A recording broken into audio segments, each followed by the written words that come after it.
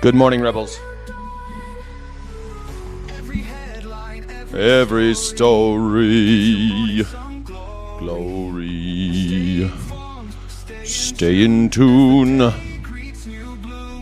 Good morning. Hey, Sweaty. Hey, Sweaty. Oh, yeah. Hot coffee. Let me pour some coffee. We'll get started.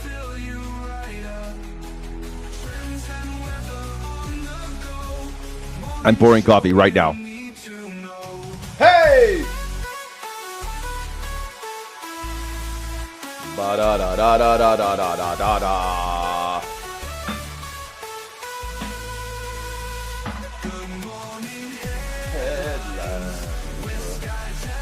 Morgan, yeah. Uh-huh. For you, darling. Hey, everybody, how you doing? Hey, what's the deal and how you feeling? I hope you're having a beautiful day today here in Albuquerque. It is sunny and beautiful. I saw roadrunners scatter when I came in outside the house to water my flowers and dump my coffee beans from yesterday. What a glorious time it is to be alive. What a beautiful temperature it is. Sun is shining. The grass is green. Everything is fantastic here. It's Taco Tuesday where you are. It is Taco Tuesday. Maybe I should make some tacos. I don't know. Maybe I should do some tacos. You think I should do some tacos? Did you hear that Taco Bell is doing a taco lovers subscription service now? You can just pay a monthly fee and get a taco every single day of the month.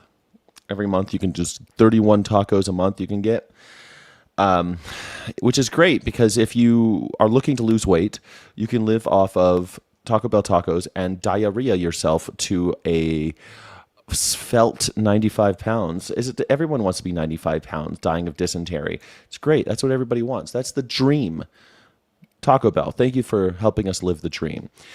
As I said, everything is going great here. Yesterday I did karaoke. I went to karaoke over at the Tractor Brewing Company, and it was very sweet. And I sang a song, and people started coming up to me. They're like, "Man, you did a great job." And some lady wanted me to sing a song with her, so we sang a duet. I thought that was really cool. And I just, once again, everyone tells me there's a loneliness epidemic. Go out and do some karaoke, you lazy bastards. Go do some karaoke. By the way, I lived in Japan, so I know this, but you might know this too. I mean, it's kind of a little fun trivia thing. Karaoke or karaoke is a Japanese word meaning empty orchestra. Isn't that fun? Karaoke, like karate is empty hand. So it's fighting. It's martial arts without weaponry. Karate. But karaoke is empty orchestra. Cara nopal means your face looks like a Mexican. I don't know why they say that. Cara nopal. Maybe you know why it's called cara nopal. Why do they say cara nopal means your face looks like a Mexican's? I don't know why they say that. Mexican people say that, not Japanese. I'm getting my cultures mixed up. But karaoke, karate, and kara nopal somehow seem related to me. Kara in Japanese means empty, but kara in Spanish means face. Kara nopal means you have a face like a cactus. Blondie, how you doing? Welcome to the show. Sky City Rebels get extra streams, extra content, and extra love in the chat. What's up, Twisted Hippie? How you doing?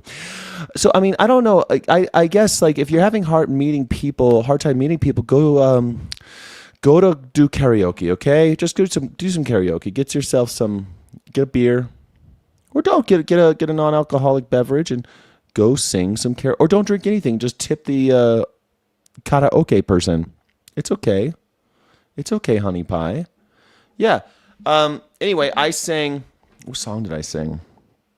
Oh, I sang Bloodletting, the Vampire Song by Concrete Blonde. And this lady came up, random lady. She said, "Hey, do you know that song by Lita Ford and Ozzy Osbourne, the duet called Close My Eyes?" And I said, "Yeah, I know it, sort of. I've heard it." She goes, "Can you sing it with me?" I was like, yeah, sure. I just got to like listen to it in the bathroom real fast. I went outside and I stuck the phone to my ear and I tried to listen to the song real fast, and it was really fun, man. We played. I made new friends yesterday. They both gave me a bunch of people gave me their numbers, or I gave my numbers to a bunch of people. They all texted me. I talked to this other guy's like, man, your song was really good, and he said, I said, oh yeah, when I play it on guitar, I play it so it's much slower, so it's weird when I do a karaoke. And he said, oh, you play guitar? I'm looking for someone to give me lessons. And I said, well, sure. Come on by the house. I'll teach you how to play guitar. Why not? Some people ask why. I ask why not. I'm a guitar teacher. I didn't know I was a guitar teacher until yesterday. I'm a guitar teacher, and we're going to learn how to, maybe we'll live stream the guitar lessons. Would that be fun? I don't know. Anyway, my name is Skyjack Morgan. I'm an independent news and culture commentator, free speech and critical thinking advocate, and boy, are my arms tired. This is the #1 news reaction show on YouTube. It's Tuesday. It's supposed to be kind of chill today, but are you able to chill out while Donald Trump is taking away your rights? He's taking away your rights.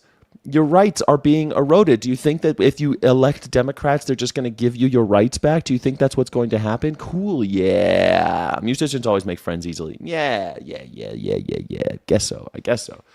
Except that they don't know I'm a musician until I tell them. And he came up to me and he said, hey, great song. What song was that? That was really good. Your voice is really good for that song. And he wasn't hitting on me or anything. He was a straight man. And then the lady, she's like 5 years older than me, and we're just friends. Just friend zone everybody. That's my motto. Friend zone everybody. I should make a T-shirt. Everyone's in the friend zone. Friend zone everyone. Want to be in a my band kind of vibes? Yeah, you want to be in a my band kind of vibes. Exactly. You want to be my band? You want to make loud noises and fuck the government? Yeah, me too. All right, let's check this out. We're losing our rights in America. Donald Trump, of course, his Supreme Court is paying off in dividends. Mitch McConnell's ghost is haunting our country.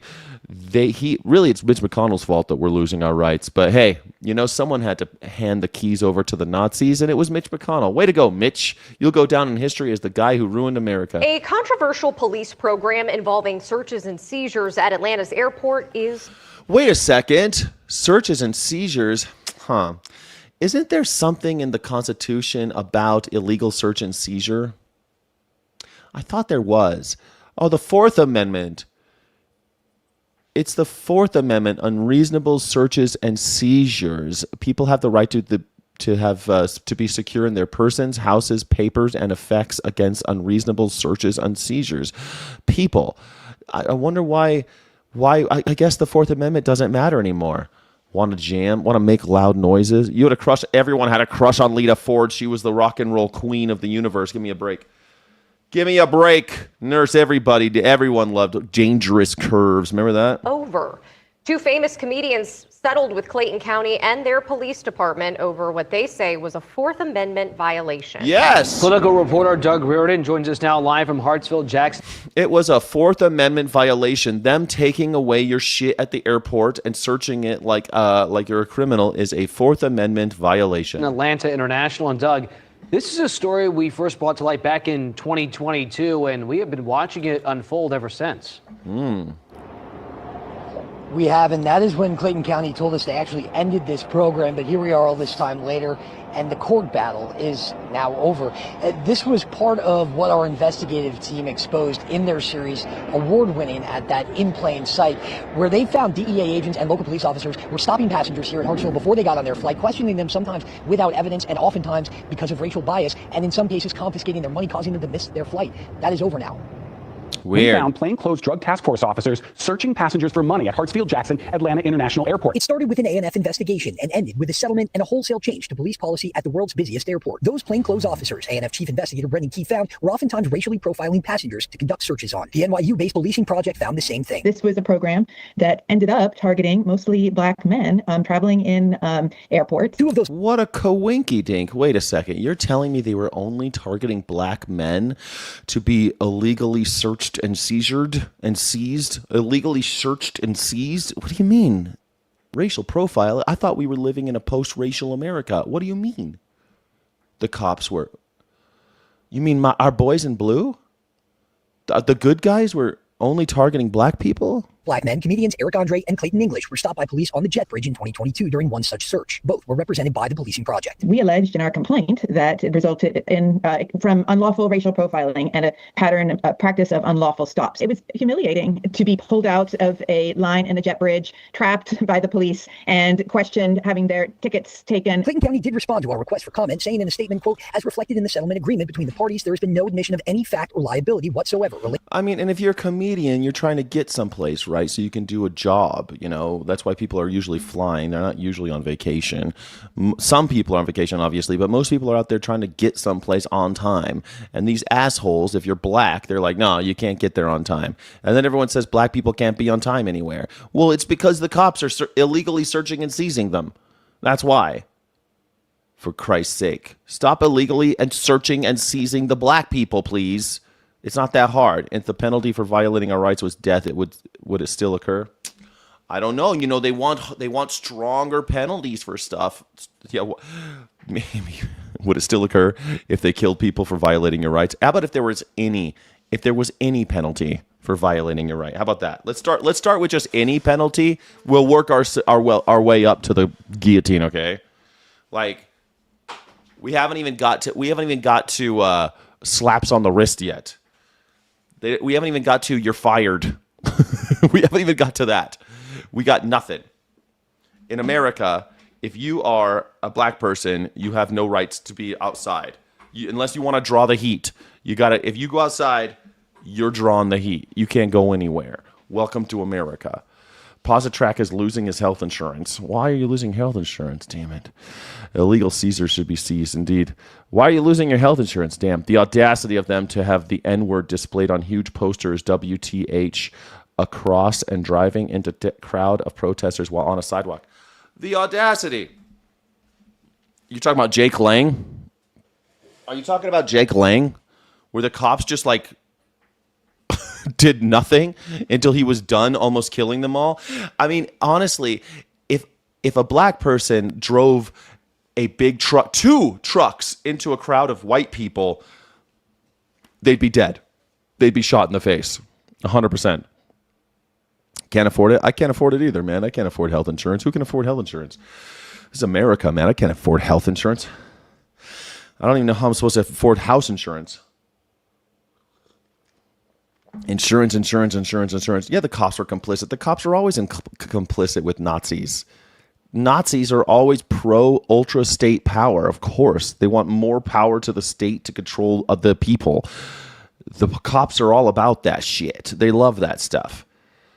I need it. Just got really sick. Oh, Positrack. Doesn't your state have like poor people's insurance? Most states have po-folk insurance. I don't know what state you're in, though. All right, let's keep going. Hey, do me a favor. Drop an emoji in the chat. Let me know what's the deal and how you're feeling. What's the vibe today? I'd love to know how you're feeling today, what your vibe is today. I don't have any ideas for a poll. I don't know. I don't have any ideas for polls. What's the vibe today? Drop an emoji in the chat. Let me know. All pigs wallow in the same slop. Oh, man. Here we go. All right, welcome back in. Oh, shit. Where's my Donald Trump, man? I just messed that up. Well, thank you very much. What a nice setting this is. This is something we spent a lot of time and effort bringing the White House back to a level that it should be at for. Bringing the White House back, we tore out all those stupid roses from the Rose Garden. Essentially 200 years, no work was done on it. It lived on its own merit, but we thought it was proper. If you look at the exterior, you'll see it's all been redone and in perfect shape. It's good for another 200 years. What the hell? Do you believe that the White House has had no work done in 200 years? Is that what you think? 200 years?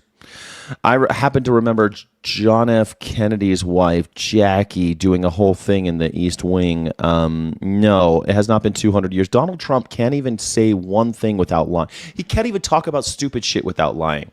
He can't even talk about regular old stupid shit without lying through his teeth. Nothing's been done on the White House for 200 years. What? You mean there's no electricity in the White House?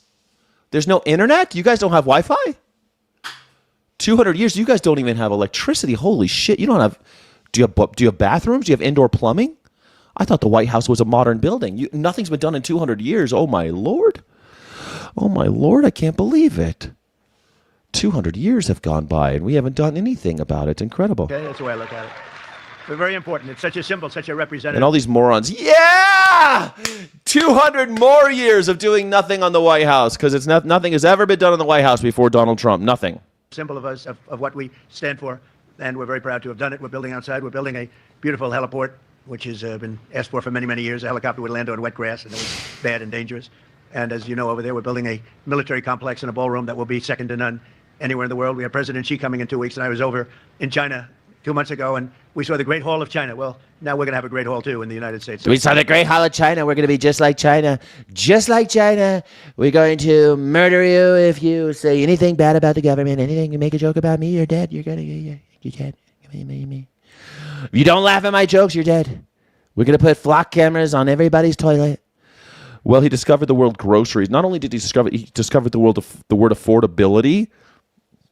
He made these words up. He invented these words. Even Dummocrat. He invented Dummocrat because no one had ever said Dummocrat in the history of the Democrats. He was the first one, guys. First one. I dropped the B. I didn't know there was a B in the word dumb, so I don't know. Dumas. Alexander Dumas. Alexander Dumas, great writer. He wrote so many good books. He's still writing so many good books. Alexander Dumas is such a great writer. The Dumas crack. So thank you, head strongly. He discovered dumb with a B. Yeah. And they're laughing their heads off about it like a bunch of chuckleheads. It's very important. Very, very important. Very, very important. We got to do more. More helipads. More golden toilets. Live now from Fox, I am Andy Mack. Less than 2 weeks away from some states sending out their mail-in ballots, the Supreme Court clearing the way for the Trump administration to move forward with its effort to overhaul mail-in voting. The order could... Are you an old person who can't get out of your home and therefore find it difficult to vote? Too bad. You've just lost your right to vote with Donald Trump's abridging of your rights. How has he abridged our rights today? Prevent the Postal Service from delivering ballots to states that don't comply with President Trump's executive order. So a big decision or ruling coming down today from the Supreme Court, as you see, saying the Supreme Court grants President Trump's request for permission to implement his executive order overhauling the mail-in ballot system. The liberal justices dissent, but the court did not. Maybe every state should maybe we should disband the USPS. We should just have California Postal Service, and we'll have the Nevada Postal Service. Let's go back to the way it was. I like that, let's break this country up. Let's do it. Why do we need the U.S. Postal Service at all if they're not going to fulfill any of our necessary functions of government? Why do we need any of it? We'll just have a California Postal Service and a Nevada Postal Service, a Texas Postal Service, Missouri, Mississippi. Sorry, you just won't get mail. But you guys don't know how to read anyway. What do you care? You don't need mail. You don't need mail in Mississippi. Let's face it. You don't need mail. You don't need to vote either, Mississippi. Don't worry. We'll just get rid of all of it. Tylenol causes autism. He discovered that. Yes. Donald Trump discovered that. Way to go, buddy. Rule on whether the order is legal, leaving the door open to more challenges that could slow the plot process even still. Let's be joined right now here on Live Now from Fox from the National Law Journal, Jimmy Hoover. Jimmy, thank you so much for joining us here on Live Now from Fox. And these decisions are always somewhat complicated. Simplify it for me. What do we make? What exactly happened? What was decided today? This is a bit of a complicated one, Andy, but the Supreme Court, by a 6-3 decision, said that it was too early to put the brakes on Trump's executive order, which, as I said in that tweet... It's too early to sue the president, is what they're saying, because all these states are like, what are you doing? You can't tell me that we can't vote the way we want to vote in our state. And so they sued. And the Supreme Court's like, no, you can't. You can't sue the president. He's the one and only true God. Kind of overhaul some of the processes that are in the mail ballot system, a system that traditionally has been run entirely by the states. So what that does is basically tell the Trump administration that they can, for now, move forward with plans to implement Trump's directives. One of them in that March executive order relates to compiling. You say higher energy costs. Robert Boyd, we're going to get to the trade war with Canada. It's not just that. Also, guess where a lot of our timber comes from? And the price of building homes, which Donald Trump promised he'd bring down the price of a home, it's not working. We can't build homes with no labor and no timber. Like those are two kind of necessary ingredients. It's kind of like when you make cookies, you need flour and sugar. You can't build a house without men to build them, or women. They're female construction workers. And you can't do it without timber. Or, sometimes you get steel framed homes, but usually, or aluminum framed homes. Usually in America, though, it's 2x4s, Can't get them. So there you go. We're screwed. I could die in a car accident too. So should we not drive anymore? No, don't drive anymore. Who are you arguing with? Everyone's a friend here right now. I think Headstrong Jay, I think that you are arguing with someone that was being sarcastic, my friend. Citizenship lists for each state. Another has to do with new regulations from the United States Postal Service about the kinds of ballots, design requirements, specific codes, barcodes that need to be on these mail ballots. Some people have characterized these actions as restrictions. But as I mentioned, the Supreme Court said it's too soon to block any of these specific proposals because there's no, at least at the time that this case made it up to the Supreme Court, there were no actual final plans yet. So as the majority wrote in the unsigned per curiam opinion. You were being sarcastic too. So I'm the one that's too earnest today. Well, I'm terribly sorry. I'm the one who came out to be too earnest. What a fool I've been. What a goddamn fool I've been. How could I? You've just ruined my whole day, Headstrong Jay. Horse beef coming out of Canada. Let's do that. But no Canadian lumber, no Canadian. For little 12-year-old girls, though, we'll allow them to cross. No problem. I'm the doof. Ich bin so doof. Well, okay, so you're not going to be able to vote. You're going to have a barcode. Some people are saying those are restrictions. Of course they're restrictions. This afternoon, time will tell whether any of those actions actually live to see the light of day. And we'll see if they actually have impacts in November. But if they continue to move forward with this, the way the Supreme Court... Let's wait and see. We'll just have to wait and see if our democracy is intact after this. Let's allow Donald Trump to erode our rights in the Constitution, and we'll just wait and see. Kind of like where we were like, let's just see if Hitler takes over a couple countries and stops. Let's just see if he stops. This is how it happens, boys and girls, and everyone in between. This is how it happens. We appease the dictator, and here we go. Then you wake up one day and you're like, where'd all my rights go? Oh, those were like 10 rights ago, pal. You just woke up. You just were going to wait and see. Remember when we were all going to wait and see? Well, now we're seeing. And you don't have any rights anymore. He tells you what kind of socks to wear. And if you don't wear one of his red hats, well, you're going to go to Guantanamo Bay. This morning, the wife of a U.S. Army sergeant is the latest spouse of a military service member to be deported from the U.S. Hold on a second. I saw a video of a construction company owned by a magger. He is now crying on the internet because his employees are being abducted by ICE and will take them 3 years instead of 1 year to make. Yeah, what do you know? What do you know? Yeah. They keep on crying. One of my favorite things to see is these people who voted for Donald Trump, all these maggers and these racist bastards, and now they're crying on TV, begging to Jesus for Donald Trump to bail out the soy farmers because of his trade war with China, or begging Jesus to make Donald Trump not import ground beef from another country. Oh, please, Jesus, please talk to Donald for me. I hear he talks to you, right? Donald Trump listens to Jesus, right? He's the Antichrist. He ain't listening to Jesus Christ. You know what I'm saying? It's okay when the president is asked, where is the frozen meat coming from? He says, it's not important. Yeah, it doesn't matter where the meat comes from. It's literally mystery meat, okay? It's literally mystery meat. But let's face it, if you're still eating dead animals in 2026, you've made other mistakes. What do you care where it comes from? You don't know where it comes from. Do you think you know where McDonald's comes from? Give me a fucking break. You don't know where you don't know what's in a McDonald's hamburger. You don't know. If you eat dead animals in America, just aside from the fact that you're supporting, slavery and all that, you are making a huge error. You're making a really dumb mistake. Don't eat dead animals in America. The Trump administration rolled back immigration protections for military families. Sergeant Haydar Juarez says ICE officers detained his wife Christy outside a Walmart as their daughter watched from her car seat. They claim they're going for like the worst criminals in this country. My wife doesn't have a criminal record. She has never had any any kind of problems with the law, not even a traffic ticket. The Homeland Security Department says his wife illegally entered the United States in 2016. I can't wait until people like Wayne go into the concentration camp and they're like, I can't believe this is happening. Well, you got TDS. I can't believe they're putting people I love in the concentration camp. Like that guy. Remember that guy we saw? His wife is going into the concentration camp. He can't even contact her. And he's like, I voted for Donald Trump, and I just can't believe this is happening. The love of my life is in a concentration camp. This is the Gestapo. Yeah, we all told you. Hate to say I told you so. So I hope when someone that Wayne loves goes to a concentration camp, we can all be like, hey, shut up, you got TDS. Scott, did you hear about the poisons in Argentina beef? A one-time exposure can kill you. Man, have you ever read The Jungle, the Anicle? Dude, the thing is, like, he's always talking about, you notice they're always talking about ground beef, which is like the least trustworthy. It's the worst one. It'd be like, we're going to start importing hot dogs. Hot dogs? That's what you want to, or lift up the tariffs on hot dogs. We got to have more hot dogs. Hot dogs are so important.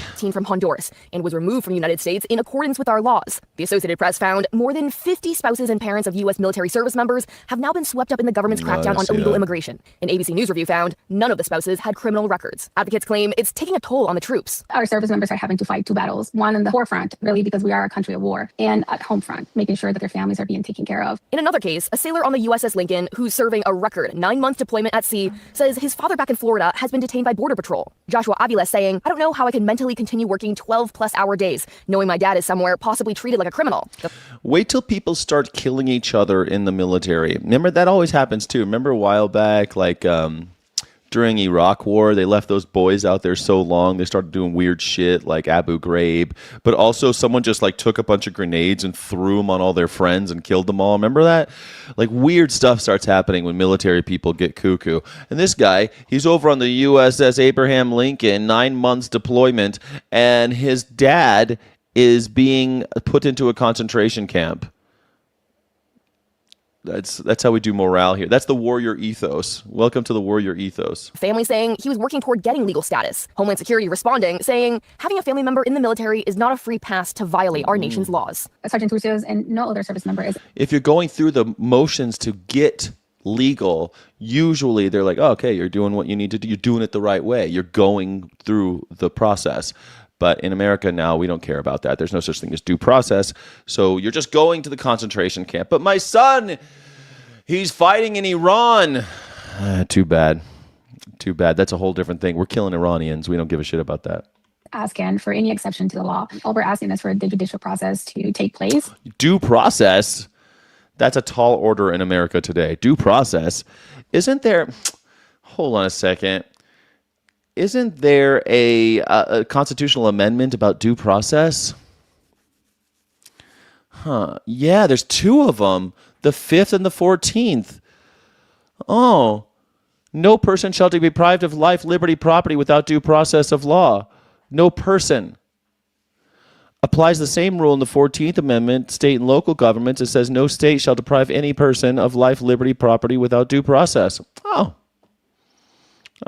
Okay, well, that's reassuring. I'm glad we have this Constitution to protect people like this dude's dad. Now, in a separate development, the Trump administration is now planning to revoke the business and tourism visas of up to 200,000 foreigners who are seeking asylum. The Associated Press says it would be the largest revocation of visas in U.S. history. The city of Phoenix is continuing to invest in one of its biggest heat mitigation projects. Oh, you're a Marine? Yeah, then you know what I'm talking about when I talk about the mad shitter phenomenon, the mad crapper all over. That's something that happens on those long floats. People go nuts out there, man. People just jump overboard. You don't know what's happening. That's in normal peacetime, man. That's just normal, like on normal floats, not 9-month floats. This guy's on a cruise for 9 months. He's just sitting in the water. Make you crazy easy. You go crazy out there, bro. Go crazy out there on the water. You get island sickness, man. Deport the future Democrats voters now. So stupid. This is what we're dealing with. This imbecile hates America. This guy hates America. He hates the democratic process, hates the republic, hates everything this country stands for. Banshee nomad, off with your head.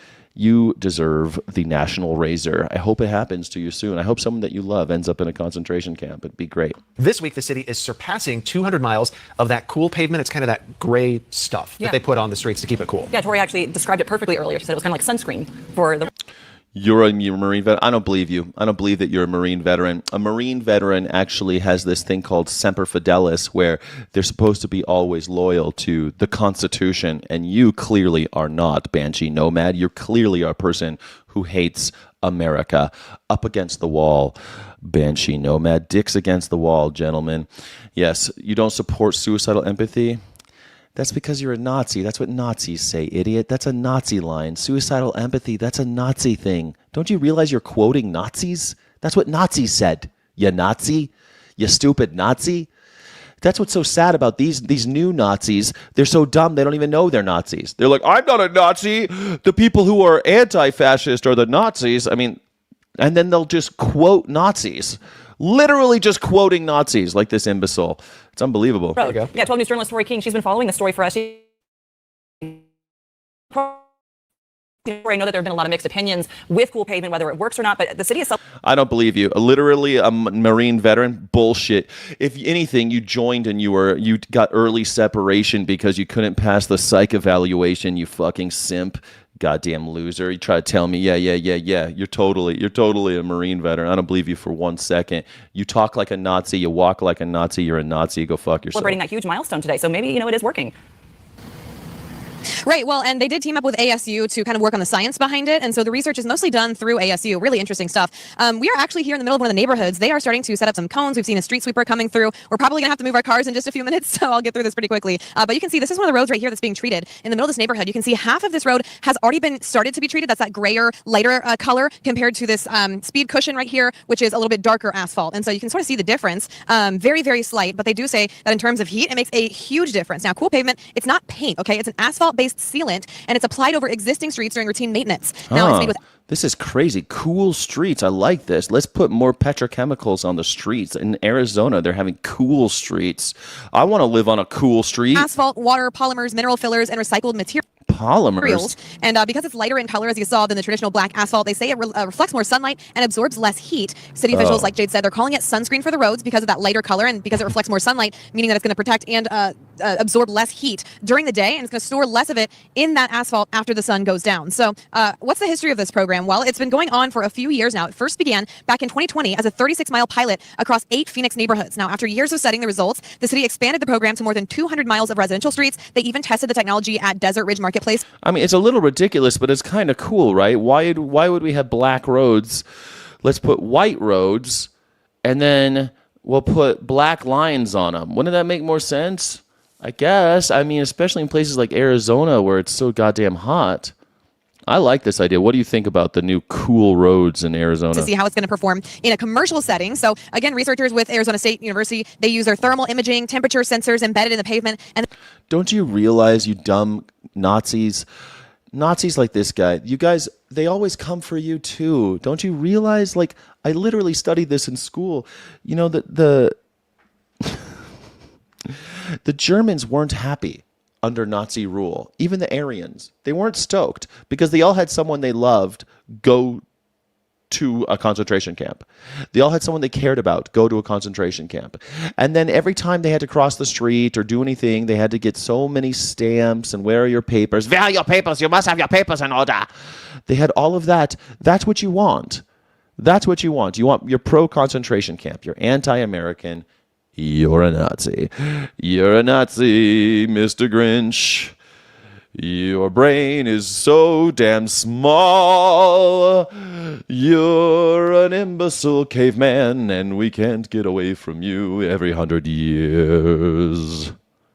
We have to have a bloodbath. If it were between you and a crocodile, I would have the crocodile. And other scientific tools to study the coating. And the city says that those studies found treated pavement can actually stay about 10 to 12 degrees cooler than traditional asphalt during the hottest parts of the day. City leaders say that they will continue adding cool pavement as residential streets continue to come up for routine maintenance, making it one of several tools that they're using to help address Phoenix's extreme heat. And again, back out here live, we do know crews are starting to show up this morning. They do have plans to continue treating this street and finishing out this neighborhood. We can see a few workers down That's kind of cool. I like this. Headstrong J says the only ones that are ICE agents are losers that couldn't serve in the military. They couldn't even be cops. They were like, the police were like, no thanks.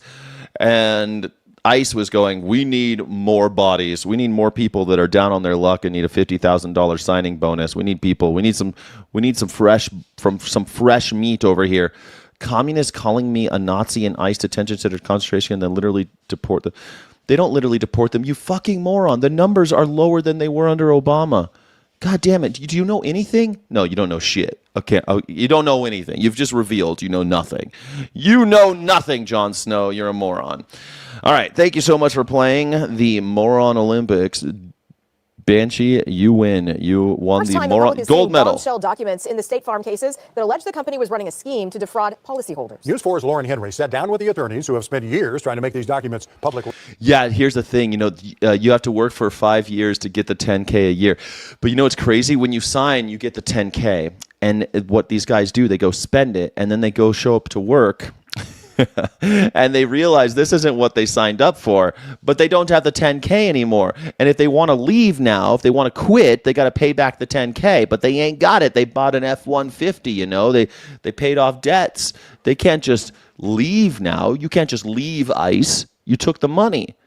So there's a lot of people who are ICE agents now who don't want to be ICE agents, but are just trying to finish their year because they don't have the money to pay back. So maybe at the end of this year, we'll see some ICE agents drop off. Maybe. So far, none have been shot. Not even one. Not even one has been killed. Record, and she joins us now in studio to show what they show. Well, Kevin, Heather, these are those documents that we've been waiting on, and as you can see, it is quite a stack. Now, they contain internal emails between State Farm executives that detail how the insurance company allegedly saved over $1 billion in the first year of the Wind and Hail initiative. Now, attorneys representing State Farm customers say these 31 documents are only the tip of the iceberg. They prove everything we said was true. After years of lawsuits. And I think every customer of State Farm that wants to know why they didn't get paid, they can read these and see why. Man, I think this is huge, dude. No one's really talking about this right now, but this is in Oklahoma, but State Farm's in trouble all over America. These bastards. You pay your whole life to these goddamn insurance companies. When it comes time for them to pay, what happens? They pull a Brian Johnson on you. Documents State Farm attorneys fought to keep. Brian Thompson or Brian Johnson? Who was the guy that Luigi Mangione allegedly shot in the head? What was his name? Thompson. They pull a Brian Thompson on you. Maybe they should pull a Luigi Mangione on him. Are now out in the open. Hannah and Reggie Witten represent State Farm policyholders. They say the contents are jaw-dropping. They did a pilot in Dallas County, and it worked. They got bells and charts and whistles and graphs and things that show they're going down. And then they look at this stolen valor. Stolen valor, Banshee Nomad. You're a liar. You're a liar. You're a liar, baby girl. You're a liar. Rating baby and GI Bill. Liar, liar, liar. Pants on fire. Stolen valor. Banshee Nomad committing. It's against the law what you're doing right now, Banshee. It's against the law. Rolled it out in the country, which included Oklahoma.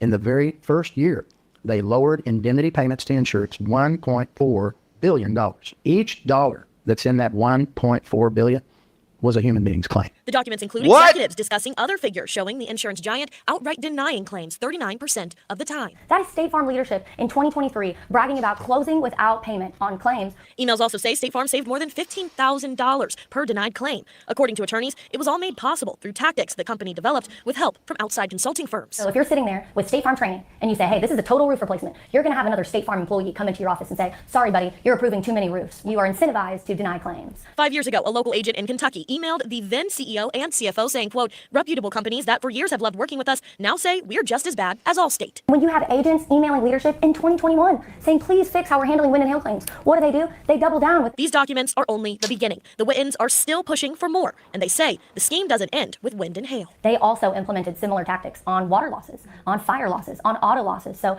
it is at this point unknown how many billions of dollars State Farm has saved on all lines of insurance. This is probably the smartest, most beautiful woman in all of Oklahoma right here. This is the smartest, most beautiful woman in all of Oklahoma, and she's holding these insurance companies to task. I'm really glad they're making these reports because I have to buy homeowners insurance and car insurance right now because I recently moved, and I'm not going to do State Farm or Allstate because of these bastards. They lie. That's why I'm never doing business with Wells Fargo. Never again. I will never have a Wells Fargo account. Never. 311, like exposing yourself. You had 311, like 311, like the band, like exposing yourself. Is that what you're talking about? Banshee, we don't care, man. You practicing stolen valor. It's against the law, bro. Please stop claiming to be. Just because your daddy was in the Marines doesn't mean you were a Marine, okay? No one believes you. Please stop. It's against the law what you're doing. It's against the law. Hey, Watching Humans is here, everybody. Don't forget to like and subscribe with like and subscribe with Watching Humans. What's the deal and how you feeling, Skylar? I hope you're having a great day. Wells Fargo and Bank of America suck. I know.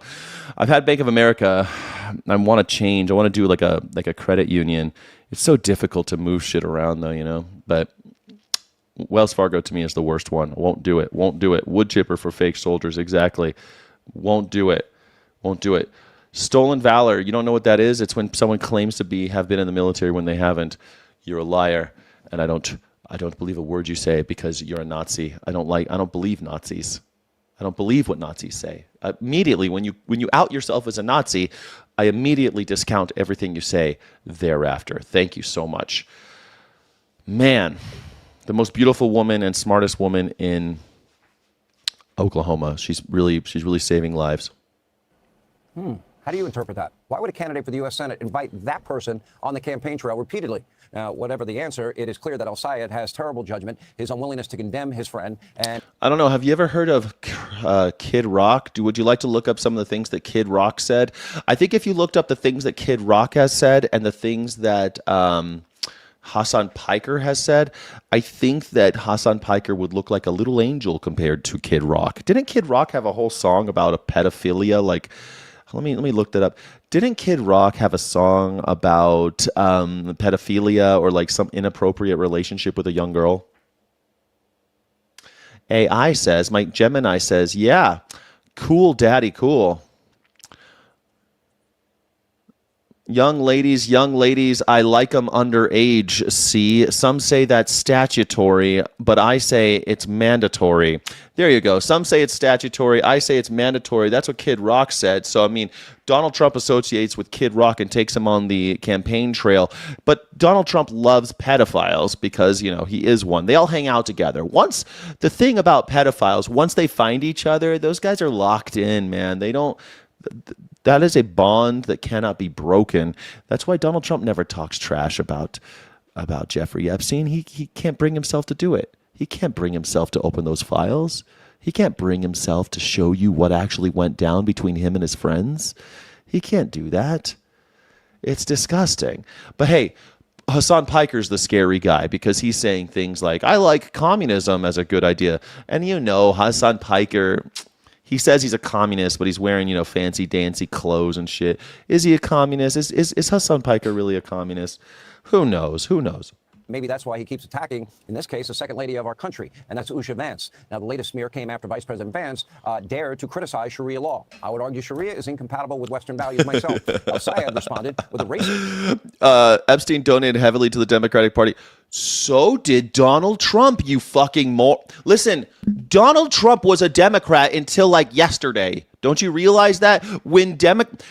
You're so dumb that you don't realize that the people who love power do not care about party. Only idiots like you care about party.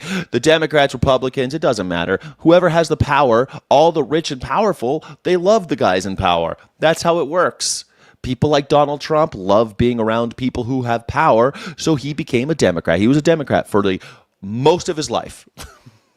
Most of his life, just like Jeffrey Epstein. He and Jeffrey Epstein hung out together. They did Democratic national convention style fundraisers and shit. They did that together. Donald Trump was a fundraiser for the Democratic Party, just like his friend Jeffrey Epstein. Huh. What do you know? This post on X writing, quote, so do we think that JD is taking Usha with him back in time to meet Paw Paw, that's Vance's grandmother and grandfather, or no? Peepaw, Paw, Paypaw. What did he call it? What does JD Vance call his grandpa? Pow, Peepaw. The second lady sat down with Fox and Friends for an interview, by the way, it will air on Wednesday, had this to say about El-Sayed's remarks. Take a listen. To Abdul El-Sayed.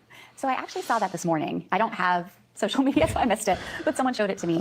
And I mean, I have to admit, I kind of laughed because, yes, I never met JD's mama and papa, but I Mama and Papa. I love how these fucking these war criminals, they love to get you to believe that they're so down homey. Mama and Papa. Oh, you never got to meet Mama and Papa. Ding dang do. That's so unfortunate. Let's read the Hillbilly Elegy and find out his humble beginnings, because JD Vance is a good old country boy. He's just like one of those folks you'll just run into at the Cracker Barrel. Go down to the Walmart, pick yourself up some Juju Bees and some Jolly Ranchers, and then head on over to the Cracker Barrel and we'll all hang out. Me, Pawpaw, JD. We'll have a good old time. do know and love the children that they raised, you know, his mom, his aunt and uncle, and they have never been anything but incredibly loving. I mean, his aunt is like a second mother to me. And so I have to think that if they raised children like that, they would have been loving as well. And I would have really, really, really loved to have met them. Yeah. A lot of people online think that was a rather racist attack. I'll let you be the judge. Racist? How is that racist? I'm guessing that JD Vance's pawpaw was probably racist. I don't know. JD Vance's pawpaw, where was he from? Where was JD Vance's pawpaw from? Oh, Jackson, Kentucky. Yeah.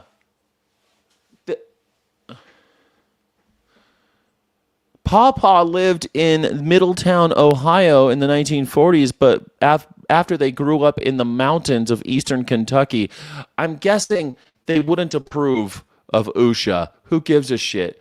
I mean, I don't know. I guess like I'm lucky because like my grandma and grandpa, my pawpaw and meemaw, they were construction families, so we were always around people of different ethnic backgrounds because that's who works construction.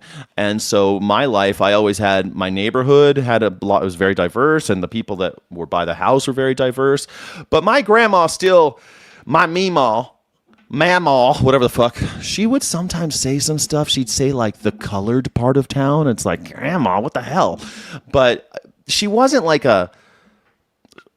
we had people of color at the houses all the time. Like they had friends and like they were like family. So I don't know. It's a weird thing with old people, you know, like it was weird. It's weird. It was weird. I just thought she would just say weird stuff like the colored part of town. But I don't know. That's just how old people talked. I don't think she hated colored people. I don't think she hated anybody. She's from Nebraska and moved to California. I don't think she was racist like people raised in the hills of Kentucky. I'll tell you that, you know, people who pretend you can be racist to white people are lying. I mean, racism's racism, I guess. I don't know. I mean, racial relations, racism is about thinking you're superior to other races. Only white people can do that. Can only white people do that? I don't know. I think that any race can do that. That's not only white people. In America, I guess you might be saying. I don't know. I think racism is judging people by their race rather than what they actually bring to the table. And that's a different thing than you're saying. But whatever. We don't need to solve everyone's racial issues right here on the show. Let's just say that racism's bad and move on, huh? And Meemaw and Pawpaw were probably pretty fucking racist and probably never even had they probably never even saw someone from India. They probably never saw anyone from India, don't you think? Like and subscribe, everybody. Racists love to say only white people can be racist. Is that true? Is that true? My pawpaw and Meemaw were real conservatives. They accepted Section 8 at their apartments and helped pay energy bills if tenants needed a free laundry room, legit helping people. But they were real conservatives, huh? Were they racist?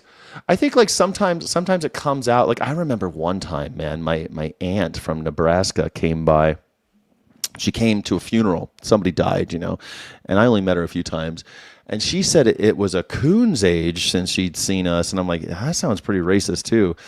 Is a coon's age, is that racist? Seems racist. It's not originally racist.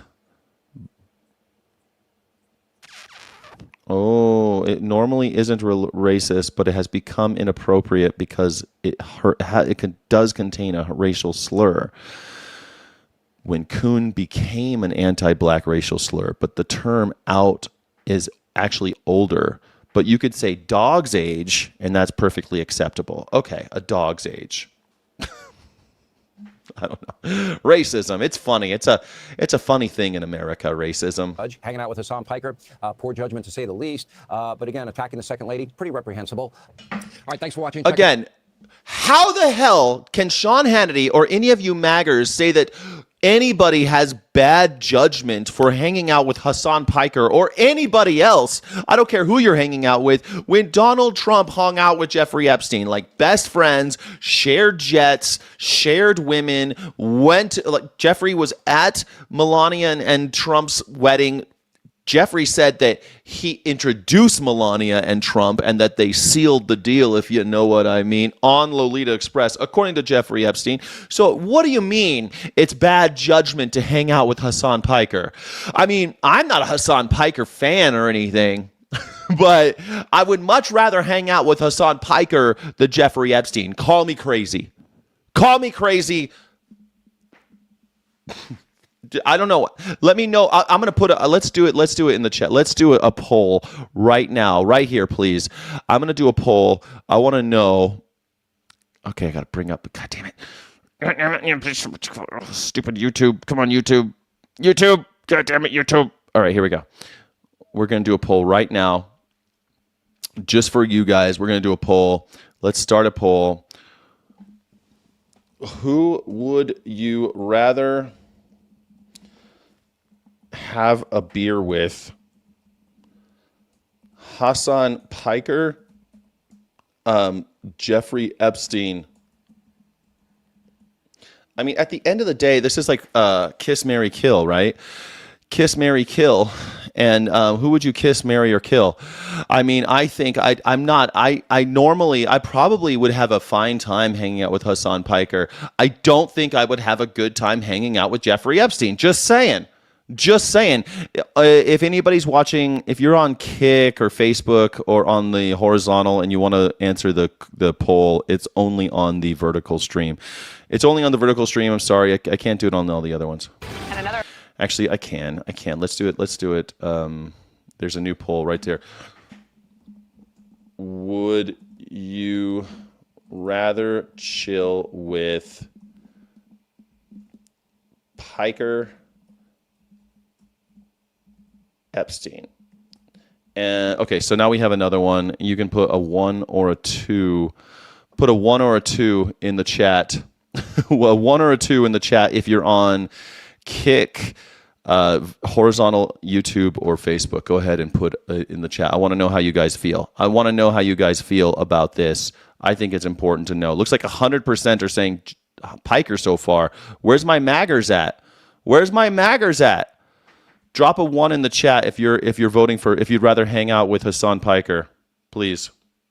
Topic on politics. Far-left streamer Hassan Piker kicking up a hornet's nest of outrage after leading Everyone on Fox News is talking about Hassan Piker right now. crowd and singing a song mocking Charlie Kirk over the weekend. Here's how it went. He sang a song mocking Charlie Kirk? Oh my God.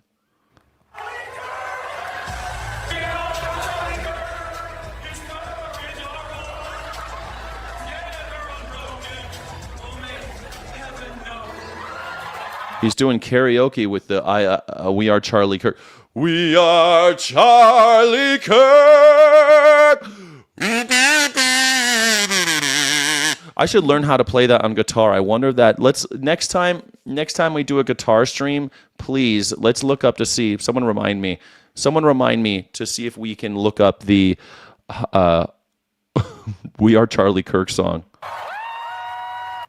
So that sparked furious reaction online. Turning Point spokesman Andrew Colvett posting, Hassan Piker is engaging in pure, unadulterated evil. Let's bring our panel. Caroline Pure, Downey, unadulterated evil. Again, pure, unadulterated evil. Donald Trump hung out with Jeffrey Epstein. I would call that pure, unadulterated evil. That's evil. Jeffrey Epstein, evil. Hassan Piker, mildly annoying to conservatives and to some libs. I mean, a lot of libs don't like Hassan Piker. He's a mildly annoying content creator. Mildly controversial. You guys are pro-pedophile. You maggers are pro-pedophile. You love a guy who's a pedophile, who admits Donald Trump admitted to being a chomo on the Howard Stern show. Several times he's admitted to being a chomo. And yet you support him. But you think Hassan Piker's evil because he thinks, I don't know, workers' rights and that communism's a good idea. That's evil. Thinking communism's a good idea is evil, but buying and selling 12-year-old girls and boys, totally okay in your book. Cool. Guess it's great to have you both. So Austin Sloss, the congressman that Alex Hogan talked about, was on Fox News Sunday. He was asked about this Piker song that he sang, and this is what he said. I reject Hassan Piker's ideology, whether it was seeming to celebrate or at least excuse 9/11, whether it is... Look, no one's excusing 9/11. I don't know what his thing, excusing 9/11. Even right after 9/11, there were people who said, like Noah Churchill and stuff like that, who said, we kind of had it coming. Like, no one thinks it's a good thing, but we kind of had it coming. Like, America sort of has something like that coming after what we do in the Middle East, in the Far East, in the Gulf states, what we do all over the world in South America. We kind of have shit like that coming. You know what I mean? Like, the fact that it doesn't happen more often is a true testament to how scary America is and how good we are at bombing. So, I mean, like, how good our spies are and stuff like that. The fact that we don't have 9/11 every day is a miracle. A miracle, because we kind of got it coming. I'm not defending it. I'm not saying it should happen. I'm not saying that that's a good thing. I'm not excusing the actions. But if a 9/11 happens in America and you're like, oh, this is totally surprising, I can't believe, why would anybody ever want to do this to us? You're an idiot. You're an idiot. We got it coming. We double tapped a school full of children in Iran. We killed 169 with 2 Tomahawk missiles because when the first one didn't get the job done and they were evacuating, we hit it with another one. Little girls, all girls. So, you know, we kind of got it coming. Like, you're an idiot if you think we ain't got it coming. Sorry. Erica whacked Charlie. Maybe. Fox News is like a bootleg version of the News for High School morning announcements. Am I mentally unstable? No, man, I'm high on life, baby doll. I'm high on life. What are you talking about? Naggers can't figure out the poll. Yeah, they can't do it. Sandra Lund, she realized, Sandra Lund, you know you'd rather hang out with Piker than Epstein, right? Hassan can hang out with me any day, carry the flame. We are Charlie Kirk. America needs a taste of its own. I mean, I hope that it doesn't because I live in America. I don't want that to happen. But if it happens, I think I'm not allowed to be like, how could this happen to us? We were just minding our business. That's always the greatest. Americans, they just want to believe, they want you to believe that there we were. That's like the greatest, you know, we claim to care about, you know, like in Pearl Harbor happens. We were just minding our business, and those evil Japanese, they bombed Pearl Harbor. There we were, just minding our own business. We didn't do anything to them. We didn't do anything to nobody. Us, America, we're the good guys. We never did nothing. We never did nothing to nobody. To excuse the assassination of Charlie Kirk, which I condemned immediately, the Democratic Party does not stand for what Hassan Piker stands for. Caroline, maybe start with the fact that they thought leading a group in song about Charlie Kirk's murder in a mocking way was the right thing to do. We are Charlie Kirk. It's so tiresome how the left pretends like they're the ones under threat as well as democracy itself, and then they literally relish political violence. This isn't a reluctant revolution where they say, well, you know, the Republican opponents, they're Nazis, we got to be really aggressive. They're actually grave stomping in a jubilant way. I mean, Hassan Piker wears the costume of Mao Zedong, who is the most murderous dictator of the 20th century. He blows the death toll. Hold on a second. Was Mao Zedong the most murderous dictator of the 20th century? I don't know about that one, darling. Is Mao Zedong, by total estimated number of deaths, by state policies and famines, he is. But it's more, of course, it's more complicated than that. Sure, political purges and land reform did actually kill a lot of people, but famines and the rest were worse. 30 million, 45 million died from starvation, exhaustion, and state violence. Oh, Mao. Mao, Mao, Mao, Mao, Mao, Mao, Mao, Mao, Mao, Mao, Mao. Poor Mao Zedong. Of Hitler and Stalin out of the water. That's a very intentional wardrobe choice, and everybody knows it. But Jonathan Turley wrote a great column about this song and the way that the crowd was celebrating it. And he's right that Charlie Kirk built Turning Point USA on persuasion and substance and argumentation. Good-hearted, reasonable Substance? debate. The reason why. Good-hearted? Something was good-hearted about Charlie Kirk? Look, man, I don't think Charlie Kirk should have died. But he kind of had it coming. I mean, the guy was a racist garbage human. He was a very bad man. He was a fascist. He spread fascist ideology. He was a Nazi. I don't cry when Nazis die. Do I think that someone should have? No, I don't. I wish he didn't get shot, actually. I wish that he hadn't gotten shot because I wanted him to live long enough to see one of his daughters come out of the closet. I think that would have been great. I would love for one of his daughters to be trans and him have to deal with that. I love it when Republicans have to do that. They live long enough and they realize, oh, ding dang do. Like Dick Cheney. He lived long enough. Dick Cheney lived long enough to find out one of his daughters is gay, and that everything that he fought for with the unitary principle of governance, with the with the executive branch being the only branch that matters, that he marched us into fascism. He got to live long enough to see that he done messed up. There you go. Ain't that great? Have you ever seen the movie Vice? Man, I think it's Christian Bale's best role. He's incredible. Vice. Have you seen Vice? Christian Bale as Dick Cheney. Unbelievable.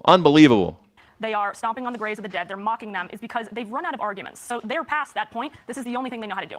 Democrats are getting a whole lot of questions about socialism these days. Maryland Senator Chris Van whole Hollen lot. was in the press over the weekend. He admitted he's kind of kicking the tires a little bit on a possible presidential run in 2028. And then he stumbled over a simple question. Would he accept a DSA endorsement? Take a listen.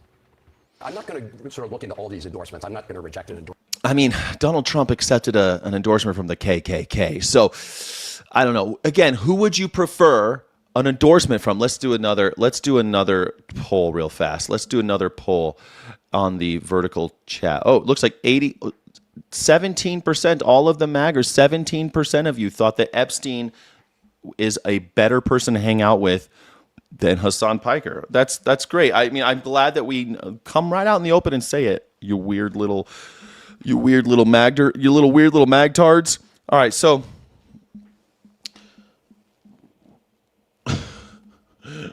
who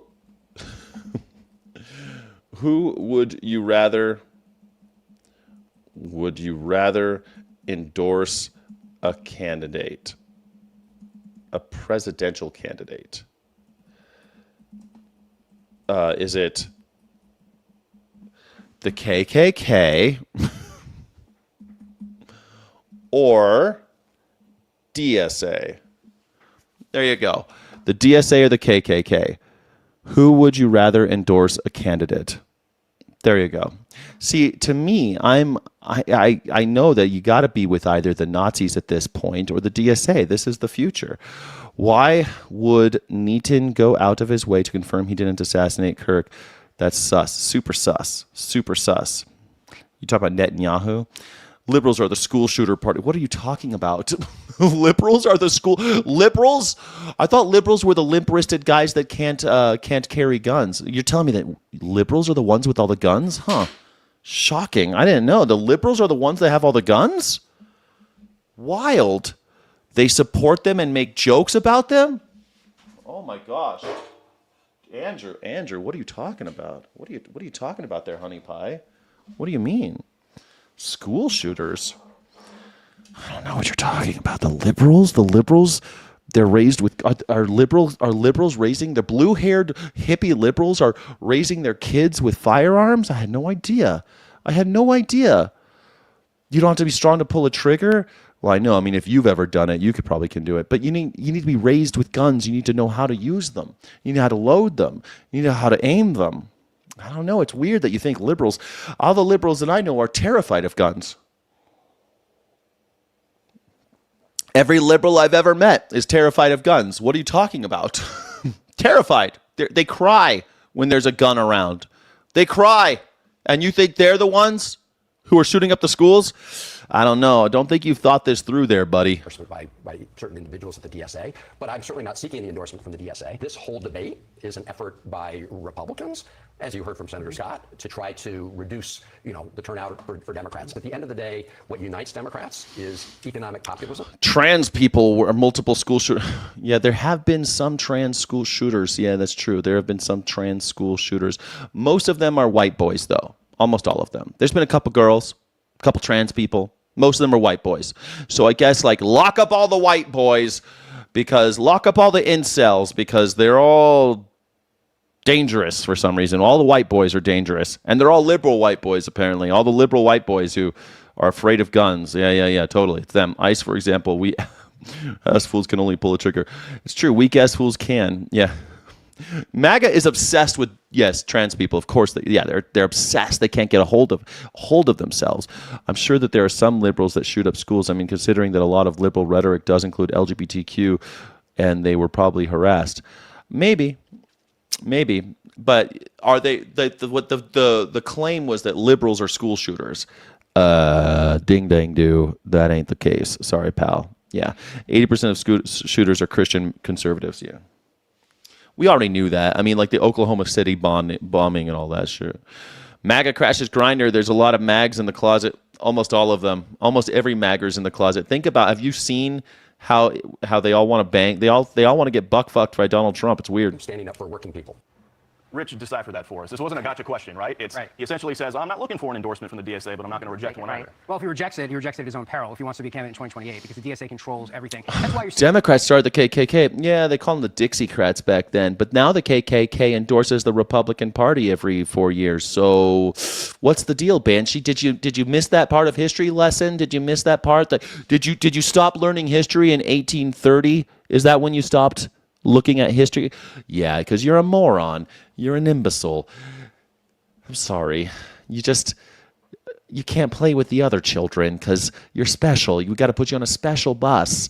We got to put you in special classes because you're a little back. You're a little held back. We used to call that I don't like saying that word. We used to say that word, but that's really what it means. It means held back. You're a little held back. We got to put you on a special bus there, kid.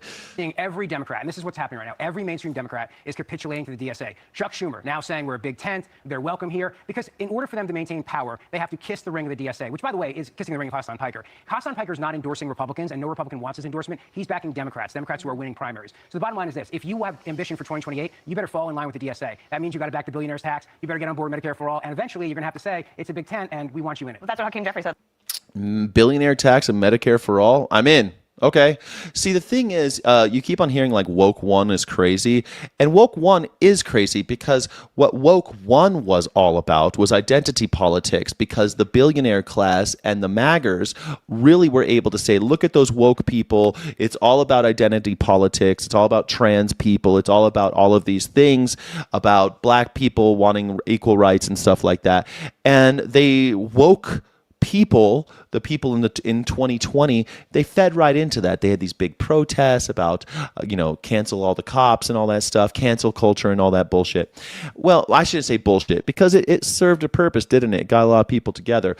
Now, woke 2.0 is about systemic economic oppression, which resonates with everybody. Hey, Medicare for all.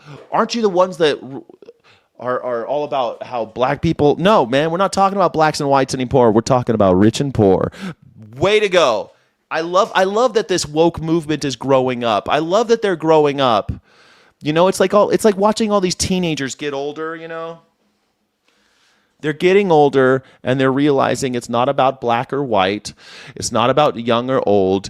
It's about rich and poor. It's always been about rich and poor. It's not about left or right. It's about rich and poor. So billionaire tax, Medicare for all. Count me in, baby. Last Sunday, too. He's like, I don't agree, but you're also welcome. Right. So there was that.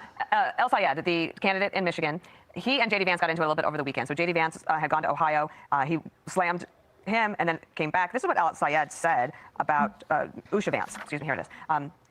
It's on X. So do we think J.D. is taking Usha with him back in time to meet Papa or no? Okay, so this is a reference to Usha Vance and her heritage. This is what Vance said. Is it a reference to Usha Vance and her heritage? Sort of. I mean, Usha Vance probably would not be accepted by Pawpaw, who grew up in the mountains of eastern Kentucky. About El Sayed on Friday, which led to all this. I'd love to go back in time and tell my papaw that there's a man who claims to stand for working people who says not only should we have... The move, well, it was a mixed bag, and it's still going on. It was sort of a nightmare, but I love where I live, so that's good. I'm happy about the move, but it's been a little rocky. You know, getting here, getting everything set up. It's a lot. It's a lot, buddy boy. Thank you for asking, Captain Sticky Beard Gaming. It's a whole thing. The move. I live in Albuquerque now. Albuquerque. I should have took a left at Albuquerque. Albuquerque, home of the radical left anarchist movement. Real law, but if you criticize it, you're a white supremacist. That's not my papaw's Democrat Party, my friends. My papaw's Democrat Party. My papaw was part of the Democrat Party in 1940, and he did not like it. He did not like all that stuff, all that talk about me, He mom. had a stream of tweets over the weekend, like his preferred way to communicate. How do you think that's going to go over with Michigan voters, and how wrong is it to bring Usha Vance into it? Oh, I think there's ample fodder in El Sayed's rhetorical history for Republicans to pounce on. I mean, this is gutter-level politics, this kind of race-based... This is gutter-level politics? Okay, so let me introduce you to this guy named Donald Trump, who literally led a 3-year campaign talking about how the first black president wasn't born here and was illegitimate because he was black. That's gutter-level politics. Donald Trump, for 3 goddamn years, did YouTube shows, had a YouTube channel about how Barack Obama wasn't born here because he's black, shouldn't be president. Like, that's how he became popular. That's how he became into politics. He was already popular, sort of. He was famous, at least. But that's how he got into politics, talking shit on Barack Obama. I don't like him. He's not really American. Gutter level politics? I'm sorry. No. that he's playing into. He's insulting the wife of the vice president. I mean, I don't think this is going to perform well among the moderates and independents in Michigan. You know, he basically implied that the Midwest is filled with bigots who think like this. That was the Yeah, I mean, the Midwest is filled with bigots that think like this, especially in 1940. implication of the stereotype that he was peddling. And, you know, recent polling suggests that he's actually underperforming right now. Benson. I mean, literally, MAGers hate Usha Vance. They hate her. Steve Bannon and all these guys, they hate her because she's not white. They hate her. It's not just in the Midwest. People like Banshee, people like the MAGers in my chat hate Usha Vance. They hate her. I think he hates her now that he's Catholic. Now that he's Catholic, he probably hates her too. Probably hates his own kids because they're not white Catholic. Other Democrat in the state across every single demographic, including white people, including males, including women, except for Muslims. If he thinks he can ride victory on that alone, I think he's sadly mistaken. Rich, we'll give the final word to you here. You would think El Sayed would want to be targeting his opponent, right? Mike Rogers. Yeah. But over the weekend in recent days, the two people he's been targeting are Usha Vance and Natalie Hart. Usha Vance and Natalie Hart. I mean, it is fun to throw tomatoes over at Usha Vance and Natalie Hart. I don't think Usha Vance is really catching that much fire. They're just like, how dare you? I guess you guys forgot about how Donald Trump posted videos of Michelle Obama, her head superimposed on a baboon. Did you miss that? Do you remember when Donald Trump posted a video of Michelle Obama's head superimposed on the body of a baboon? Do you remember that? Now that's gutter level politics. Abdul Al-Sayed saying that I think that your boy J.D. Vance's papa was probably a racist because he's from eastern hills of Kentucky in 1940. I'm guessing he wouldn't approve of the union between J.D. Vance and Usha Vance. I don't know that that's gutter politics. I think that's I think a reasonable assessment of history. Someone in 1940 Kentucky probably didn't even know, probably never met someone from India. Probably never met anyone from India. Probably had those little racist salt and pepper shakers and stuff. Kentucky. President's assistant. Your thought? Yeah, well, I can't wait to see Jesse Waters tear into him tonight. Like, get the popcorn ready. It's going to be great.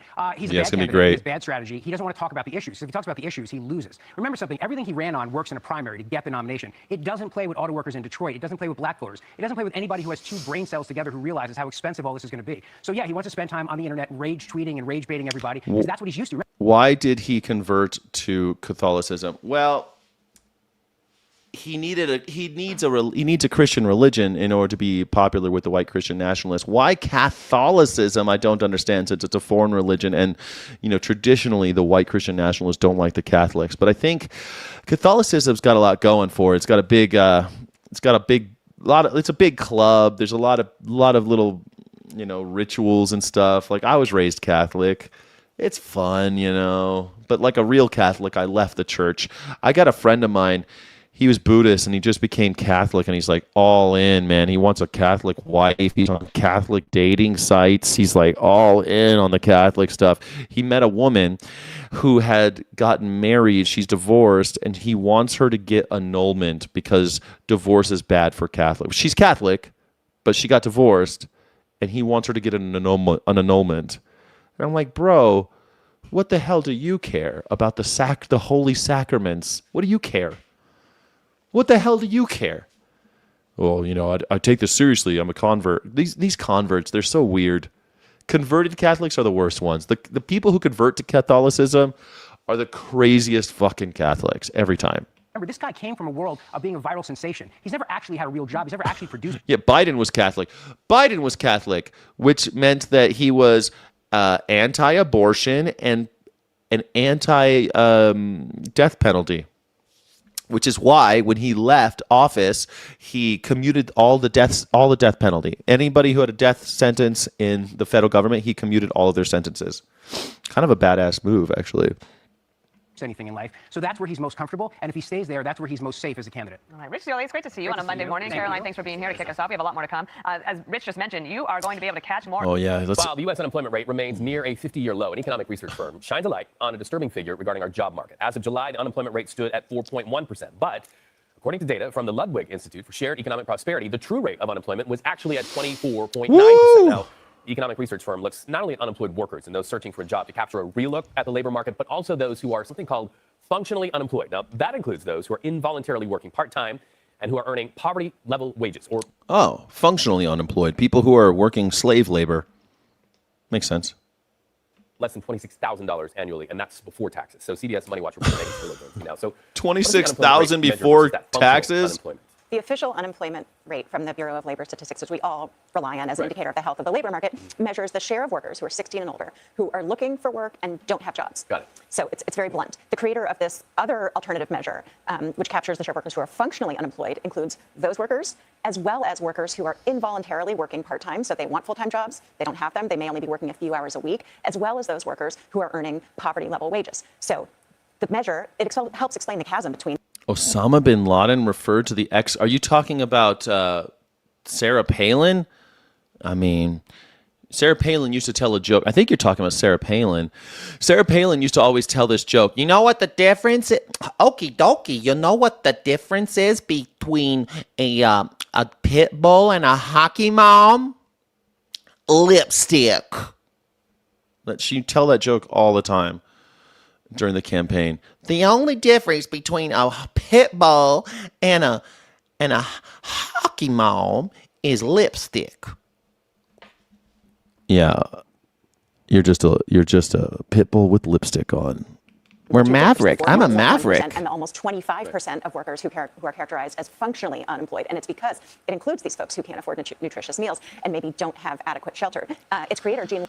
Involuntary. I guess the idea is that they're working part-time, but they want to be working full-time. So involuntary, they're working part-time. They want to be working full-time, but they can only get part-time work, and they're making under $26,000 before taxes. That's what they were saying. Involuntary part-time. Because a lot of people want to be working full-time, but a lot of companies will keep you at part-time, so they'll only work you like 26 hours. This is something that's very common, actually, where you'll say to someone, I need you for 26 hours a week, but I need 35 hours so I can get health care. Nope, 26 hours is all I can give you, and I need full availability so I can so that I can schedule you whenever I want, so you can't get another job. That's involuntary part-time work. You see, you're not allowed to get another job because you'll lose your part-time job. You can't get 2 jobs because they want you to schedule whenever they want. And they won't work with your availability. They'll just fire you. That happens a lot. Tons, especially in like food and beverage. Tons. Ludwig told me that, you could be homeless and have worked 1 hour for the past week and you'd be considered as having a job. Okay, so when you look at that functionally... There you go. You work 1 hour and you're homeless when you're not unemployed. Unemployment rate. What does it tell you about the labor market in general? It suggests that it might not be as rosy as it seems. The rate of functionally unemployed workers has risen for the past 4 months. The labor force participation rate is declining. And normally in a strong labor market, if there were good jobs... Yeah, you saw the warehouse workers. That's very famous. So you'll have 24-hour warehouses, but they don't always have as much work because they only work when people are ordering shit. So they don't want a bunch of people standing around. So they say, okay, I need you for these 4 hours a day. And you're like, well, that's only 20 hours a week. I know, but you only find out when your 4 hours a day are every 2 weeks because the schedule comes out every 2 weeks. And then you can't ever get another job because they're fucking with your schedule all the time, but you can only get 20 hours. So even if you wanted to get a second job, you can't. And they won't give you more than 20 hours because if they did, they'd have to pay benefits. They won't even give you 6 hours a day because if they did, they'd have to pay you for a 30-minute meal break. So like, or 2 15-minute breaks, and then they'd have to give you a meal break, unpaid.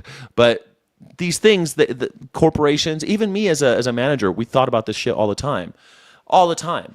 And I always said, like, okay, if you want to get a second job, at least give me 3 days that I can schedule you when I want. Just tell your other job they can have you Tuesday through Sunday, and I get you Monday and Tuesday or whatever. I'll get you Sunday, Monday, Tuesday, and the other job gets you Wednesday through Saturday or whatever.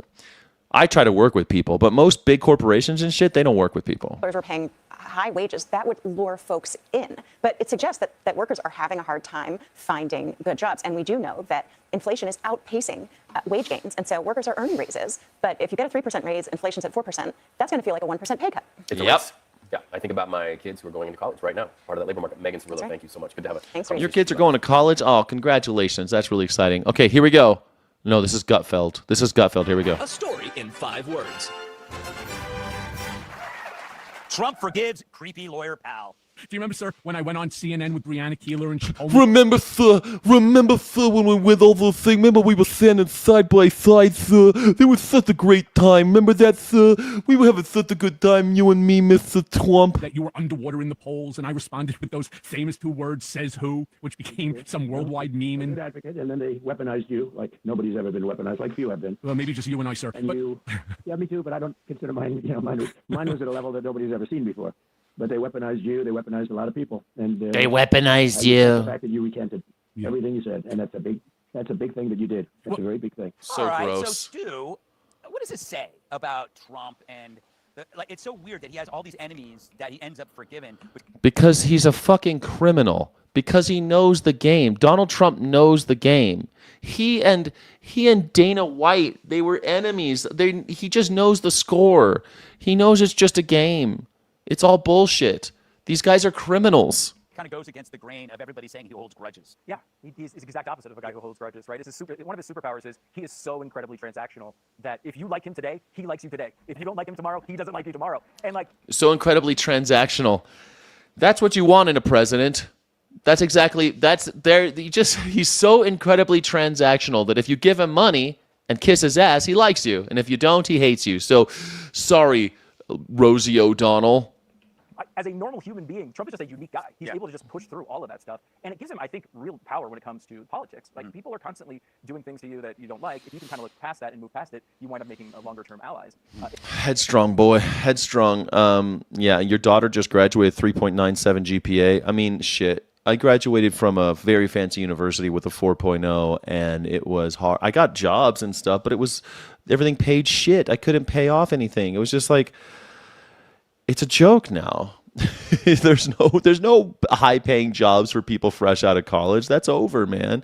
Berkeley boys, yeah. Me and Me and Gutfeld, the Berkeley boys. It's a bizarre thing. I mean, I'm not a huge Cohen fan. I don't think he's necessarily a good influence and anyone around him. But it is interesting. It's almost like they have this arc of like the documentary Mr. and Mrs. Smith. I don't know if you remember that with Brad Pitt and Angelina Jolie, where they started off in love and then they spent a good chunk of the movie literally trying to murder each other, but then they fell back in love at the end. So I guess that's where we are. Oh yeah, it's just like Mr. and Mrs. Smith. Who's Angelina Jolie in this? Is it Cohen or is it Trump? Which one's Angelina Jolie and which one is Brad Pitt? Like if Michael Cohen, if the story of Michael Cohen and Donald Trump is the story of Angelina Jolie and Brad Pitt in the famed movie Mr. and Mrs. Smith, then who do you think is Angelina? Is it Donald? Is Donald Angelina? It must. I think they think Donald. She's got, you can't be a 10 without great tits. Remember when Donald Trump said that? You can't be a 10 if you don't have great tits. God, what a great president. He really brings an air of respect and dignity to the office. I always look at Trump, Sean, as like a guy who runs on energy. And so a grudge uses up energy. It's unusable energy for him to. It's like it just. So he doesn't like. He conserves energy for things that go forward, not backward, in a way. He can only have one grudge at a time, I think. But to me, this highlights what I believe we all would say is the most distinctive trait of Trump, and it's his graciousness and his sense of forgiveness. Obviously.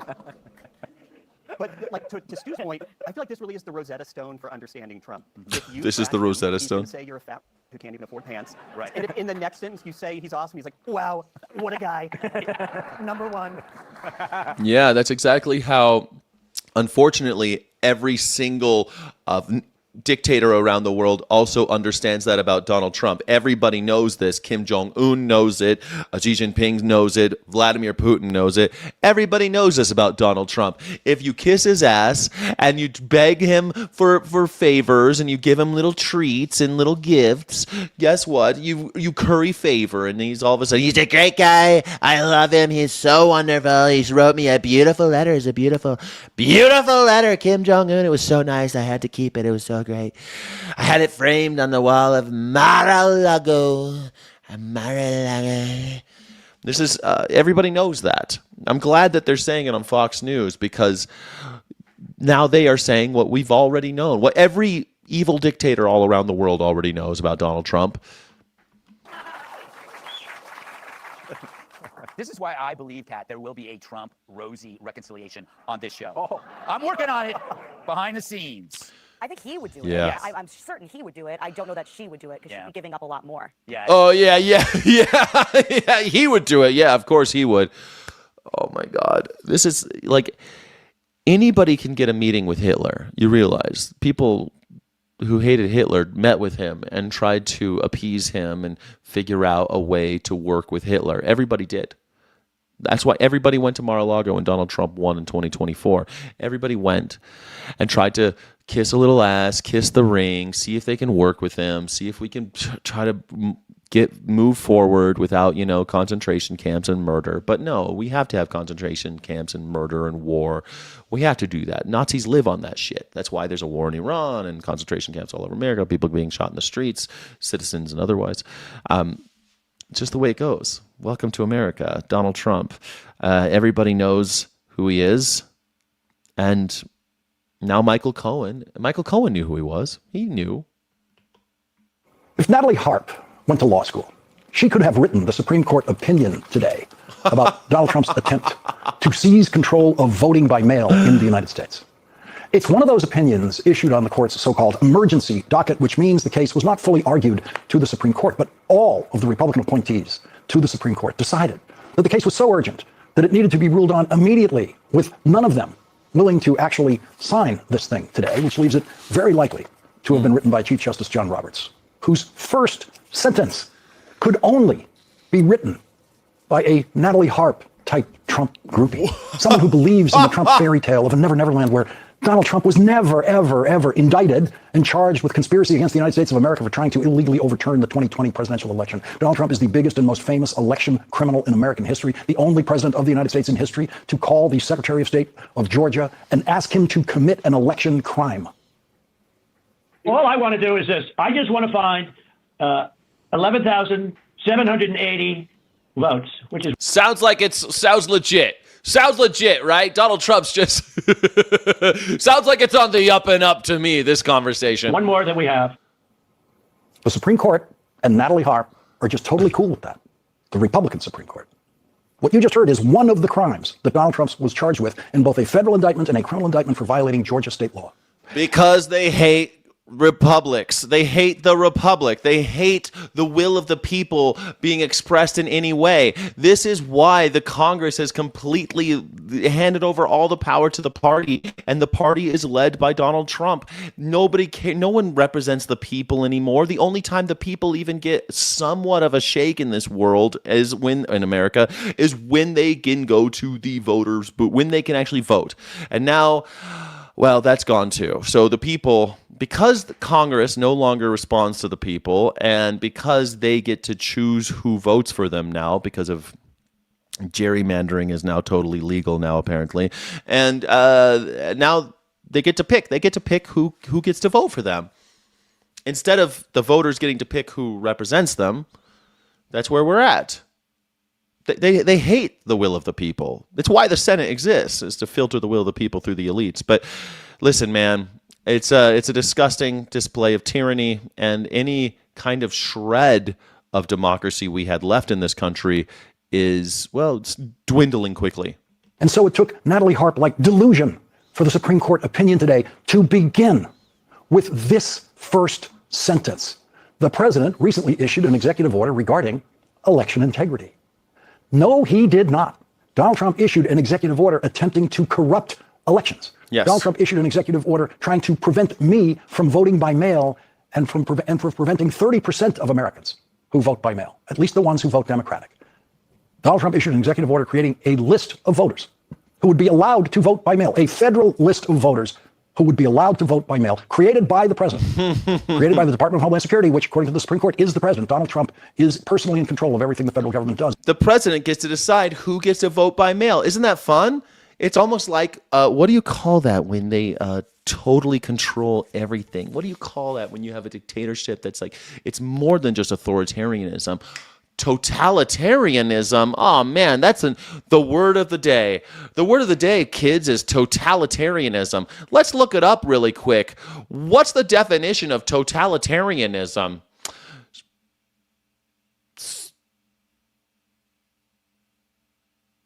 We're gonna get it?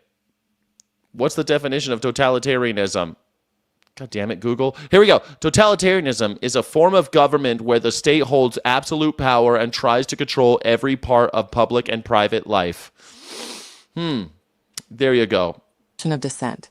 Unlike authoritarianism, which seeks obedience, totalitarian regimes try to reshape society and beliefs, as seen in historical examples like Mussolini's Italy, Nazi Germany, and the Soviet Union. Yeah, so they don't just want full authority. They want to shape the culture as it is. The government gets much further by trying to reshape society, culture, and individual beliefs to match a strict ruling ideology. That's how it works. It's not just authoritarianism where, hey, I'm in charge and you need to be obedient to me. That's something we already have. The government wants strict political obedience, but people might still keep some personal freedom in their private lives or social traditions. That's over, honey. No, we're totally vibing with the totalitarianism thing now. Nazi Germany under Adolf Hitler, Soviet Union under... Wait a second. Adolf Hitler was fascist and Joseph Stalin was sort of a communist. Weren't they opposites? Yeah, you got to be careful about this happening from anywhere. People get ambitious. They get crazy. It can happen from anywhere. Could it happen under capitalism? Absolutely. Nazism was all about corporatism. Could it happen under communism? Absolutely. You got to be careful about authoritarians. You got to be careful. You got to learn your history books and watch out. And guess what? Donald Trump is going, he's giving totalitarian, as the kids say these days. He's giving totalitarian. According to this Supreme Court. And only the people on that list created by Donald Trump would have Donald Trump's permission to vote by mail. No one else would have that permission to vote by mail. Donald Trump's executive order specifies the design of the envelopes for voting by mail. That is a direct intervention for the first time in history by the President of the United States in our voting process. Those envelopes are controlled by the states and the counties that produce those envelopes. Not anymore. And so far, the Republicans on the United States Supreme Court think that all of that's okay. The United States of America has never had the slightest problem with the integrity of voting by mail. And so there is no need for a presidential executive order about election integrity on voting by mail And there's also no conceivable constitutional basis for a presidential executive order about election integrity, so-called, because as the judges in the lower courts handling this case pointed out, the Constitution gives the President of the United States no role in elections anywhere. The Constitution, Smonstitution. We've already talked about today the 4th, the 5th, the 14th Amendment. Today, completely gone, completely ignored. I mean, there's even talk of violations of the 3rd Amendment, which, you don't hear very often. Mostly it's about soldiers being, forcing people to quarter soldiers during times of peace and that type of stuff. And usually we don't talk about it. But now we're talking about it because the federal government is forcing private businesses to put up ICE agents when they do these raids. 3rd Amendment, when was the last time you heard that one? Oh my goodness gracious. I mean, we don't have the 1st Amendment. We don't have the 2nd Amendment. We don't have the 3rd, 4th, 5th Amendment. It's gone, buddy. It's over. It's over. The erosion of your rights will eventually get you to wake up and you'll be like, where'd they all go? Shit like this right here. It's the little things. It doesn't come as an avalanche. It comes as a trickle. You think Hitler woke up in 1945 and everything just happened? No. It happened all through the 30s, the rise to power. Everything he had to get there little by little.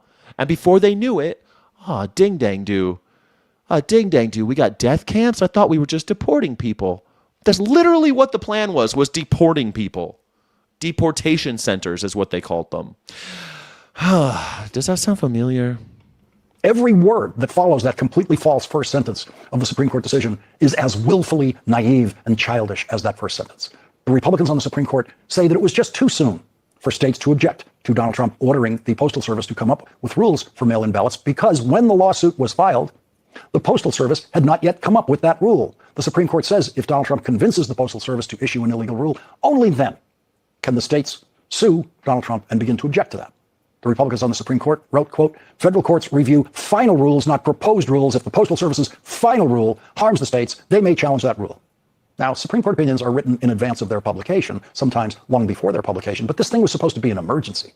This thing was supposed to be very present tense stuff, very up to the minute stuff. And so the Supreme Court opinion dated today says, quote, if the Postal Service's final rule harms the states, they may challenge that rule. The Postal Service issued their final rule on Friday. And this emergency Supreme Court opinion today doesn't even know that. That's the kind of fantasy land John Roberts is living in. So we'll all have to wait and see. We'll have to wait and see if 30% of the people who vote via mail just are disenfranchised. We'll just have to wait and see. Thanks, Supreme Court. I'm glad you're looking out for us. And the Postal Service rule issued on Friday says that the Postal Service will not deliver my mail-in ballot if they don't like the envelope that I use. The long-held motto of the post office, which was engraved over the entrance of New York City's Farley Post Office, the largest one in the United States, is, neither snow nor rain nor heat nor gloom of night stays these couriers from the swift completion of their appointed rounds. Delivery of the mail has always been a sacred federal duty. And it was, man. I remember the Pony Express talking about how sacred the United States Postal Service was. I remember in 2020 when Donald Trump was saying he wanted to close all the Postal Service offices. I freaked out, man. I had a full passport and I knew that I couldn't travel with it anymore. So I went immediately to the post office. I remember, man, in 2020, I freaked out. Donald Trump said, if I win, I'm closing down the post offices. Then how will we get passports? How will we, anyway, have you ever read the book, Crying of Lot 49? It's kind of about the Postal Service. You ever read it by Thomas Pynchon? Anyway, that's a tangent. You should read it. It's short. It's good. You like it. Interference with delivery of the mail is a federal crime. The 3 justices appointed by Democratic presidents, of course, dissented. Justice Ketanji Brown Jackson wrote, quote, the order thus requires a fundamental overhaul of the state's existing mail-in ballot systems, changing from a state-administered process to one in which the federal government controls who gets a ballot and whose vote counts. John Roberts will get his mail-in ballot. Clarence Thomas will get his mail-in ballot. Donald Trump will get his mail-in ballot, and he'll use it. Their ballots will be delivered. But what about mine? Not yours. No, he gets to pick and choose who gets to vote via mail. Donald Trump gets to decide that. He'll have a list. That's a great thing about Nazis, too. They always make lists of people. They start putting people on lists, man. It's over, man.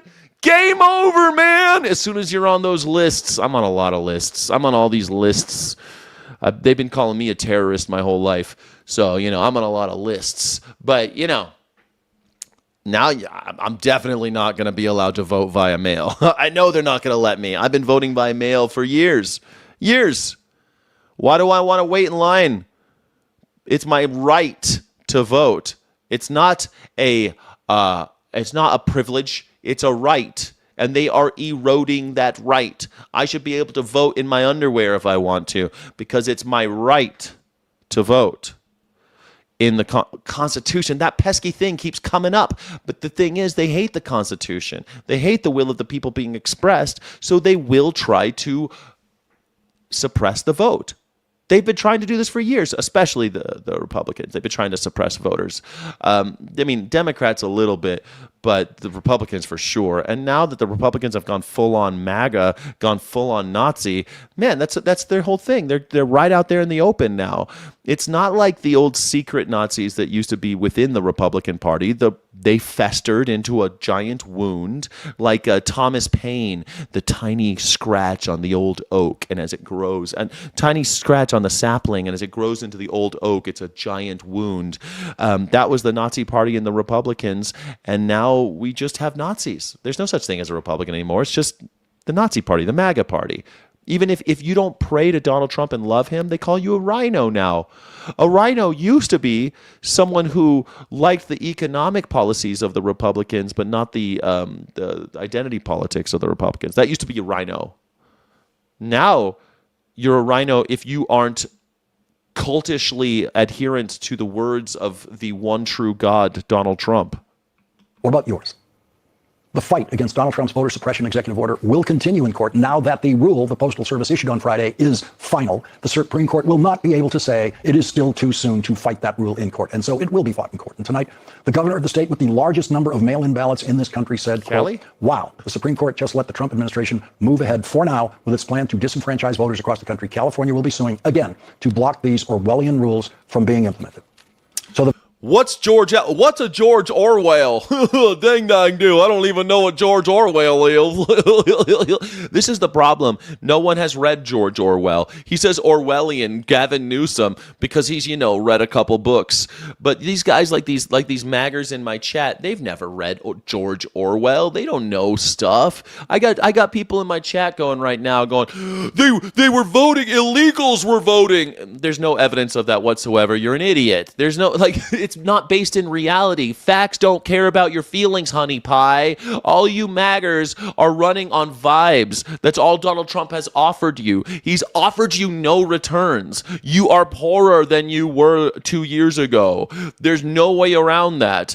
People are dying overseas. You said you were against that. The military-industrial complex is more powerful than ever. You said you didn't want that.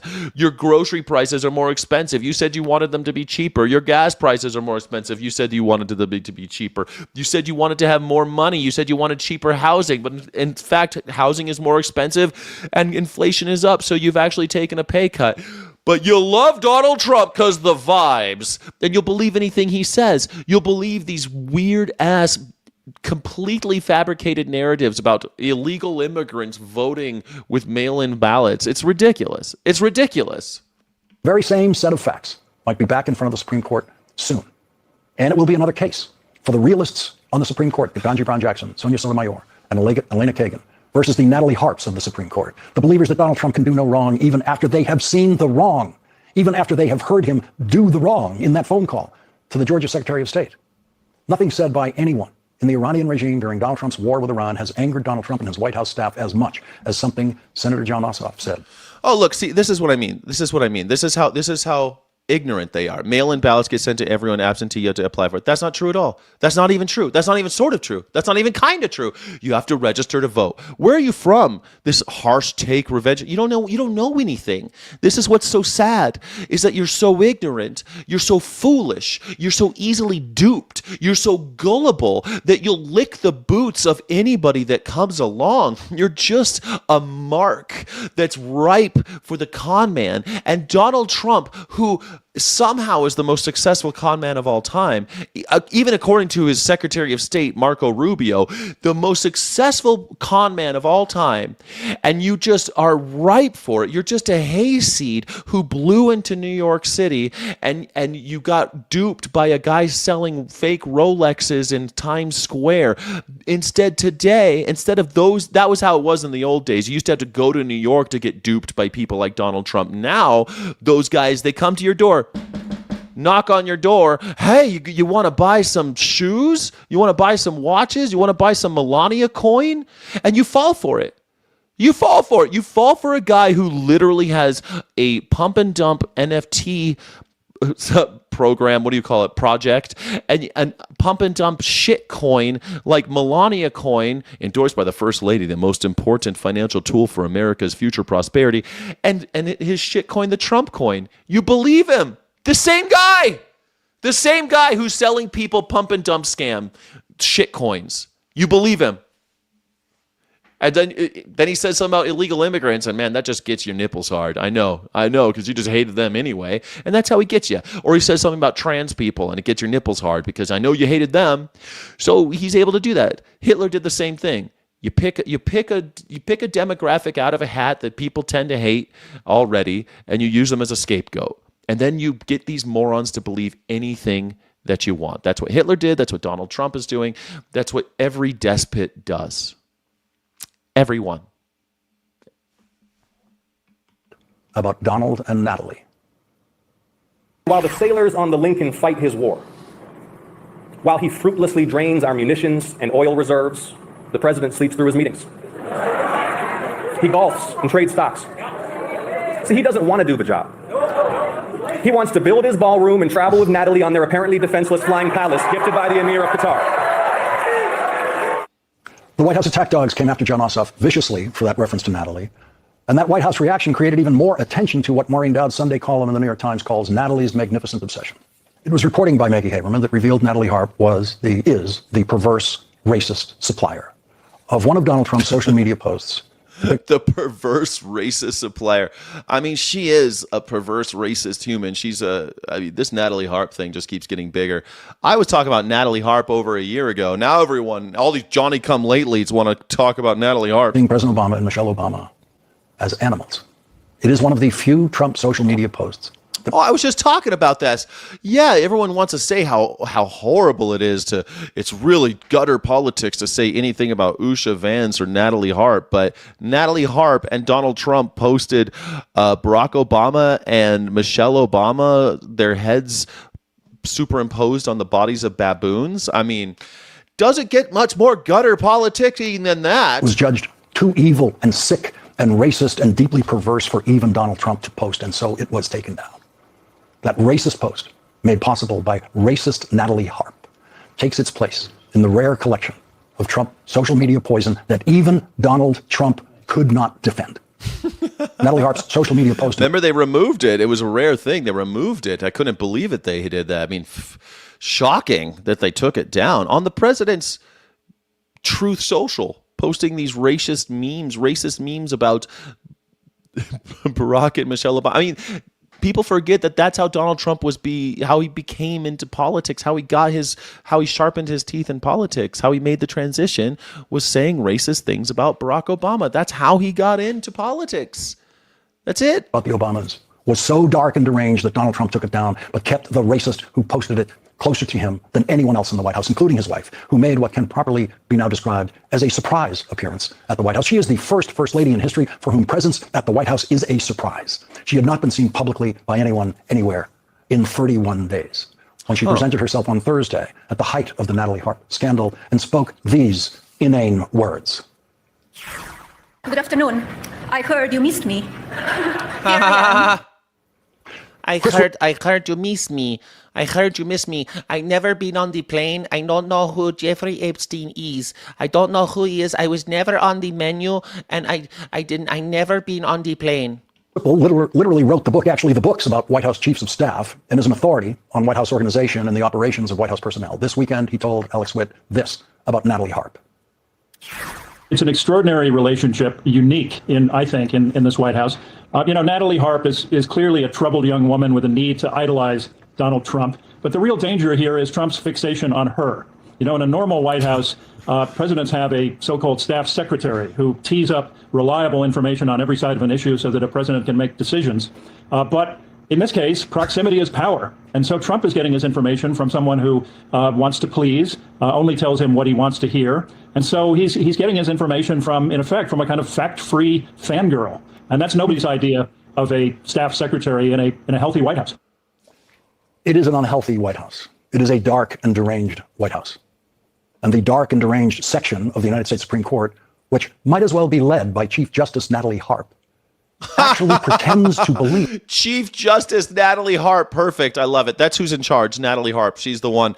I mean, after all, like every little Hitler's got someone, Hitler had Ava Braun, he's got to have his little muse, doesn't he? They all got to have their little muse. Even like Amon Goth, he had his Jewish sex slave, his little muse. These guys always have to. Even Rudy Hess, he had a Jewish sex slave when he ran Auschwitz. I mean, these guys always do. These Nazis always have their little weird concubines that are really fucking into them. I mean, this is what. Did you think Pammy Jo Bondi? You think that she's any different? She was the same. She just outwore her welcome, man. She just wasn't useful anymore, so he fired her. Caroline Leavitt, maybe she just found a spine and just was pissed that she didn't get taken onto the secret plane. She was left on the target plane. She was left on the plane that was going to get bombed. But Natalie Harp, she got to go on the plane that wasn't going to get bombed. I'd be pretty bummed if I used to be the hot blonde. What's with this Natalie Harp? I thought you loved me, Donnie. I mean, it's hard to juggle all those blondes. It really is. It's hard to juggle all those blondes in defense of Donald Trump. It's hard to juggle blondes. That Donald Trump spends his day working on, of all things, election integrity. Election integrity. Yeah, that's what it is. It's election integrity, everybody. Donald Trump's really into it. He loves election integrity. That's why he called that Georgia governor and told him, I need to find more votes. We just need to find more votes. The trade just war find between them. the U.S. and Canada. That's all we need. We need to find all the votes. That's all we got to do. All right, everybody. Thank you for hanging out with all my blonde bitches. Shit, bro. It's over, man. It's game over, man. It's over. Sorry, everybody. Like and subscribe. My name's Scott Jack Morgan. I'm an independent news and culture commentator, free speech and critical thinking advocate. And this is the #1 news reaction show on YouTube. Live. It's the Morning Sky Show. Thanks, everybody. Democrats believe anything but election integrity. Sweet Havoc, where do you crawl under a rock every night? Is that what you do? And you slither out every morning? Put MAGA in historically Confederate states and move everyone else who is willing to leave out and let them destroy themselves. I mean, we're going to get to that point. I mean, I was just joking, but we could seriously get to the point where California has to have its own postal service and Texas will have its own postal service. That's what we're going towards, you realize. That the United States government doesn't have the resources and won't have the buy-in of the American people because we have completely lost all of our faith in the institutions of the... I mean, do you trust the FBI? I've never trusted the FBI, but at least I used to think the FBI would catch kidnappers, but they didn't even catch Savannah Guthrie's mom's, Nancy Guthrie's kidnapper. They used to catch, serial killers and interstate criminals. They don't even do that shit anymore. FBI is just Donald Trump's personal, Epstein file burning company. The CIA, do you trust them? Do you trust the Supreme Court? What institution do you trust in the United States today? Are there any left? And if you don't trust any of the institutions of the United States of America, what's the point of the United States of America? You might as well just be the Republic of Texas, the Republic of New Mexico, the Republic of California. Why bother having the United States of America? What's the point? That's where we're going. You really think people only send mail in state? Do you ever think about what you say before you say it? Darren, you're an idiot. Do you think people only send mail in country? Are you stupid?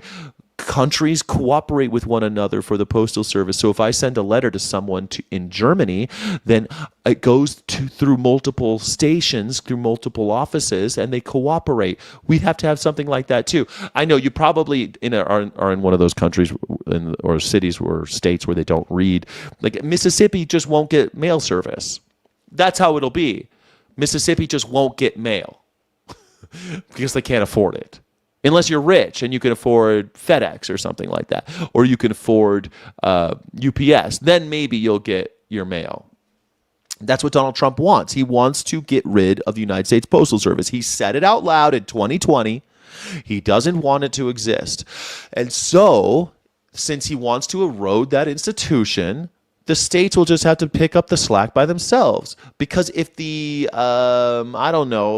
if the trash collecting company or your city, the city that collects your trash needs to send you correspondence, they'll have to send it themselves. Or they'll have to hire somebody. My guess is states with money will have a service that they build themselves from the ground up, or they'll inherit the postal service. They'll just use the existing infrastructure. And states that don't have money just won't, just like it was before. That's what it was before the postal service was all around. They still had postal service. They just didn't have the U.S. Postal Service. That's why the Pony Express and all that shit. You guys don't know about all this? That's why we ran trains across America and stuff. That's why we have the interstate highway system, was for all of this stuff. A ding-dang-do. Which could mean higher prices for Americans. CTV News reports Canada will announce retaliatory tariffs against the U.S. today. Prime Minister Carney had previously pledged dollar-for-dollar retaliation after the U.S. imposed 50% tariffs on certain Canadian goods. But yesterday, President Trump went a step further. He's now threatening to also impose 50% tariffs on Canadian cars, trucks, and steel. There are tens of thousands of jobs in Canada that are threatened by these actions. So it's a difficult moment for Canadians. Trump says trade war with Canada. That's what we all wanted. That's what you wanted, right, Maggers? Trade war with Canada. Great. So your cost of your house is about to go up. I'm glad. I just bought a house, so the cost of my house just went through the roof because they can't build new houses anymore because you can't get the raw materials to build houses because all the prices just doubled due to the trade war, the rekindled trade war with Canada. Great work. Great work, everybody. Thank you. Thank you. Canada has been ripping off the United States for years. Trade talks collapsed over the weekend. They came in with a bunch of unreasonable last-minute demands. I frankly thought we had a deal. I think that we should have a deal, but I think that we need to send a message loud and clear. President Trump has claimed the U.S. We just sent a message. My papaw would not agree. My papaw would not agree with this deal with Canada. Does not need Canada, but nearly 100% of U.S. natural gas imports. Oh, we don't need them, though. 99% of natural gas comes from... We don't need those bastards. Come from Canada, along with more than half of our imported... What? I thought that we were net exporters of crude oil. What in the heck? What's the deal? What's the deal? Who are these people selling us crude oil? We don't need these people. There's no such thing as Palestine. Crude oil. And Trump last night acknowledged the U.S. relies on Canada for aluminum. We don't have it. We get it all from Canada for the most part, and we need it badly. Tariffs are also Yeah, we get a lot of shit from Canada, honey pie. I guess people are really stupid these days. I think we get like 4% of our beef. Is the center of a political fight over the cost of beef. Ground beef prices are up 24% since President Trump took office, now averaging $6.89 per pound. Well, again, if you're eating ground beef in America in 2026, you're an imbecile. You're stupid. You should die. You should not be surprised when you die of a curable disease. You're literally eating the flesh of diseased dead animals. If you are eating ground beef in America in 2026, you're a fool. In response, the administration is temporarily suspending some beef import tariffs to help lower prices. But some Republican lawmakers and ranchers are pushing back, saying the move could undercut cattle producers. I have extraordinary respect for the president. So I'm very, very disappointed. I mean, J.D. Vance is still crying because Trump stole his boyfriend. That's true. Yeah, exactly. The chud incel. I don't know. I think you're talking about J.D. Vance. He's kind of a chud incel. For Nebraska cattlemen and ranchers. As for those new Canadian tariffs on U.S. goods, officials are expected to release details today. They're expected to take effect September 8th. Trade war with Canada. Morning, Target is That's what you guys wanted. Great. I heard that. That's what you voted for, right? Trade war with Canada, right? I voted for this. If you voted for a trade war with Canada, man, you just hate America. You just hate all of us, huh? Wow. But thank you. I think it's great. You know, gas prices should go up. Let's pop them up. I just moved to a walkable community. I barely use my car. House prices should go up. Let's crank this shit to 11, baby. My house just doubled in price, man. I just got instant equity. Awesome. Thank you, Donald Trump. Apologizing and removing a children's Halloween costume after it was widely criticized as racist. The images of the costume are being compared. This is racist. Target just can't catch a break, man. I mean, African Americans are already boycotting Target, so it's kind of funny that it is. I don't know. Is it racist? It looks kind of. Do you think this is That's the question of the day. Is this racist? Let me know in the chat. Compared to racist caricatures evoking blackface. Target now acknowledges the costume should have never been for sale, saying, as a company, we got this wrong and we are deeply sorry. Man, Target, I don't think that they were going, hey, let's do a racism, but it's like, Target, can't you be a little careful, Target? Don't you realize? Target lost billions of dollars last year because they were turning in people for ICE, and they were doing all these anti-African American things, like not allowing blacks to be in their C-suite and be managers and stuff. There's a whole thing. It's a long story, and I don't have time to get into all of it. But there was a boycott last year, and they lost billions of dollars. And now this year, they're like, let's do a good old-fashioned racism. This is especially hurtful for our black guests, team members, and partners. Removing the costume is an important first step, and we are looking closely at how this happened. We're cutting up cars today. It comes 1 year after the company's controversial move to roll back its diversity, equity, and inclusion policies. Yeah, remember? Which sparked protests and boycotts by shoppers. I'm glad they're mentioning that. Yes, they lost billions. To hold larger corporations accountable. One Minneapolis area business leader claims this new costume controversy is an indirect result of Target's DEI decision last year, saying, you rolled back diversity, so who's in the room now to say, hey, this is wrong? Ooh, good point. I mean, no one's in the room there to say, hey, do you think that this costume's a little racist? No one's there because they're all whiteies now. It's all white faces. We don't want that DEI shit, man. That means no coloreds. So we're not going to have any of those guys in the room to let the whites know that, hey, this looks a little, are you sure we want to put this on the shelf? I mean, that's all it would take. It's like one black guy in the room in management helping making those decisions. That's all it would take. A little DEI, if you will. A commenter on social media saying, the amount of people this costume had to go through to get approved says a lot. Yeah. What year is it? Target declined to comment on who designed and approved the product, only saying that it's looking at what needs to change. In American, what needs to change over at the Target Corporation? What do you think? What do you think needs to change over at the Target Corporation? Everybody. History. I don't know that you could ever find someone that is more pro-rancher, pro-farmer, pro-rural America than this president, and I think that's important context in the middle of this discussion.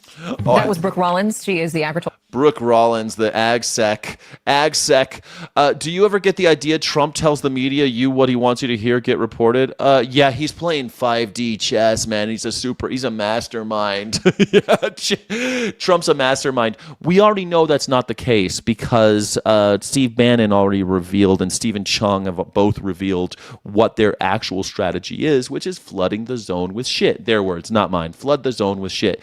Keep the zone always flooded with garbage so that you can never get a bead on Donald Trump. By the time you're upset about the fact that his sons are war profiteering with billions of dollars in government contracts for drones and that we've just entered another forever war in order to enrich his own family, by the time you figure that out, there's already another thing to be pissed off about because he's importing diseased animal flesh from Brazil all of a sudden, or he's got a trade war with China.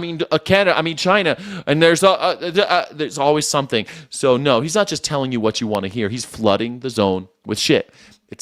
They're not hiding it. They're all out in the open. Everything about Donald Trump's out in the open. It's just that idiots don't want to see it, and the people who do see it don't want to do anything about it, or they're unable to.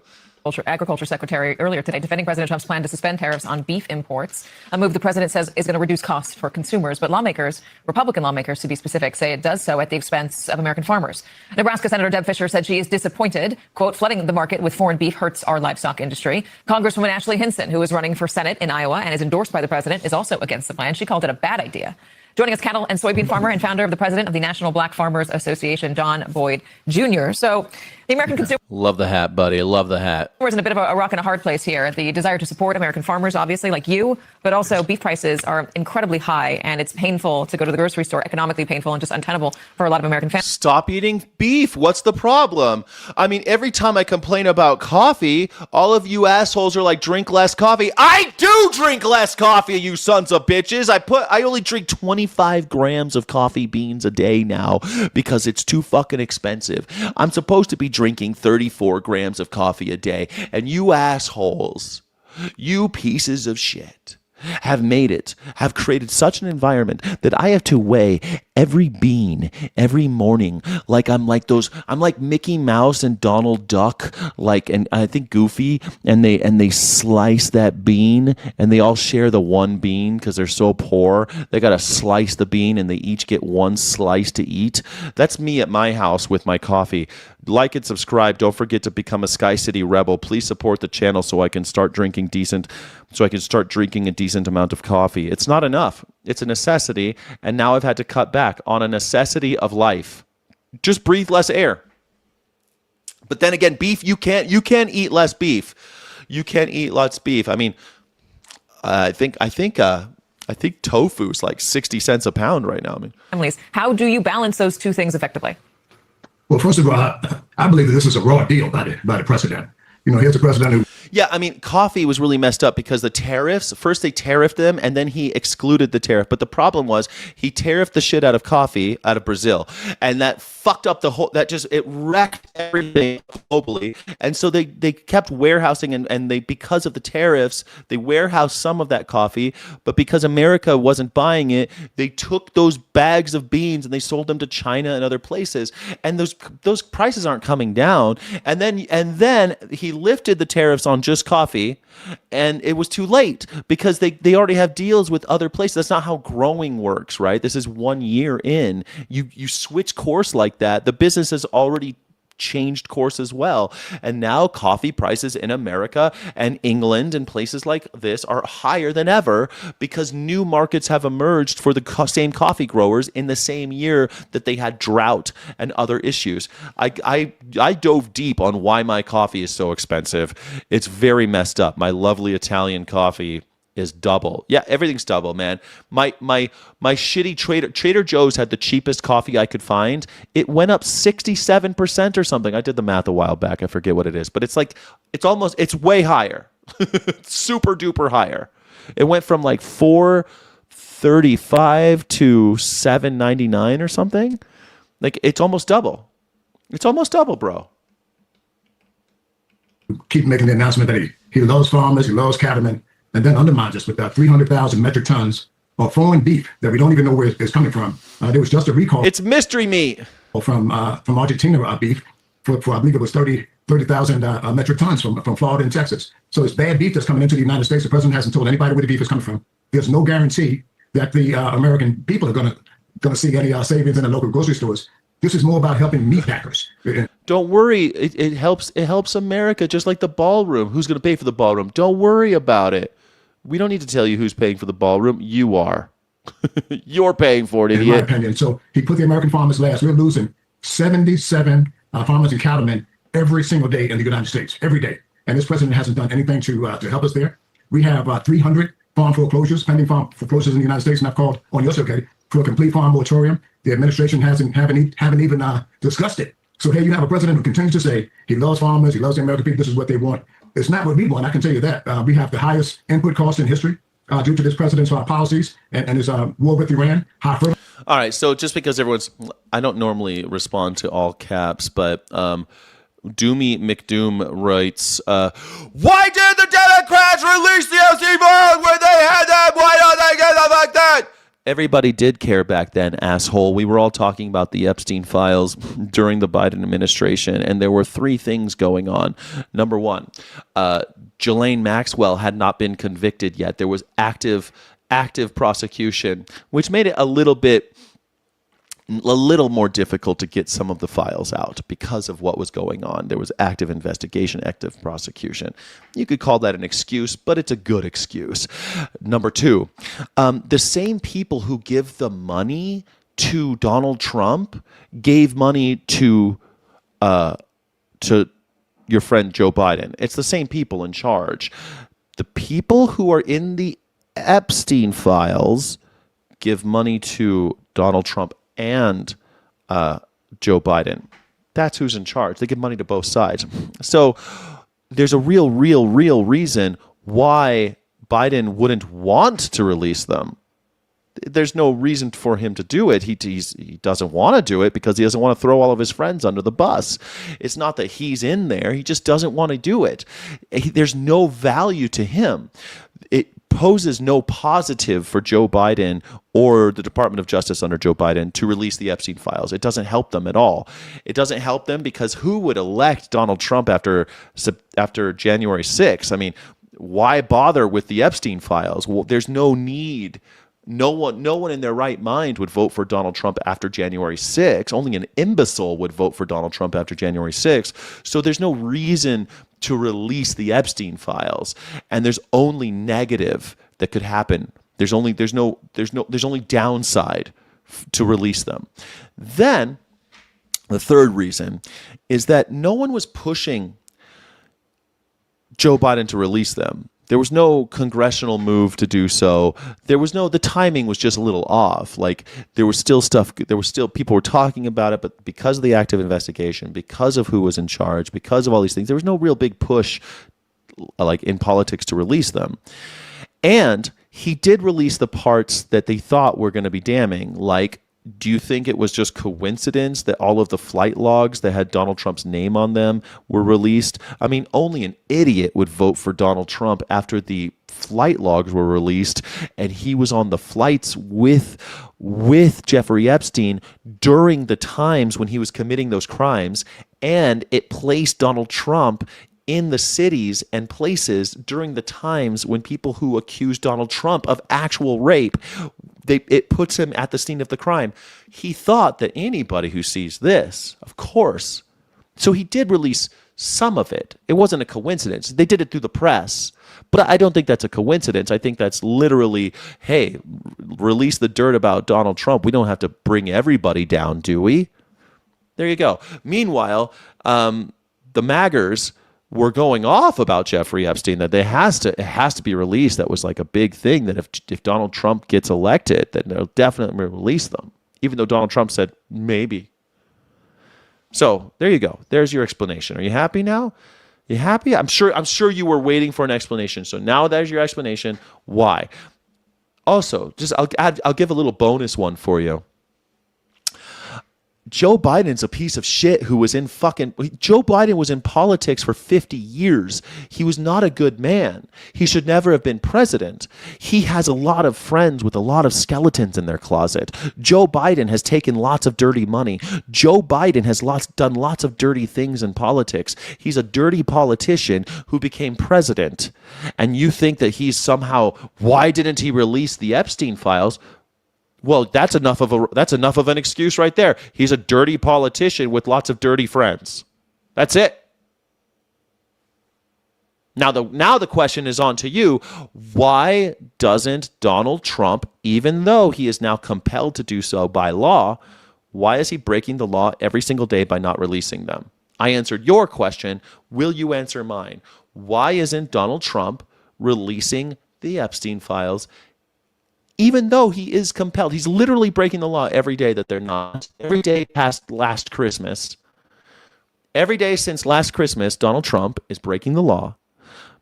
He's in violation of the law by not releasing the Epstein files. Why? Fertilizer, high diesel fuel prices, $5 and $6 a gallon, and we never got over the impact of the president's Holy so shit. He would have a ripple effect, in my opinion. Holy shit. Hold on a second. I love this. Epstein got busted during Trump's... okay, so Epstein 2009 and all the other stuff that was happening with Jeffrey Epstein. The thing that happened during Epstein was murdered during Donald Trump's first term. Did Donald Trump murder him? Is that what you're saying? Donald Trump murdered him? Is that what you're saying? Donald Trump snuck in and murdered him in the jail? I mean, I guess. I mean, you're the one positing that. That's an interesting theory. But the reason why the court cases in New York City started after the non-prosecution agreement in Florida protected Donald Trump and all of the other co-conspirators. After that happened, you had to do something else. And other victims began coming forward in places like New York, where there's no statute of limitations for these types of things. So all of a sudden, people are starting to talk about it in the press. And the press had to do their own investigations because no one would investigate. Everyone was talking about it and no one would investigate it. Not Donald Trump, not his DOJ. They were not going to help whatsoever. In fact, Todd Blanche was one of the guys who orchestrated the sweetheart deal for Jeffrey Epstein down in Florida. So what are you talking about? He busted him? Are you that stupid? Like, you must be like bottom of the barrel stupid if you think Donald Trump did anything to take down Jeffrey Epstein. You literally are retarded. Like, I don't like using that word, but like you belong in a special place. You shouldn't be allowed to talk to other people. You shouldn't be allowed on the internet. You shouldn't be allowed to like make financial decisions for yourself because you are not able to fend for yourself. You shouldn't be allowed to have a gas oven because you're that stupid. Like, I'm sorry, if you think Donald Trump was in charge of the investigation against Jeffrey Epstein in New York City, you're a very, very stupid person. The press made it so uncomfortable for prosecutors in New York that they eventually had to capture Jeffrey Epstein and put him on trial. It never happened, though, did it? He got killed before he was able to stand trial. Another funny little coinky dink. What a coinky dink. What a coinky dink. He got killed before the trial. For the first time in history for America's farmers, going out losing our farms every day, and the president makes another sour deal and punches the American farmers in the face. I've never heard the Cattlemen Association make a statement that this is a bad deal. All of these things are happening right now. Are you saying Virginia Giuffre? You don't even know her name. Play song rated Trump as a star witness at Epstein class in Florida and Maxwell case go the guard fires. Oh my God, dude, you're too far gone, kid. You're too now it's Virginia Defrane. Wow, you've got all sorts of funny. You've got you don't even know her name, and you want me to go read things for you? Want to go read? You want to go do your reading list? You can't even spell her name. Michigan Senate candidate Abdul El-Sayed joins us now. How you doing, Abdul? Man, I've been waiting for this. This is the debate of the century. Here we go. You ready? I'm good, Jesse. I appreciate the opportunity for a good, wholesome conversation, and I just want to start where we agree. We both played football and lacrosse. We both love America. We both love freedom, and I'm looking forward to the conversation. Absolutely. Wow. They both played lacrosse. That's a white man's sport. We'll see how much we agree on. I know I don't agree with you on this. You want to abolish ICE. Who's going to deport the criminal aliens from the country? Well, you and I both know that long before we ever had ICE, we had INS. We were able to enforce our immigration policies without shooting people in the face and the back of the head. And we just celebrated our 250th anniversary. That was an anniversary of throwing away tyranny. Now, to bring that tyranny back under the guise of the U.S. government itself, that seems to me to be inconsistent with the freedom you and I both love. Yeah, but I mean, that's a dodge, Abdul. They did the same thing as ICE back then, INS. No, they did not. They did not do the same thing as... They did the same thing. No, they did not. That's not true. You know how many illegal aliens are in the country now? People in the face and the back of the head. Do you know how many illegal aliens are in the country now? We had, no, I mean, to your point, Jesse, let me answer the question. To your point, how many do we have? Fewer when we had INS. To your answer, yeah, exactly. When we had exactly. INS, so INS worked a lot better. Abdul, listen, we had twice as many illegals now. Yeah, INS did a lot better. Funny how that worked. When we had INS. So your argument, you have to have the manpower to do it. If you want to do that correlation, we have ICE now, and we have far, far more undocumented people. So ICE is clearly not working. You're just shooting like American citizens in the face and the back of the head. So well, illegals are shooting people in the face too. Disagree. Illegals are shooting people. This is so funny because this is the fact. ICE is only since 2004. ICE has only been around for about 20-something years. Fun fact, the bloodiest year of ICE was 2004 until 2025. 2025 is now the bloodiest year in the history of ICE. It used to be 2004. It was 2004 because in their first year when they started doing their concentration camps, they didn't have enough doctors, they didn't have enough latrines, they didn't have enough services for the people that they were rounding up. Well, so a lot of people ended up dead in that first year, man. It was really rough. 2004, ICE, it was a bloody year. They really liked killing people in concentration camps that year under George W. Bush. And that stayed, but it got, better, I guess, quote unquote.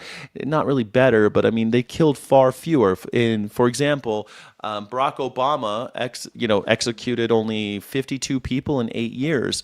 I mean, that's not so many. I shouldn't say execute. I mean, they died in custody under our watch. We took people and put them in concentration camps under Barack Obama, and only 52 died in 8 years. And now, in 2025, almost 50 died just in 1 year. It's a big difference. Abdul, you got a guy in Michigan. So are American citizens. You got a guy. Let me just say something. Okay, to get back to the conversation about the broader issues. Okay. Well, you cut me off, Jesse, and you said we're going to have a good conversation. So I'd like to do that. I just want to answer the point. When I travel the state, and I have traveled my state, more people are asking me about how they're going to afford their gas and groceries. They're not asking me about immigration. Well, now, they also don't want to get molested. Abdul, you got a guy here from Southeast Asia, molested a kid. ICE just picked him up. You want that guy to stay in Michigan? I'm glad that guy got picked up, but that's a different thing than saying that INS would not have picked him up. Jesse, you're too smart for this. It's a bureaucratic game you're playing. yeah. INS would have done just fine. ICE is bad. INS was armed with clipboards. They picked people up. They did all the same thing without shooting people. And that's a dodge. You need guys to get these guys out of the country. Therefore, ICE, we need ICE. I'm just saying, look, playing by your own rules. When we had fewer people doing things that you're talking about. That's because Biden didn't blow open the border back then. When we had that. All right, that's because Biden didn't blow open the border back then. Next question. Biden did not blow open the border. That's just a myth. It's just a fun little myth that they like to push. All right, that's a CBP question. No, you guys let in a ton of people, and we got to get them out, and we'll take the guys out the way we need to take them out. Green New Deal. You back that up. Do you drive an electric car? I drive a plug-in hybrid made right in the United States. The bigger question about cars, though, is why the president just started a trade war or escalated a trade war with Canada about to make all of our cars, especially the internal combustion engine cars, so much more expensive. You want to get rid of the internal combustion engines. What is Jesse Waters? Like, you get this guy on your show and you ask him about getting rid of the internal combustion engine. This was so sad. This is the level of discourse on the right. This is the level of discourse. My God. At least Kristen Welker, like we were talking about Kristen Welker yesterday on Meet the Press, and people were like, "Oh, she's buddy with these Nazis and stuff." And I guess that's true, but she has to be buddy with the Nazis in order to get them on her show, right? She has to be nice to Tom Homan off camera so she can be mean to him on camera. And I think that's a kind of a dangerous game a lot of people in the press play. I'm not defending it. But when she has people on, she asks questions that matter, and it's an interesting conversation. I was actually kind of excited about this. I didn't realize that Jesse Waters was going to do this piss poor of a job, to be honest. No, I don't. Who told you that? That's what the Green New Deal says. To design internal combustion engines. No, that's the Green New Deal says phase out fossil fuels. Build renewable energy opportunities. Look, I'm not going to defend the Green New Deal. What I'm telling you, though, is that we could make a whole lot more. You're on the record as backing the Green New Deal, Abdul. Look, I'm just telling you this. Are you opposed to the idea that we could reduce energy costs and create jobs in Michigan? Absolutely, but I don't want windmills in Lake Michigan. So you're absolutely opposed to that? Yeah, I don't want to put windmills in Lake Michigan. Do you? Windmills. I don't think the people in Michigan want that. If you're running on that, that's not going to go over too well. No, I mean, Jesse, look, we can have a conversation if you want to. If you want to keep cutting me off, we can keep doing that too. But you told me we're going to have a good conversation. I just want to talk about something. Right now, we have an oil pipeline in the Great Lakes. If that oil pipeline would have burst, the consequences. Like, Jesse Waters is not coming off good on this. I mean, he is a clown, right? Totally. But I did think that he would at least have kind of the broadcasting chops to engage in a conversation. It's kind of sad because like Jesse Waters is always going to be just this one trick pony where he's like, oh! It's just I don't even know what to call this. Just shouting at. I mean, why would someone come on the Jesse Waters show if this is how they're going to be? He's not even asking questions. Let him finish his. He's not even asking decent questions, and the questions that he tries to answer, he's getting cut off. Our Great Lakes would be disastrous. Now, you're telling me that you'd rather have a situation where that happened than a windmill? That really is so offensive to you? No. Those windmills are good. I'm saying I don't want to get rid of fossil fuels, and that's what the Green New Deal does. Let's move on. You want to soak the rich. Rabdul, because this isn't a podcast. I got to sell ads in the breaks. You want to soak the rich. Let's listen to what you said about the taxes. Run it. I also think we got to start taxing wealth for people who have over $100 million. I mean, at that point, like, what even are you going to do with more money? What are you going to do with more money? I mean, whatever I want. I mean, Jesse, I don't know how much you make. Look, not $1 billion. I think I'd rather have. Well, yeah, look, so that's exactly it, right? The question ultimately is, do you want to drive on good roads, or would you rather have a billionaire make a second billion? That's what Mike Rogers wants. That's what Donald Trump wants. Apparently, that's what you want. I think the people in Michigan want something different. They want good roads and good schools. So you're saying Beyonce, who just became a billionaire, she has to break you off something? Beyonce, up against the wall. I don't care who you are. If you're making if you have more than $999,999,000.99, if you have more than that, up against the wall. What about Taylor Swift? Yep, up against the wall. Anybody? What about Abigail Disney? Up against the wall. What about Don? Up against the wall. Anyone with over 999,999,999 cents. If you have more than all nines, up against the wall. Sorry, 1 penny. If you make $1 billion, if you're allowed to keep up to a penny, you have to be under $1 billion. Anyone over, up against the wall. That's it. It's that simple. It's that easy. We're going to take all your money and we're going to build nice roads. Piece of cake. There you go. Easy peasy, lemon squeezy. Very simple. Very simple. And every year, she has to pay the politicians. It's not me. It's the American public. The politicians? The politicians, we're already paying the politicians, idiot. That's who's making all the money right now is the politicians. We want better roads. We want paved streets. We want healthcare for all. I don't think that's too much to ask. If someone's got billions of dollars and I have people dying in the streets of curable diseases, the math seems really easy here. There's someone dying of a curable disease right here. Yep, but there's no money. But this person has $1 billion. Yeah, but that's his money. Well, where did he get it? Well, he stole it from the poor. Okay, so we're going to take it back. It's that simple. It's that easy. You stole from the people.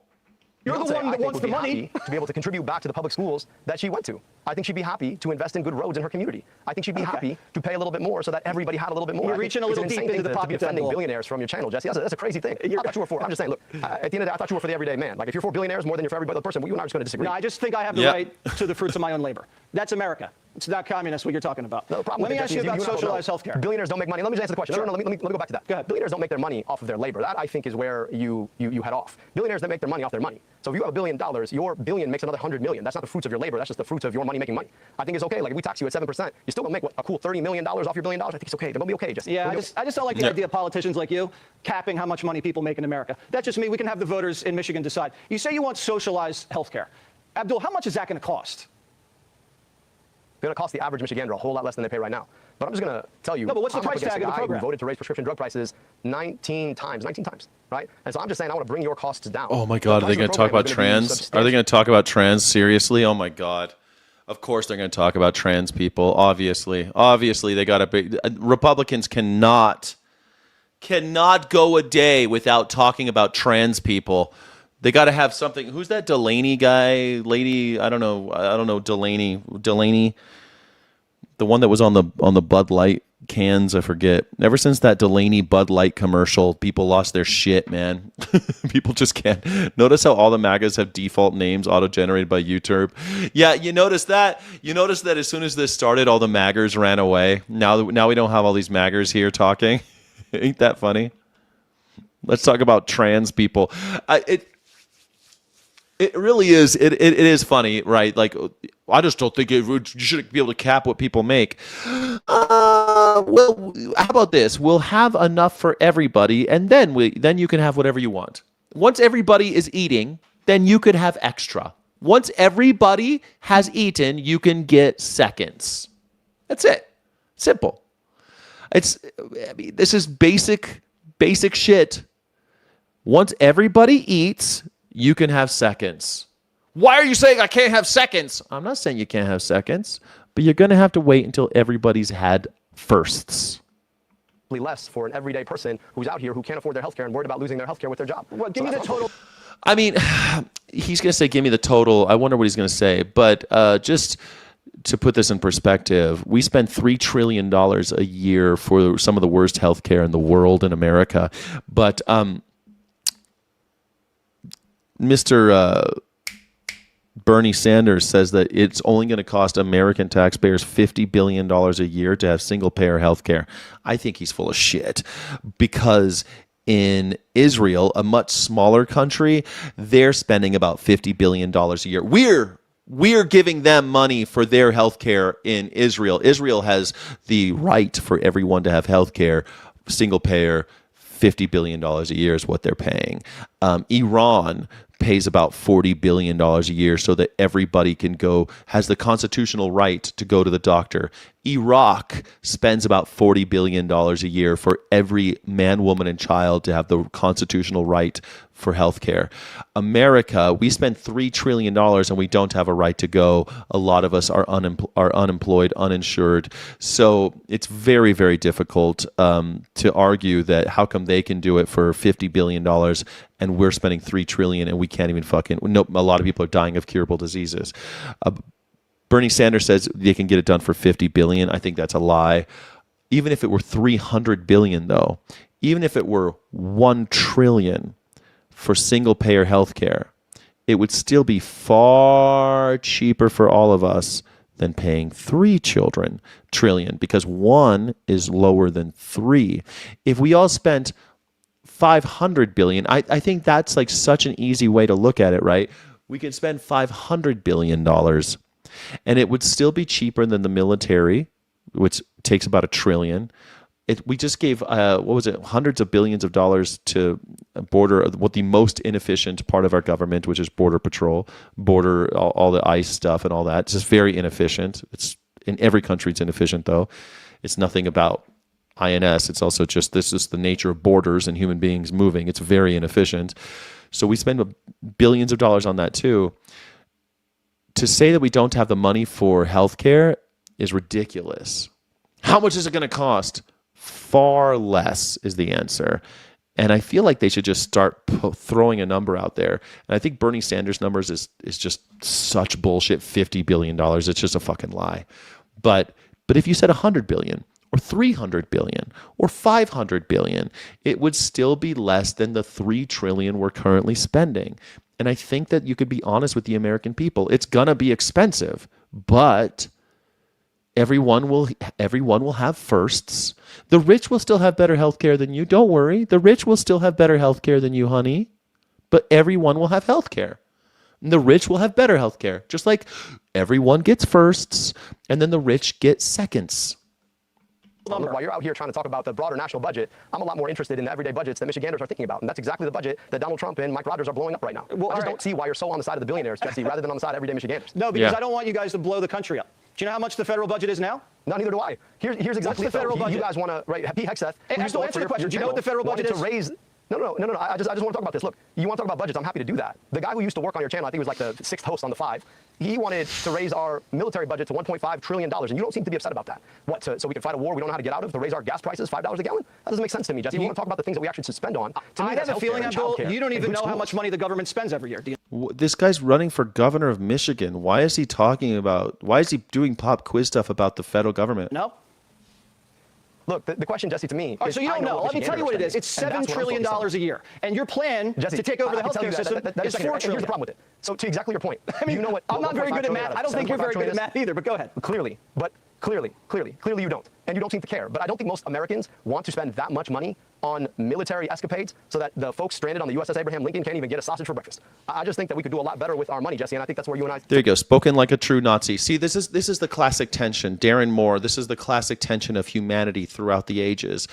We have a group of people that says the public is everybody and everything for those necessities of life, at least, belongs to everyone. The water, the air, the trees, the land. That we all have a right to live. We have a right, an inalienable right, a God-given right, if you will, to life, liberty, and pursuit of happiness. There's people who just believe that. And then there's this other group of people that say, no, nobody's equal. Some people are born with power, and those people deserve wealth and prosperity and eating and life, liberty, and pursuit of happiness. But the people at the bottom don't deserve that. That rights are only for the rich or the people who are born wealthy or well off. That's it. See, this is the classic tension in humanity. And every 100 years, we have to have a bloodbath and chop off a bunch of heads of rich people and all that whole thing. We got to do it even the Protestant Revolution resembles this cyclical nature, because what ends up happening, we just reinvest in the hierarchy every single time, and it takes 100 years before we figure it out again, and then we got to kill everybody all over again, have a big bloodbath. It's always that thing. It's always Nazis versus everybody else, Nazis versus the Democrats, Nazis versus the Social Democrats. It's always that. National Socialists, people who believe in hierarchy, people who think that the top 1% are the only ones that society should benefit, and that we all work in their resorts, that we all work for them. This is feudalism. I mean, and again, capitalists had to go kill feudalism because they thought it was a better idea, that it was a more equitable way of doing business, was an equitable way of living. Even the age of empires had to end, and we had to start with the age of nation states. These are things that we have to keep doing, and it's the same tension, though, over and over again. It's always just Nazis like this. We don't have a right to someone else's labor for free, dude. This is what I mean. You're an idiot. You're an idiot capitalist. Everyone contributes. Don't you realize that your ancestors contributed to the great experience of humanity and got us to this point as much as my ancestors did? Why should only rich people have access to progress? If all of human history got us to this point, then why are only some people able to reap the benefits? You see, you're not asking for other people's labor. You want other people's labor for free, actually. You are asking for people's labor for free. We just looked at how many people are so involuntarily part-time in America. They're making under $26,000 a year, and the system perpetuates it. They benefit, the corporations benefit by keeping people under the poverty line. That is asking for free labor. You want slave wages. You want the people at the top. The reason why there are billionaires is because someone's labor is not being sold at a fair price. So the person's the value of that labor, that's what money is. It counts the value of labor. If somebody's a billionaire and somebody at the same company is making $5 an hour, the person making $5 an hour, the value they're creating, they're not getting their fair share of that value. And the person at the top is robbing them. That's just basic economics. Yeah, I just disagree. I think if you spend $4 trillion, everything else is going to get really expensive. You're going to look back at Bidenflation, and you're going to wish you were back there. But you brought up foreign policy. Are you talking about inflation? I'd be happy to talk about inflation. Jesse? Yeah, inflation. I mean, it's funny. They bring these governors on to talk about national politics. It's very bizarre. It's a weird interview because, like, Jesse Waters clearly has not done his research. This guy's running for governor of Michigan. A trillion seconds is about 31,700 years. A trillion is 1,000 billion. Yeah, a trillion. And there's a guy who has $1 trillion now. Liberals want handouts and free shit. I don't know who you think a liberal is. I'm not a liberal, so that's not what liberals want at all. Liberals want the marketplace of ideas that we all need to talk to Nazis and have conversations about everybody is a marginalized group and all conversations and opinions are valid. Liberals don't want free shit. Nazis want free shit. They want free shit for their broligarchs. You don't think it's free shit for the war profiteering Trump family to be selling drones? They own a drone company and they're making billions of dollars of taxpayer money. They're taking billions of dollars from taxpayers in order to build drones for a forever war that their daddy got into. You don't think that that's You don't think that's free money? It's always the billionaire class and the lazy class and the Epstein class, the people who are buying and selling children that are like, you guys want free stuff. You have Zorro Ranch. You have Epstein Island. That's all free stuff. All that's free stuff. You stole our money. Even SpaceX, the world's first trillionaire. Yeah. The way he got the billions of dollars in order to turn them into trillions of dollars was by the federal taxpayers. The taxpayers of America gave him the money, gave it to him in the form of loans and buyouts during his bankruptcy. They gave it to him, and then then the federal government became his biggest customer. So through subsidies, bailouts, and contracts, we gave billions and then subsequently trillions of dollars to Elon Musk. So don't tell me that the liberals want free shit. Elon Musk wants free shit. Donald Trump wants free shit. And they're taking it from you. And you're a fool if you don't see that the guy who stole your bike is riding it down the street. That's how stupid you are. You see the guy riding your bike down the street and you're like, some Mexican stole my bike. No, it's that white guy riding my bike down the street. You look at Elon Musk with $1 trillion and you're like, oh, it's the illegal immigrants who have no power. They're the ones that stole my money. What? He literally is showing off how much money he has. Jeffrey Bezos is showing you that he has your money. It's your money, you idiot. The reason you ain't got shit is because he took it. And you're blaming some poor Mexican? It really is remarkable. No, you said the word. Because everywhere I go in Michigan, people are talking about the fact that they've never had to worry as much about life being as unaffordable as they say right now. Now, I get it. Donald Trump likes to blame everything on his predecessor. But let's be clear, this is Donald Trump's economy right now. And he's about to make everything so much worse because he's in a vanity war with the Prime Minister of Canada. And look, like, I'm in Michigan, and you're from New York, right? So you know Canadians, man. They're the only people I know who apologize before they even did this thing. So now they're raising the tariff to 50%. What's that going to do to inflation? Yeah, what is spending $4 trillion going to do? I think it's going to make it a lot worse. But you brought up the war. Are you glad the Ayatollah is dead? Are you glad the Ayatollah is dead? The bigger question is, should we have... Are you glad the Ayatollah is dead? Right? I mean, I'm never going to defend the Iranian regime, but I am going to defend the idea that we probably shouldn't be fighting wars we don't know how to get out of. Oopsie, you go to war and you tell us that it's going to be a special military operation. That was in February. We're now in September almost, and we're still fighting the special military operation. I mean, it's not working for us, Jesse. We're not really this fighting is exactly it. what happens when you've got a dunce in the White House who doesn't know what he's doing. So you'd go back in time, you'd give them back their nuke program? You'd give them back their Air Force, their Navy? No, I'd go the nuke program's buried under a mountain of rubble. And we actually had nuclear containment. Now, Jesse, you like to, I mean, look, I understand selective memory about history, but we had a JCPOA that was well negotiated, that actually had nuclear nonproliferation far more securely than what we have right now after having gone to war for. That's true. There was a deal with Iran, and now there isn't one, and the Strait of Hormuz is closed, and our fucking gas prices are up, and people are dying, children are dying, and even American citizens are dying. 6 months. Yeah, I like the fact that the nuke program's buried under a mountain of rubble. They can't even get access to nuke program. Yeah, it's buried. It's secret. It's a secret nuke program. It's under the earth. We can't see pictures of it. You're not allowed to look. Does this remind you of Iraq at all? But that's me. I think we'll figure it out. The thing you said about... let's just stop there. So, sure. Jesse, wait. I understand you're not good at math. I get that. I'll give you that. But science is not science, okay? Yeah. You understand that, like, nuclear material doesn't just go away because you buried it under a mountain of rubble. You understand they can still go back and bury it out, right? Yeah, we're watching it from Space Force. So and anybody... We're Space Force. We're watching it from Space Force. Basically more secure than we were back then. Okay, let's move on. You said getting rid of Sharia law was white supremacy. Let's roll the tape. Go. I don't have to tell you that the same exact forces that drove native peoples from their land 2 centuries ago, destroyed Black Wall Street a century ago, bombed a building decades ago, and tried to ban Sharia law not a decade ago, those forces are alive and well today. So getting rid of Sharia law is white supremacy. Can you explain that one? Do you know what canon law is? Jesse, I assume you're Christian, right? Yeah, tell me.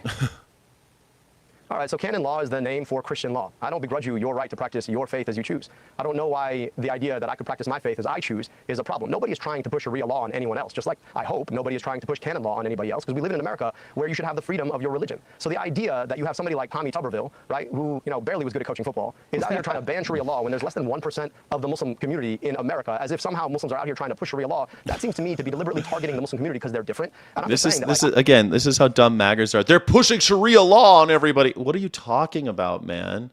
They're pushing Sharia law. Who's pushing Sharia law on anybody?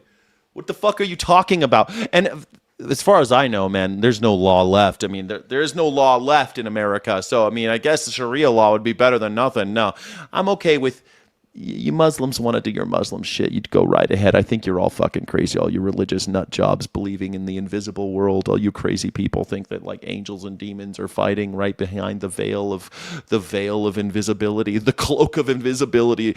And on the other side of it, angels and demons are fighting for our eternal souls. I mean, if you believe all that shit, go for it, man. I'm just not going to participate in your delusion. I have no issue with people practicing their faith. In fact, I would never want somebody to push their faith on me, and I would never want to push my faith on somebody else. Because no one wants you to get rid of your religion. And so the idea, no one wants that.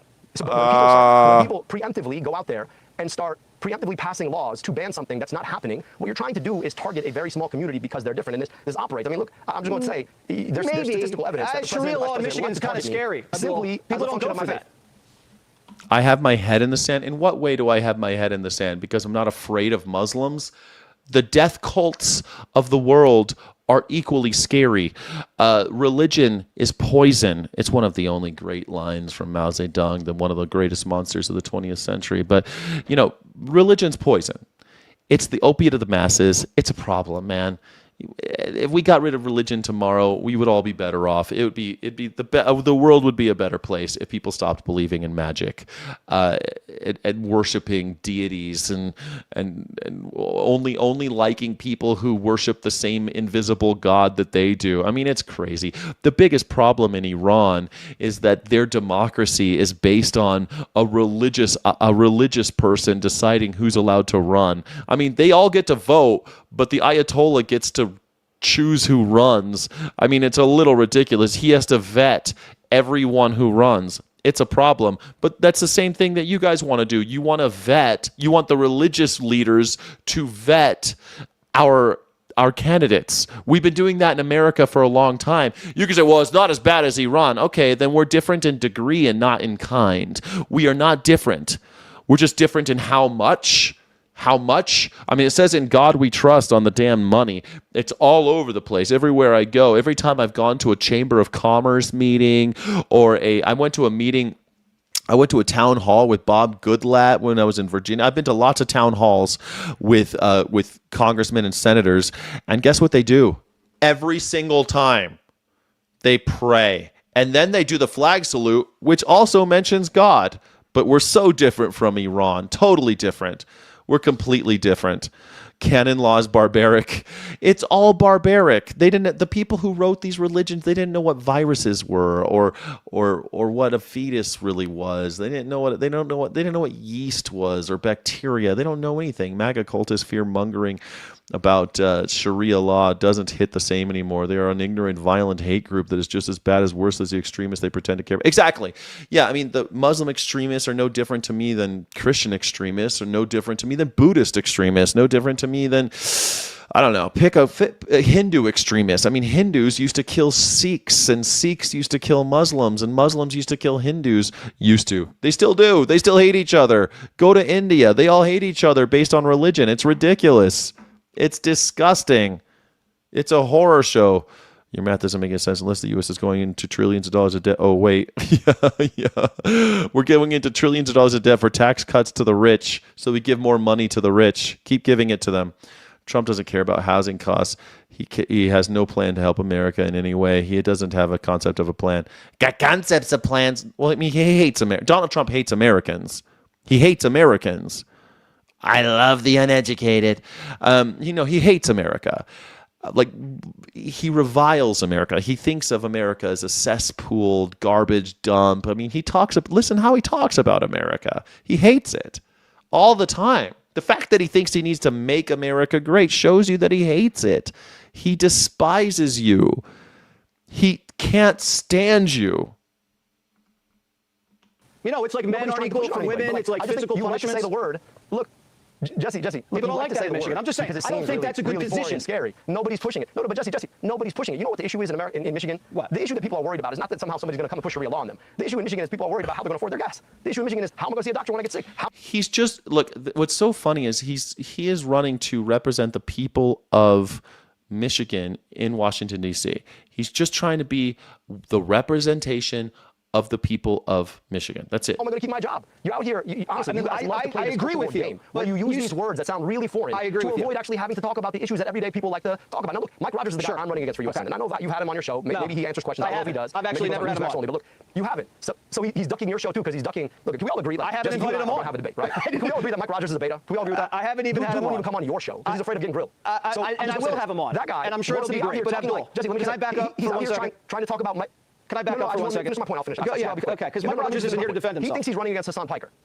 Well, maybe then he'll actually come on your show. Maybe I'm doing you a favor then. But the guy's a beta, doesn't like to answer questions, and he dodges every debate. I don't think I need Mike Rogers on the show, but thanks for booking it. I agree. Gas prices are too high. Gas prices are too high. Abdul, pipe down 1 second. Gas prices are too high. Green New Deal's not going to help that. You said that we get to keep our doctor. I've been told that before. We were lied to. So let's move on. Jesse. You said here, I want to move on because we do have to. Green New Deal doesn't help anything. No, let me just finish the point. You told me you want to say something. Go ahead. And I want to just finish my point. Okay? Yeah. If the only answer that Mike Rogers and Donald Trump and J.D. Vance have to this economy is to point to me and say there are scary words associated with it. Oh, God. Iran murdered 10,000 people in January peacefully protesting. We kill people in this country for peacefully protesting. Is there a difference?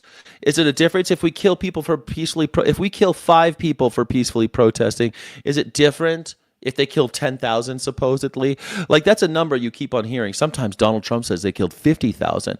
I've also heard that the American government convinced Kurdish people to take arms up and protest, go out and protest. We're going to protect you. Do you remember when that happened? And Donald Trump said, if you harm one hair on their head, we're going to step in and protect those protesters. Donald Trump said that they were going to protect the protesters, and 10,000 people died. Whose fault is that now? Whose fault is that? Is it 10,000? Is that the number? Are you sure? How do you know that? How do you know Iran murdered 10,000 people?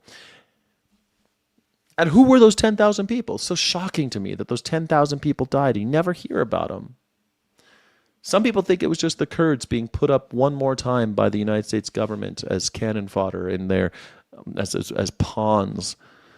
Over and over again, the Kurds get taken in by the United States government. It's such a sad thing. I'm just going to tell you, those scary words are not raising gas prices or keeping you from seeing your doctor. I'm interested in getting money out of politics, putting money in your pocket, passing Medicare for all. And I think that actually will solve problems in Michigan. I'm not scared of you, If you think Abdul. I just think you're a little misguided. Or running against my faith is going to fix problems, go ahead. No, I just played what you said and we talked about it, so we're all good. You also said this. You want to replace the right to bear arms with the right to health care. You don't want to replace the Second Amendment, do you? Well, look, man, I think more people are more worried about whether or not they can see a doctor than whether or not they can have a gun. I'm just going to put that out there. I mean, you're dodging the question. Do you want to replace the Second Amendment? I'm just saying that more people are more concerned about seeing a doctor. If we had a right to health care in this country, they probably wouldn't. And I think that'd be a pretty good thing, don't you? I think you dodged the question. And that's a pretty big one in Michigan. But I'll take it as what you said. You said look, Colin Kaepernick. I'm perfectly fine with people. Let me just finish to answer your point. You said I dodged the question. I'm perfectly okay with people having their hunting rifles. It's an important pastime. I've got family that goes hunting every single year. But don't you think we should have a right to health care? Don't you think that'd be a good thing in America? Can we just say that? 75% of the country likes the health care coverage they have. 75% of the country? 75% of the country isn't even insured. I want to screw that up. No, 75% of the country wants guaranteed health care through Medicare for all. So maybe you have your facts. Yeah, we'll find out. Alternative facts over here, we'll find out. We'll find out in November. But that's a Gallup poll. You might not believe it, but yes, I'm telling you what it is. Yes, we will. You said Colin Kaepernick was a good guy, and you said the NFL was racist. What did you mean by that? That the NFL is racist and that Colin Kaepernick was a good guy? Look, I think for Colin Kaepernick's sake, I think he should have had several more years in the NFL. Now, I think he's a pretty damn good quarterback. I think, unfortunately, he lost a lot of time. But the bigger question right now when it comes to football, look, I know you guys like to think I don't like football, but I'm happy to line up against anybody who thinks that I don't like football. And I'll just tell you, the bigger issue that we have with football right now is I looked at ticket prices to try and go and see a game with my family. It's astronomical, through the roof. Now, I think football used to be the kind of thing that you could enjoy with people. It's another dodge, Abdul. So I mean, I want to talk about access to football. I asked you if you thought the NFL was racist because you said the NFL was racist, and now you're talking about ticket prices. No, I'm just telling you, the NFL is too expensive. It's interesting. And this is kind of interesting because, again, Woke One was all about identity politics, and these maggers like these Nazi sympathizers like Jesse Waters, he's very still stuck into this identity politics stuff, racism, and but he keeps on bringing it back to wealth inequality. And Woke 2 is all about that. And I'm actually I'm here for it, man. I'm really glad that I've been saying since 2020, this is all bullshit, that all this these identity politics is just dividing us. We need to be all about rich versus poor. It's about rich versus poor, not left versus right. I've been saying since I started this channel. And so the fact that these young woke people are finally waking up, pardon the pun, it's nice. It's nice to hear. And so he's not being suckered into these identity politics things like Colin Kaepernick wasn't an NFL. He's dodging, but he's staying on point. And the point is there's wealth inequality in America. You're not getting a fair shake. You're getting a raw deal. You're being fleeced. You're being stolen from.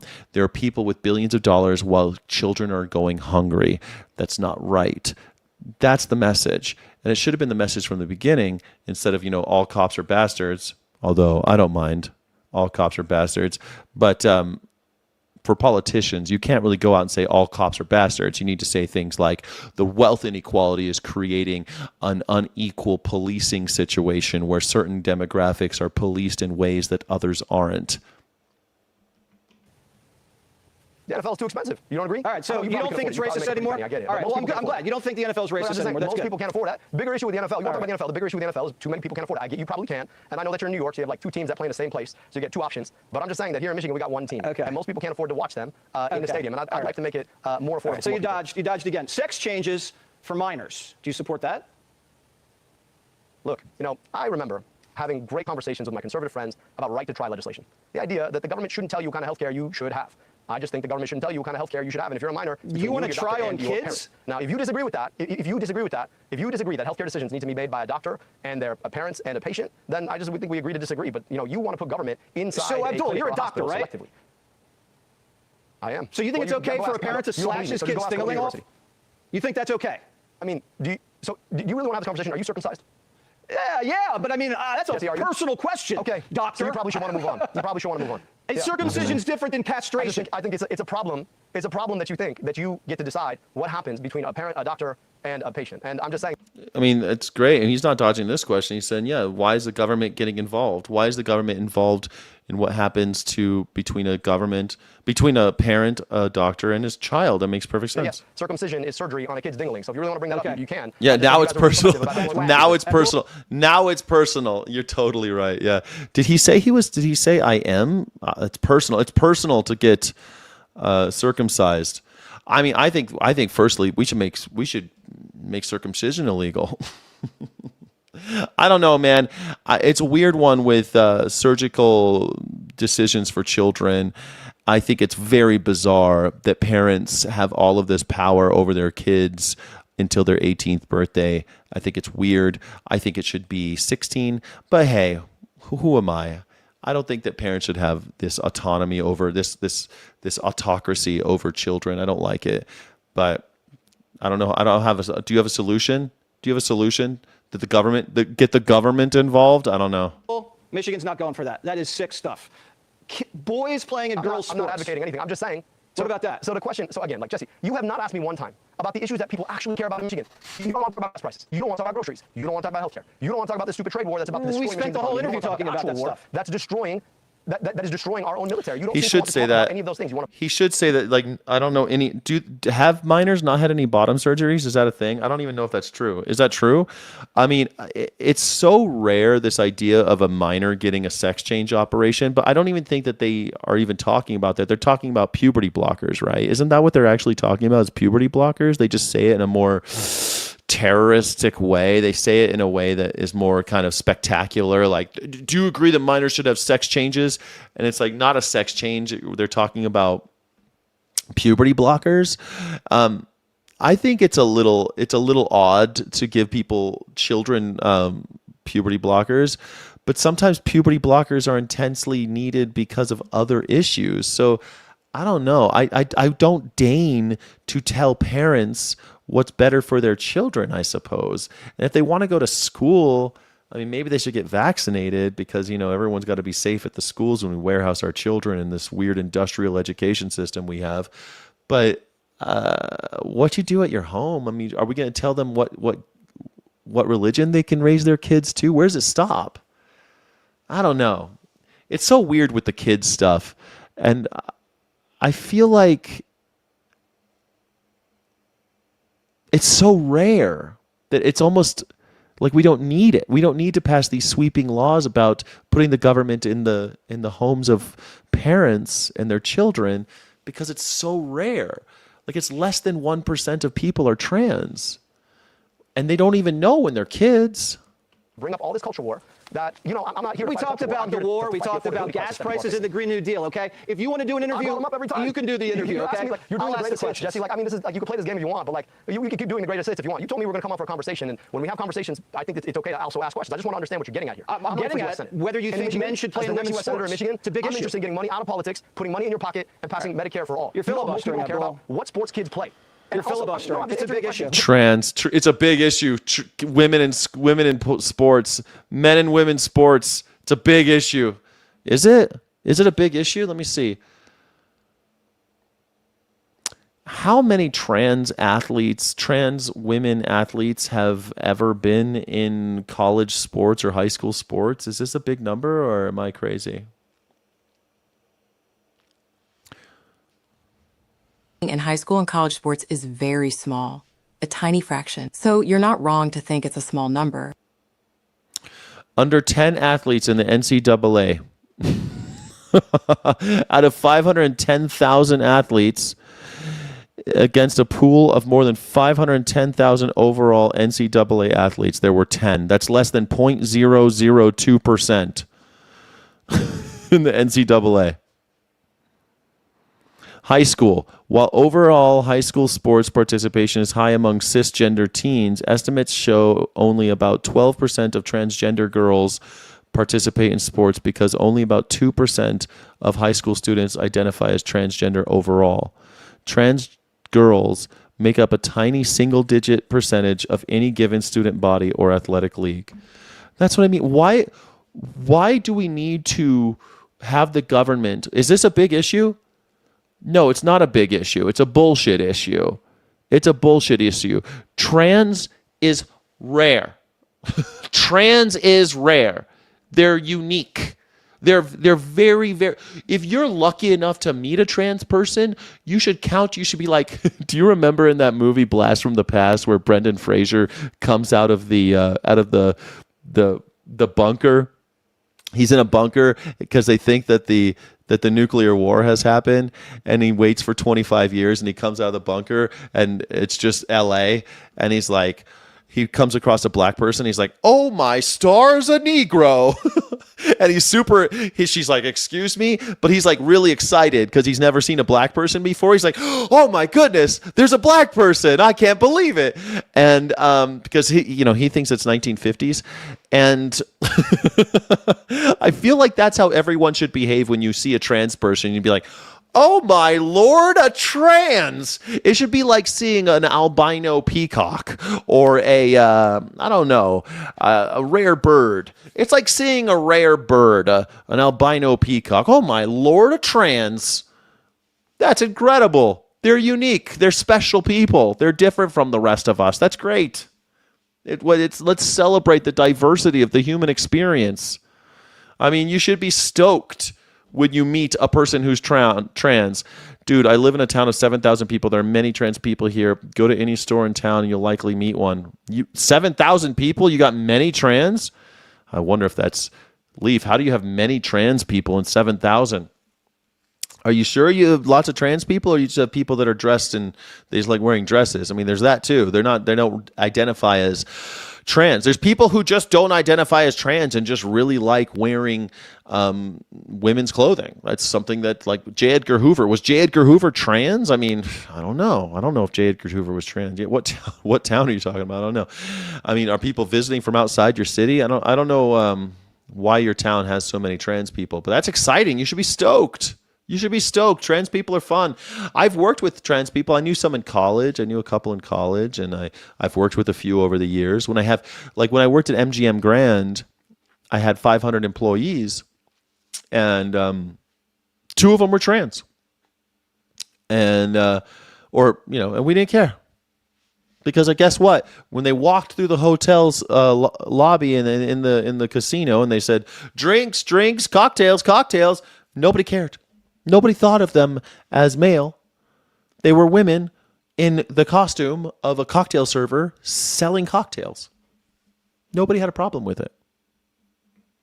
Because You guys kind of lost on that issue last time. Deserve to hear about.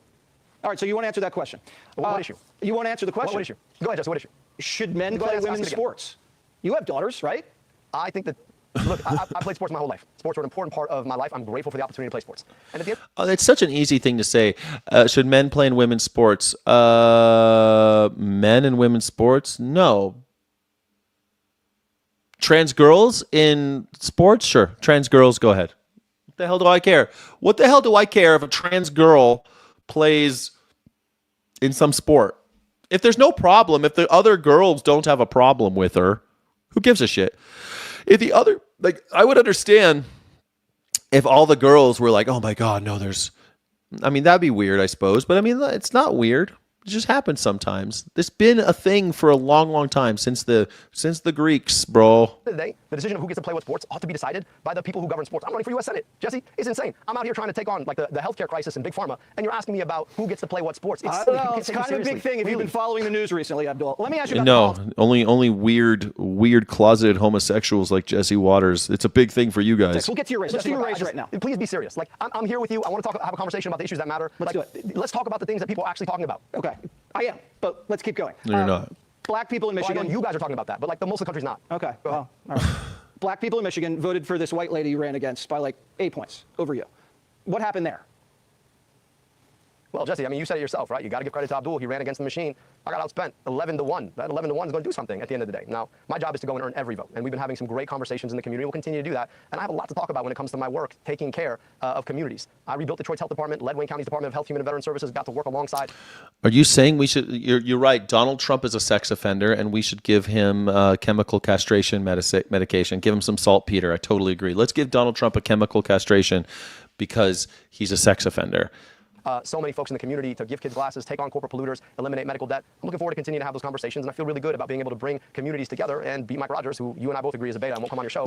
That's exactly right. Trump is destroying the economy and our country's reputations. He's distracting his ignorant and gullible cult following with culture war BS. But this is what's exciting is that people like Abdul El-Sayed are not falling for this culture war bullshit. Even like AOC and others, they're not falling for this culture war bullshit. It's pretty exciting. It could be a dawn of a new day. It could be seeing some actual conversations happening about real important shit in America. And will debate me in November. Didn't agree to that, but that's funny. Reparations. Do you support that? But you laughed at it because you didn't say you didn't agree. Like Jesse, you're very good at telling me when you don't agree with me, but you actually laughed at that joke because you actually agree. Sorry. Reparations. Do you support that? I think we need to have an honest conversation about the incredible debt that was put upon black folks as a function of slavery that we have yet to pay. And I just think that's fair. Like if people are enslaved and forced into servitude, and then we don't actually have a conversation about all that was owed, that our own country agreed was owed, I just think that it's high past time to have the conversation. That shouldn't be a crazy thing.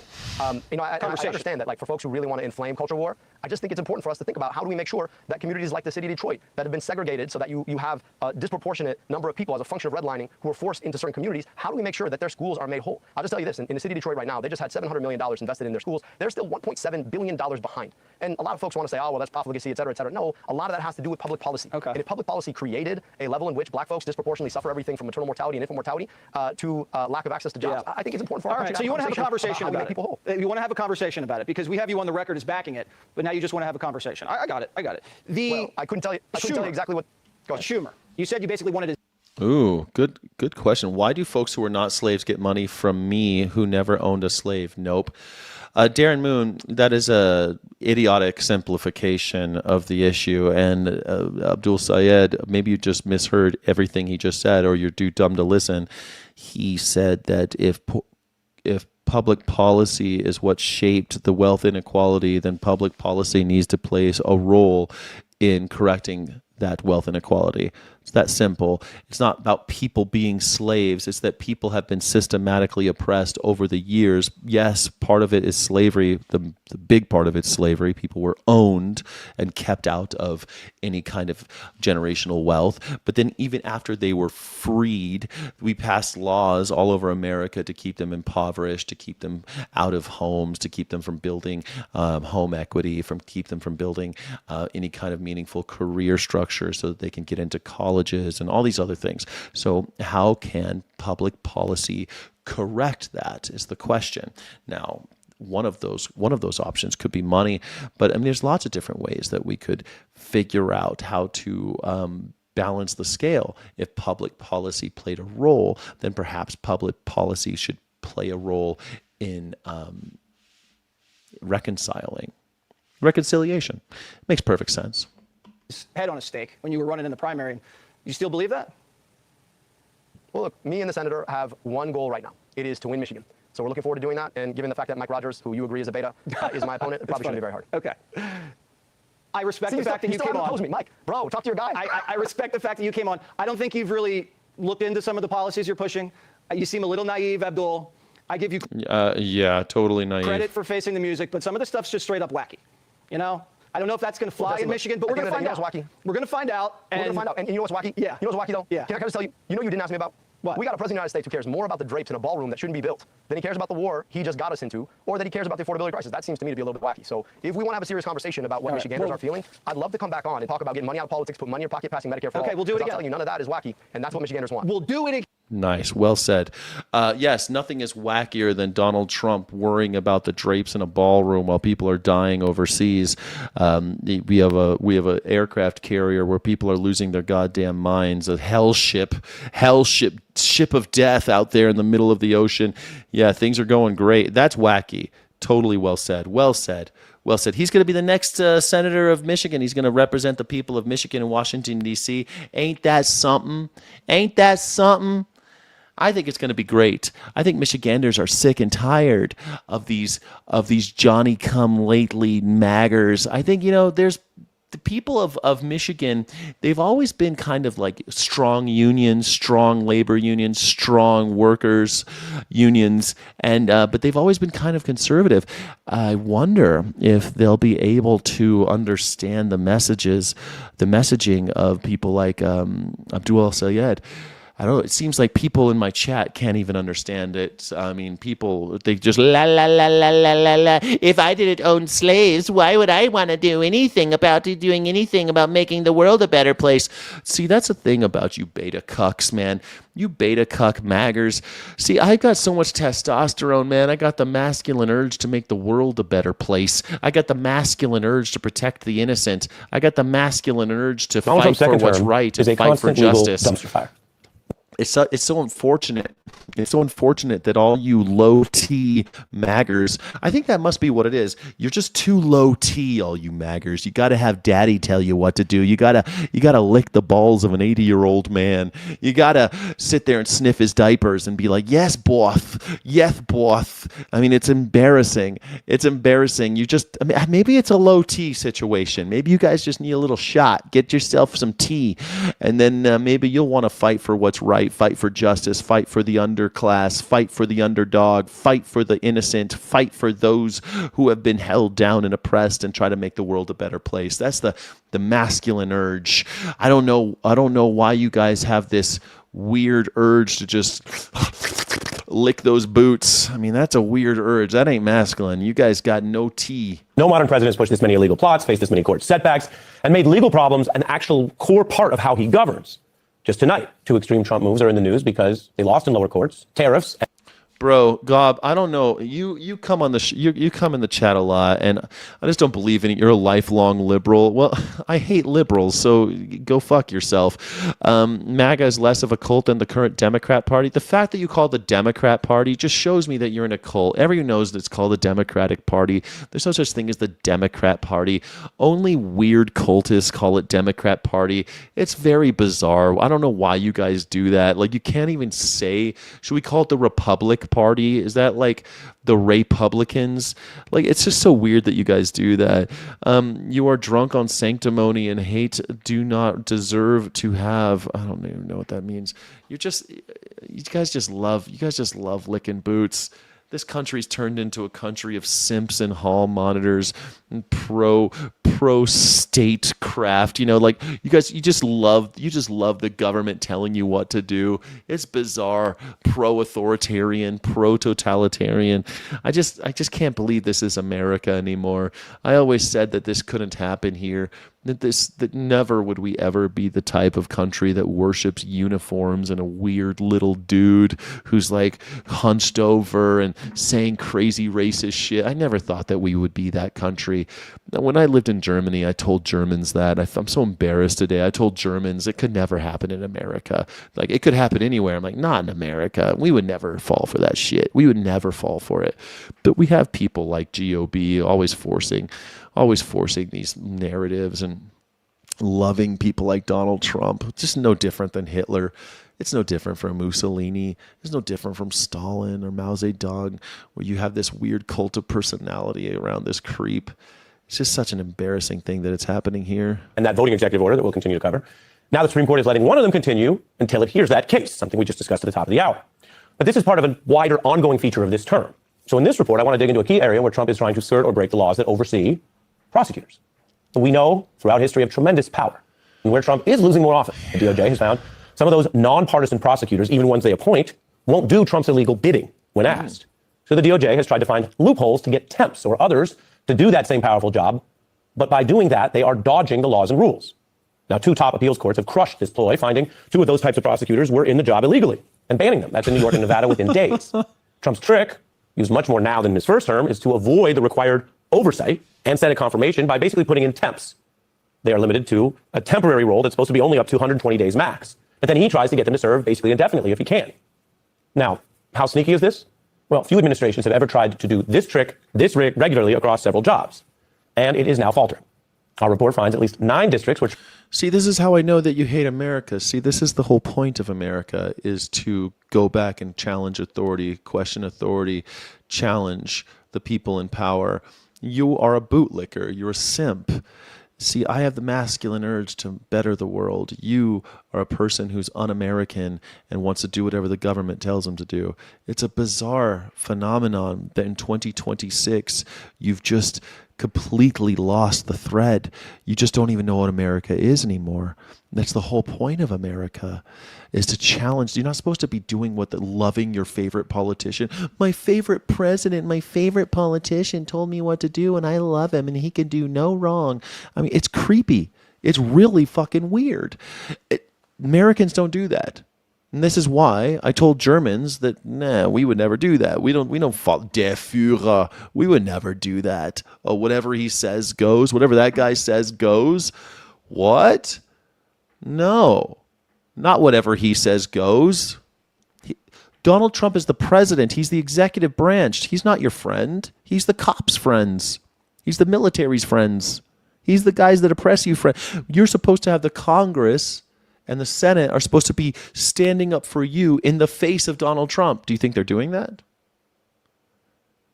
But you don't care because you love Donald Trump for whatever reason. It's no different than the love of Hitler. Nothing is different about it. Trump used this trick to install loyalists who might do that which other honest prosecutors, including Republican prosecutors, would not. Now, that alone can impact many cases, but Trump has lost 6 of them, as we highlight here. These are the losers in the sense of the court ruled against them. And sometimes that means the prosecutors are out entirely. Handpicked prosecutors that the courts are saying you're appointing these people illegally. Other times, the Trump DOJ is trying new loopholes to keep them in their post. I have a little bit more on that in a moment. But one takeaway here is that Trump's bluster still fails when it means opposition, when it's tested in court, when people sue. Trump tried a version of this ploy recently when his AG nominee didn't seem to have the votes initially. Look at George so Orwell. Trump claimed, well, maybe he could just keep him on as a temp AG, basically a permanent temp. That's a picture of George Orwell in the middle, and on the left is Todd Blanche, Donald Trump's personal sex crimes attorney. Is as Orwellian as it sounds. The president said he had, quote, no objection to withdrawing Todd's name, Blanche's name, saying that he would keep him as acting attorney general until Senate Republicans John Cornyn and Tom Tillis are out of office. Todd will survive. You'll keep him in as acting. Yeah, sure, he'll be acting. He's going to be acting, and, we'll try it again. So the abuse of that acting or temp role comes from the very top. But remember, Trump later backed down. Instead of saying, we'll just hold him on as acting, Blanche actually compromised on some key Senate issues about the thug fund in order to get those Republican votes. So that particular temp threat was a bluff. Now, there are times when the government does need acting officers, just like there can be real government emergencies. But abusing emergency powers to undercut the government is wrong. It's a classic challenge that one could call Trump's unfortunate Jar Jar Binks tendency. If you know. Jar Jar Binks tendency, which was based on, guess who? That whole thing with emergency powers given to the head of the republic in order to create an empire, an emperor, that was the Enablement Act in Hitler's time. And 92 social democrats voted against it, and then most of them were murdered. But they were the only people who voted against it. That's where that comes from. That idea with Jar Jar Binks saying, we need emergency power to Emperor Palpatine. That guy, that was all based on Hitler shit, you realize. And Donald Trump's doing Hitler shit. Well, cool. Oh, you're Star Wars characters. Misa propose that the Senate give immediately emergency powers to the Supreme Chancellor. I love democracy. See, this is the same thing. The Supreme Chancellor. No different. This was based on what happened in Hitler's era. I love the Republic. The power you give me, I will lay down when this crisis has abated. Misa think that character has not aged well. Misa think that character has not aged well? Misa think that character not age well. But the underlying Jar Jar warning, the implication there is timeless. Power corrupts. Excuses for extra power are ripe for abuse. Why hasn't it aged well? I think it's fine. What's wrong with his? Everyone talks shit about his voice. He's a Gungan. And the public must protect itself against corrupt rulers and their handmaids. Trump's current version is, of course, different than the emperor. And Trump doesn't even claim to support democracy as much. But here's now how it works at DOJ, so you understand. When Trump finds that prosecutors were rebuffed, like it's getting so bad that the news reporters or the news readers are now saying, just laughing, Donald Trump doesn't even pretend to support democracy anymore. His demanded revenge cases because of, say, law or evidence, he'll often fire them. And then a loyalist takes their place as acting U.S. attorney. Yeah. And then in cases where a judge says, no, you can't do that, the DOJ will try to sometimes relabel them as a first assistant or a special attorney and try to have them act as basically a different temp prosecutor under another title. Now, this matters because the temp prosecutor is avoiding the required Senate oversight and may target opponents, as you've seen here, in ways that no honest, law-abiding, permanently confirmed officer would.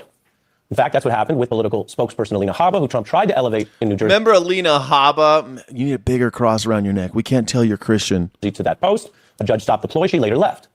Or the top federal prosecutor in L.A. found to be serving unlawfully. I remember as an that acting guy. U.S. attorney. Then the Trump DOJ retitled him first assistant, trying to make a mockery of a very clear ruling that he was illegally wielding those same powers, whatever you call his title.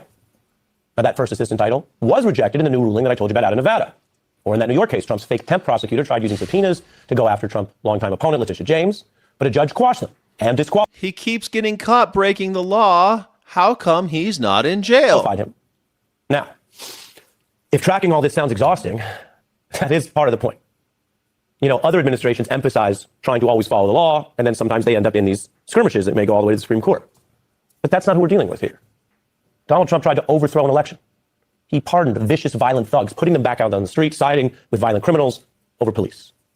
So the U.S. court system is apparently only slowly catching up to a Trump DOJ that is run from the top by that sometimes illegal mindset. In the New York case, the judge hammered the Trump DOJ for skirting restraints from Congress, using power to subject political adversaries to these criminal investigations, acting without lawful authority. Now, that sounds firm, but then you still have to check. And we did. And I want you to know tonight, the prosecutor in that very office is still on the job as, quote, first attorney, unquote, right now. So some of these judges, and certainly Congress, has to wake up if they don't want to be a part of this lawlessness. Now, a different fake prosecutor, Lindsay Halligan, brought an earlier case against Comey, and there it's worth recalling that this ploy I'm telling you about actually ended up dooming the whole case. A judge not only pushing her out, but tossing Comey and James indictments because Halligan's appointment was unlawful. One of those cases died completely. So sometimes this ploy does run into real sanctions. But Trump does press on. His new AG has engineered another... Look at that, the FBI guy. We haven't heard from Kashyap Patel for a while. What's going on with Kashyap? Separate case against Comey. Now, this ploy I'm telling you about, which frankly I don't think has gotten enough scrutiny, we've relied on some newspaper and legal accounts as you've seen here, but this is a big deal. And yet, in a certain way, as I told you, it's exhausting, it's dry, it's intricate. It's not exactly the tyranny of tanks or violence. It's not the spectacle of an emperor seizing the galaxy. It's more of an autocratic slide through a kind of endless bureaucratizing of everything. Oh, new yeah. titles, new skirmishes over the title and what it means and who's doing what. So for a more arcane reference than Star Wars, we turn to a dystopian film from Latin America, which has much experience with autocrats and wannabe despots. It's not from Latin America. It's called Brazil. It's by Terrence Gilliam. The 1985 satire Brazil darkly mocks how fascism can kind of be laundered or normalized through the bureaucracy of a Love different that agency movie. or department where no one's really taking responsibility. This is one iconic scene. What have you done with his body? Oh, gosh. I don't know anything about that, Mrs. Butler. I'm really just delivering the check. He hadn't done anything. He was good. What have you done with his body? Yes, not my department, of course. I'm only records. He's only records, right? The killing, the disappearance of a human being under government authority, that's somebody else. Yeah. Maybe somebody he works with. It's called The Banality of Evil. Hannah Arendt writes about this. Again, guess what she used as a historical example and what he's skating around. This kind of cultural commentary is built off grim experience with autocrats. Which one? One lesson is to stand up to their pressure and even these ploys, this sort of bureaucratic creativity I'm telling you about, rather than go along and say, well, you're only records. Any more than a judge could claim, well, I only did my part. I ruled against it. It's not my fault if they found a workaround Who did to do that? what they were doing anyway that I ruled What against. regime did that? So that is the warning. But there is nuance and balance here. Why are we talking about fiction when there's an actual thing that happened in the world where They did exactly. All those movies are based on a real thing that happened. There are some U.S. judges getting tougher, however late. Here's how some of that's been going. Donald Trump's Justice Department is on a losing streak. The Trump administration is losing an initial wave of legal battles. The court found the president's global tariffs were found to be illegal. A new legal blow to President Trump's immigration crackdown. A federal appeals court says he unlawfully invoked the Alien Enemies Act to quickly deport alleged Venezuelan gang members. Oh, A federal like appeals Jar court Jar. in Denver has ruled the Trump administration must grant immigrant detainees bond hearings. A federal appeals court has ordered an immediate halt to construction on the Trump administration's $400 million White House ballroom. Are we talking about the Fourth Amendment again? Or the Fifth? No, we're talking about the Fifth and the 14th. The Fifth and the 14th. Hold the law, and in many cases, leaving the administration with no path, no ploy around those legal losses. Judges often responding to an incredible effort, one that doesn't always make it on TV, waged by people, plaintiffs, lawyers, activists, and other individuals and entities who are saying, yeah, we get it, we get the game, we're going to meet them and challenge and file whatever we need to. A lot of it, though, circles back to these prosecutors, especially when you look at a future where even tonight again, there are questions about how this administration intends to use or abuse power, the power to investigate, the subpoena, to arrest, to indict, and to imprison, as it may face looming election losses. I was hoping he would at least bring up like the actual historical precedent where they've actually done this stuff. You don't need to talk about Jar Jar Binks when you got Adolf Hitler. You don't need to talk about Brazil when you have Mussolini. You don't need to do these things when you got the Politburo over in the USSR. You know, we've got real world examples. But I guess it's more fun to talk about Brazil and Jar Jar, I suppose, right? It's fun to talk about Star Wars. Maybe some good will come out of those prequels yet. Maybe people will wake up. Maybe people like Dreadnought in my chat will wake up and watch Star Wars and realize, oh my God, I'm a Nazi. Maybe people will watch Star Wars and they'll realize that, gee willikers, I'm on the side of the evil empire. Huh, how did that happen? I'm on Darth Vader's side. How do we Journal get is reporting here? new details about President Trump's role in a major antitrust case against Live Nation, the concert giant that owns Ticketmaster. Justice correspondent Ali Rogan has more.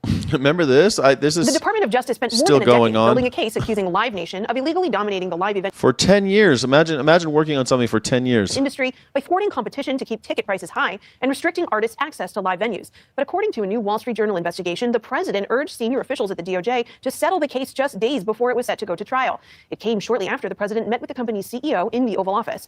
Attorneys general from 33 states and D.C. had joined the lawsuit, and despite the settlement, most refused to sign on to it, saying the terms were too favorable. In April, a jury in the state AG's case found the company illegally monopolized the ticketing market. Huh. For more, I'm joined by Wall Street Okay. Journal investigative What reporter happened? Rebecca Ballhaus. Rebecca, thank you so much for joining us. What did you and your colleagues reporting reveal about President Trump's involvement in this case? Yeah, so as you said, this was an incredibly unusual case. It's a case that was first brought by the Biden administration, and when it's announced in 2024, then Attorney General Merrick Garland says it's time to break up Live Nation and Ticketmaster. And when Trump comes into office at his first spring in March 2025, it looks like he's poised to kind of keep up that pressure on the industry. He announces this executive order that... Oh, look at that. Remember this? We're going to break it up. Remember this guy? This is how you dress at the Oval Office. This is what Kid Rock wore to the Oval Office. But Zelensky gets berated in the Oval Office for not dressing appropriately. aimed at cracking down on the concert industry.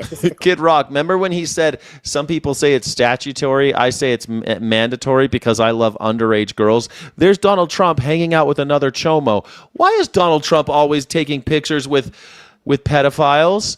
Can someone tell me why they're always taking pictures with pedophiles? Why is Donald Trump always taking pictures with pedophiles? Why does that keep on happening to him? Why, guys? Did Dolly Parton actually die? Or are you fucking with me? Oh, she's dead. 80 years old.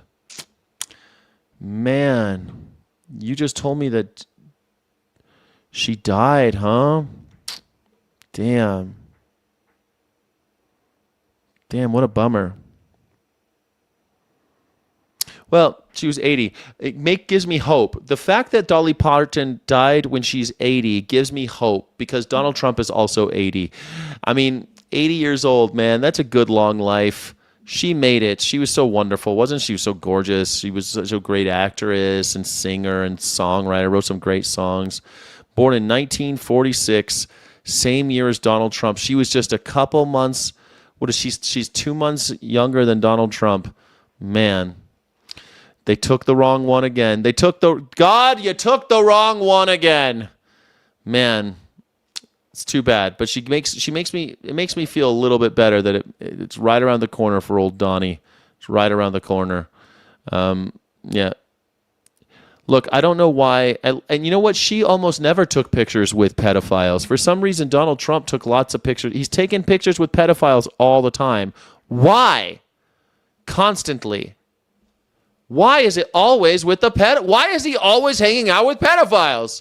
Targeting ticket scalping and exploitative pricing. So it looks like, the pressure's on and that he's not going to sort of reverse course on what the Biden administration has been doing.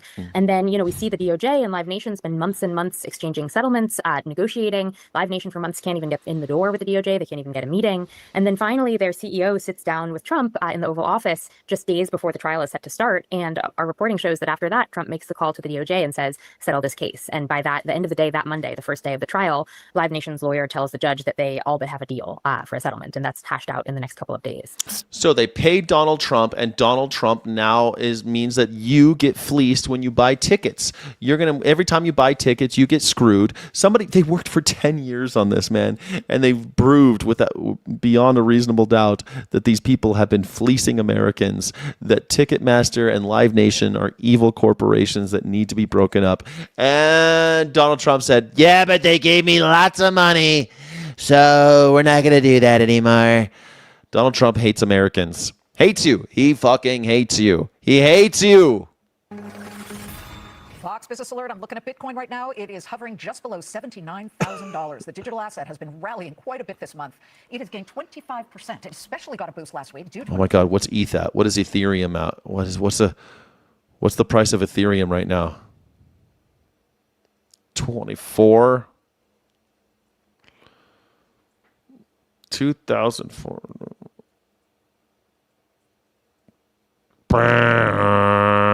Sucks. It's only a 240. Why is Bitcoin rallying and not Ethereum? What the heck? A number of factors, including a meeting President Trump had Wednesday with top crypto executives, where he called for Congress to pass crypto regulation and touted the importance of the crypto industry. Still, listen, Bitcoin has a way to go since its all-time high of 126,200. But what about Melania Coin? How's Melania Coin doing? $72 hit back on October 6th of 2025. The digital asset is still down about 35%. But again, this recent run-up, just since August 1st, it has zoomed higher by more than...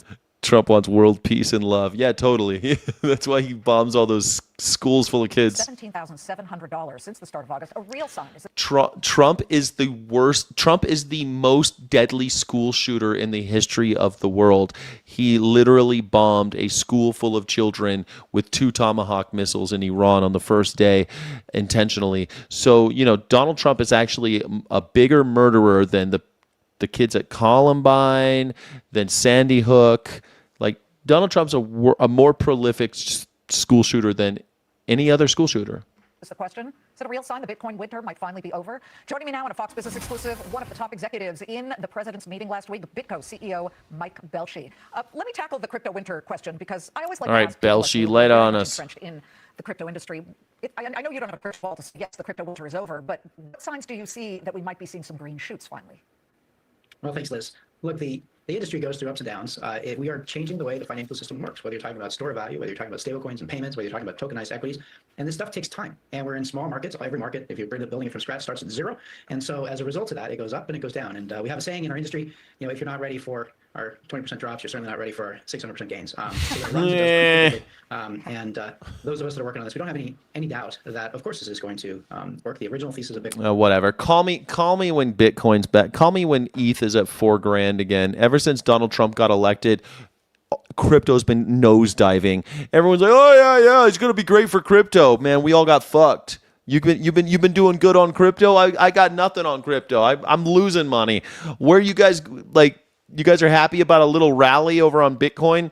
Give me a break. Everyone I know has lost lots of money since Donald Trump on Bitcoin or all their crypto coins. Everything's going down the toilet. You can't even rely on Bitcoin anymore. Dang it. Please stay in power till your 100th birthday, Trump, wonderful man and amazing man. That's one of my favorite. That's the chat of the week. Please stay in power till I love that yours is spelled incorrectly. I love that so much. Birthday, Trump, wonderful man and amazing man. That's my chat of the week right here. Chilleri Peace.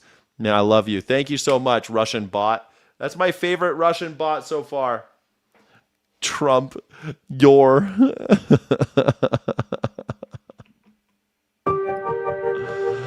Trump administration preparing largest visa revocation, is preparing to launch 200,000 tourists, launch a mass visa revocation impacting businesses and tourism visas owned by up to 200,000 foreigners, the Associated Press says. Man, 200,000 foreigners. Largest revocation in U.S. history. Don't forget, that's how it starts. This is how it started over in Hitler times. State Department is expected to soon announce the revocation of B1 and B2 visas issued between 2016 and 2026 to people who sought asylum, so are now seeking asylum. So anyone seeking asylum, so a human right that we signed on with the UN is to seek asylum. They're just revoking it. No due process. Cool. Yeah, documents to unnamed U.S. official. Man, look at this. They're going to just kill all these people. Yeah, immediate deportation for those who lose their visas, the officials told AP, noting most of the people with pending asylum applications would also be murdered on the spot. Cool. Revocation saying the plan is to revoke non-immigrant states claiming non-immigrant visas of foreigners who have come to the United States claiming to be short-term visitors but often file for asylum to stay here permanently. Yeah, well, not going to see your day in court. It'll be challenged, but it'll work. It'll work.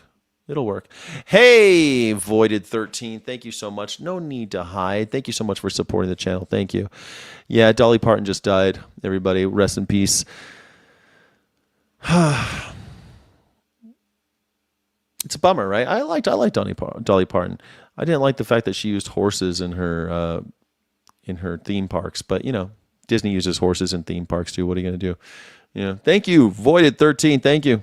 What is next for mail-in voting? That's the Supreme Court. Like, what happens? Like, right now, they're getting rid of anybody who has any visas or asylum visas, B1 and B2 visas. What happens when they get rid of everyone who already has a green card?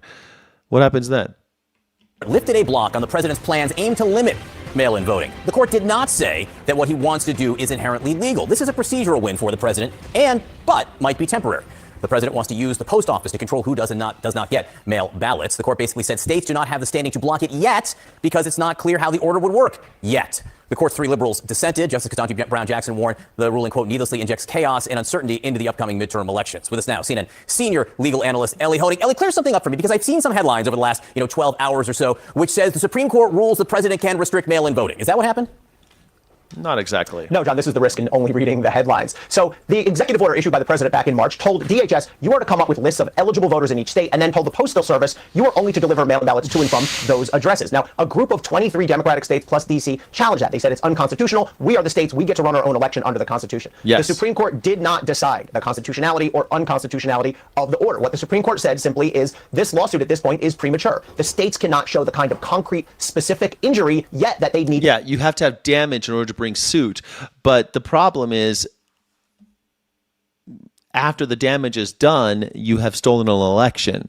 So for the Supreme Court to be like, well, you can't prove damages, so really what are you suing for? Because he's threatened. It's like if someone points a gun at my head and I call the cops and the cops are like, call us after he pulls the trigger.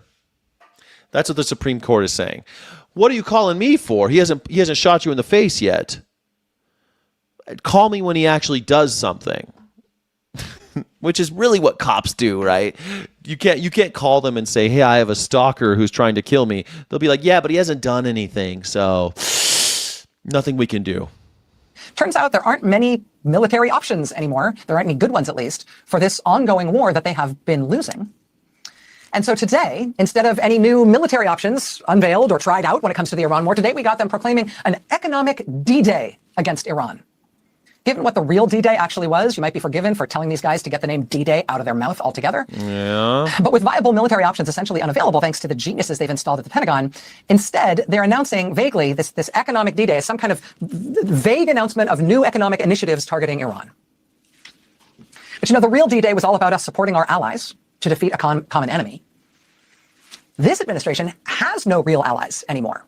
So they may want to call it D-Day, but there's no one to ask to help us storm these proverbial beaches, even though they want to call this D-Day.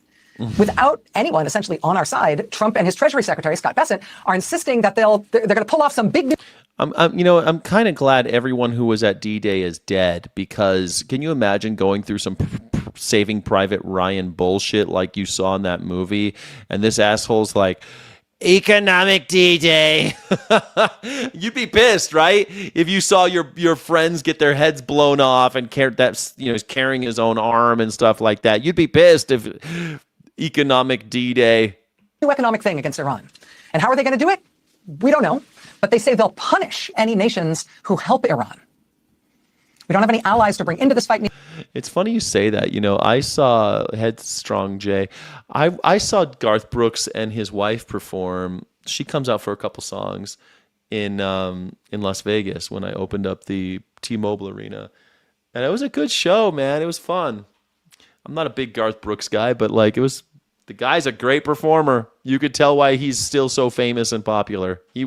Great show. So I ain't ashamed. I've seen everybody though.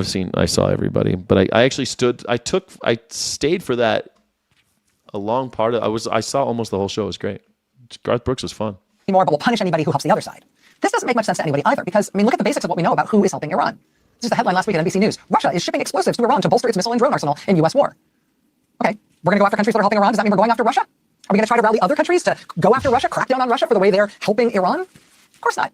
Of course not. Of course we'd never go after Russia, because Trump is beholden somehow, or in the spell somehow of Russia's dictator. And so, of course, even as Russia helps Iran, not just financially, not just in terms of oil exports and things like that, but literally shipping them explosives and weapons to use against us. Are we going to do anything about that? No, of course not.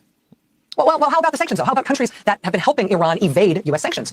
Will we go after them? Will we be able to persuade other countries to help us go after I'm not a big fan of Maddow, but she actually has written books about the military. Like, she knows a lot about the military. And so when she talks about this shit, she does so with a degree of authority that I think most people just don't have. After anybody who helps Iran evade sanctions?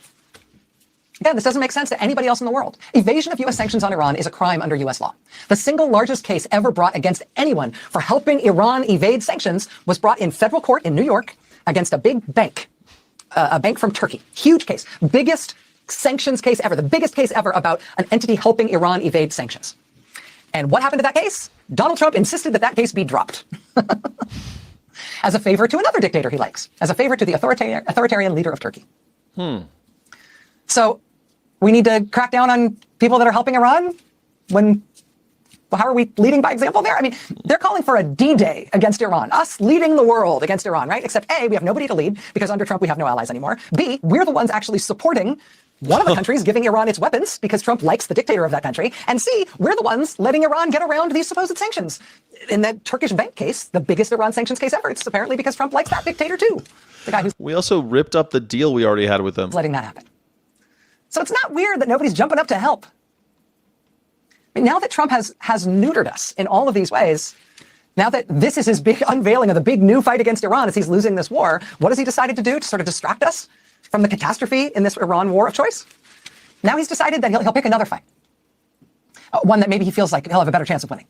See if he can get something else going with another, vaunted enemy of the United States, in this case, Canada. Started a trade war with Canada. Let's start with our brothers, the Canadians. But unlike other countries that have tried to appease Trump when he has picked inane performative trade fights with them, countries like the UK or the EU, right? Canada's Prime Minister, Mark Carney, is not going along with it. He clearly will not be bullied, and the Canadian people have never been more unified behind him because of it. As Stephen March put it at the New York Times on the op-ed page today, quote, for Canada, the choice came down to either accepting severe but temporary economic instability or binding itself to a pseudo-democratic fiscal basket case of a nation, that's us, whose only apparent foreign policy objective has become domination for the gratification of the president's slapdash vanity. But Mr. Carney did not simply reject a trade offer on Friday. He was only defiant of the new breed of American aggression. Mr. Trump's world, a world of transaction and submission, is not the only world we all have to live in. Mr. Carney did what Canadians elected him to do, stand up for Canada. It's funny to wake up relieved that you're about to take a beating, but we will not go along to get along. I love it. I love people that stand up to bullies, because when you smack a bully in the face, they go, "Oh, Dorothy, why did you hit me?" They're all cowardly lions. Put them up. I'll put them up. I'll club you. I'll pulverize you. And Canada's like, go fuck yourself. I love it. Go, Canada. Canada's like, we'll sell our shit to somebody else who wants it. Fine. The American president clearly did not know whom he was dealing with. He's following in the grand tradition of American leaders, starting wars with people they don't understand, then wondering what went wrong. This is the country that ought to be, and that almost always has been, our best friend in the world. And I would say we've torpedoed our relationship with our closest ally, our closest friend, and one of our two closest trading partners in the whole world. But, if an actual torpedo were involved here, that would have to involve Pete Hegseth, and so I'm not sure we would worry that much about it, because clearly it wouldn't work. You want to know how MAGA ignores all the trade? They don't know about it. They're ignorant. You say ignore is the operative word right there. They're ignorant. They don't know anything.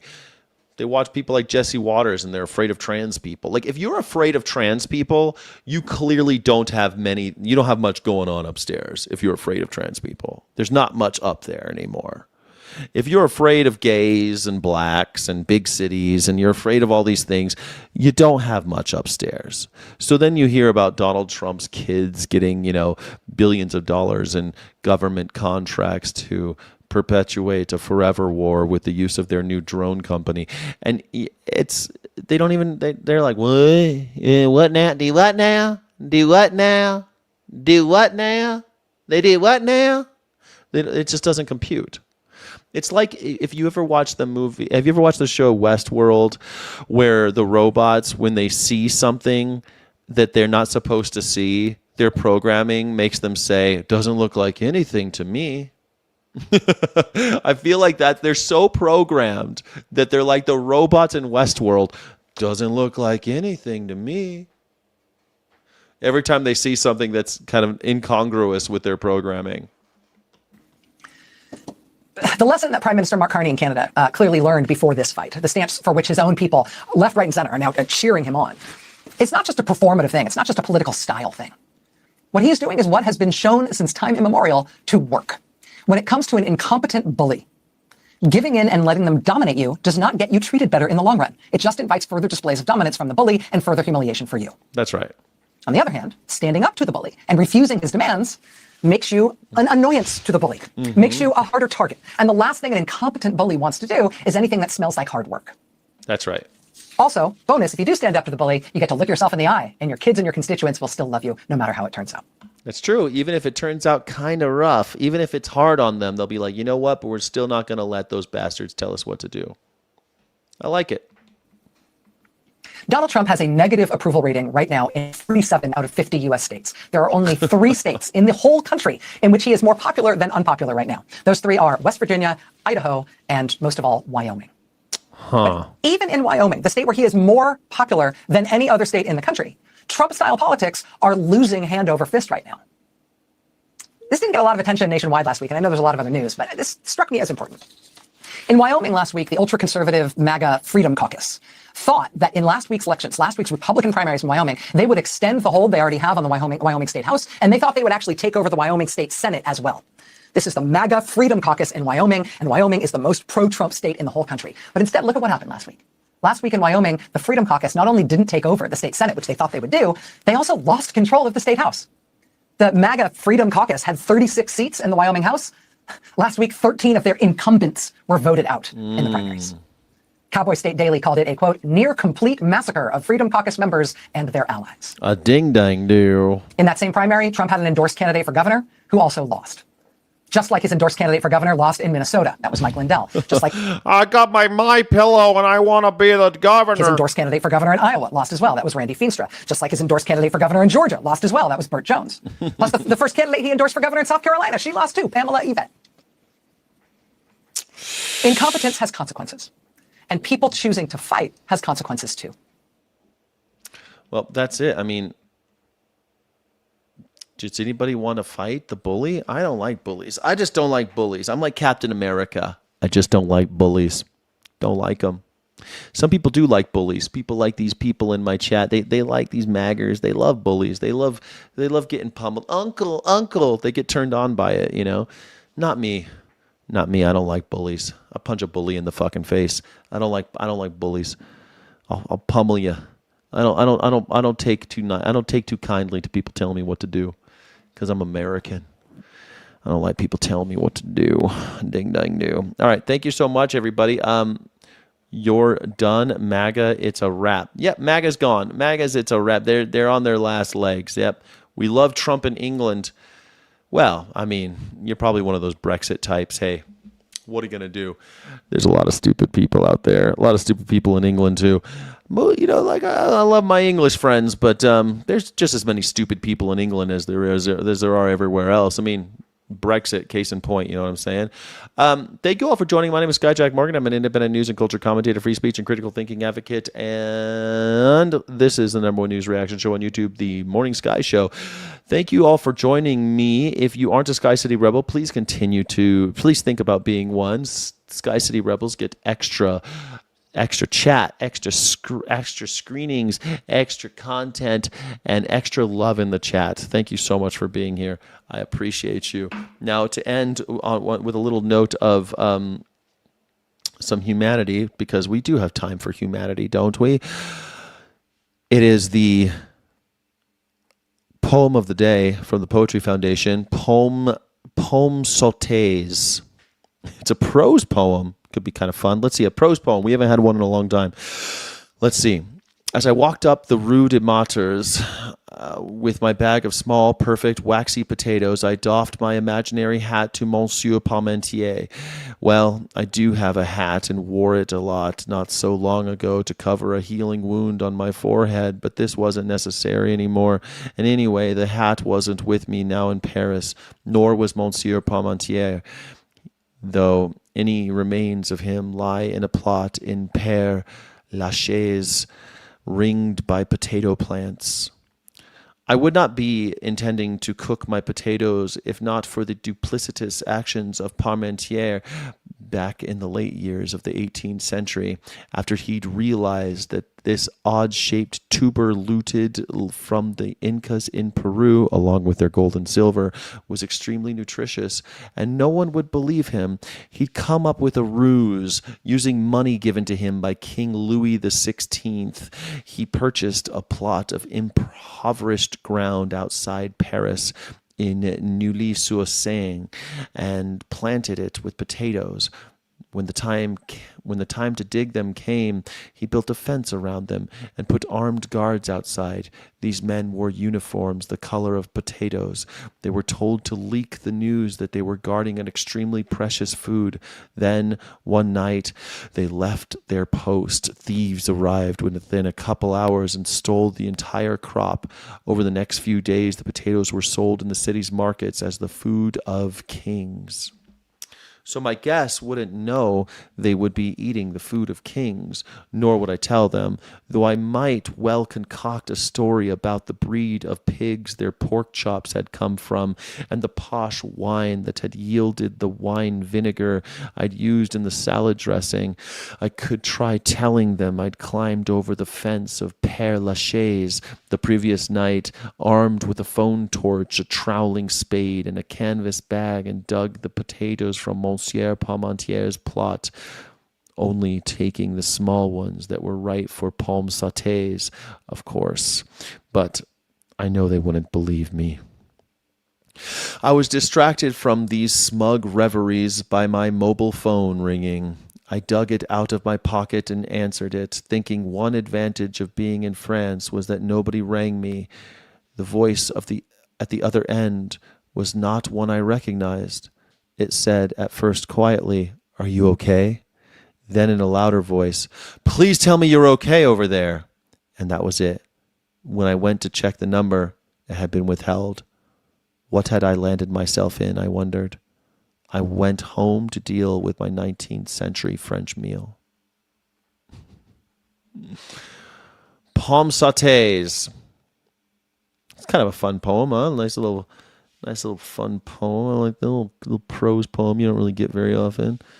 It's kind of, tell me you're okay over there.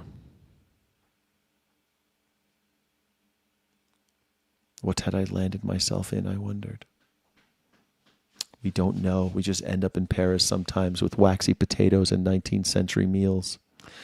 Thank you all for for hanging out with me. I appreciate you. Communists aren't real people. Launch them. Oh, Jesus Christ.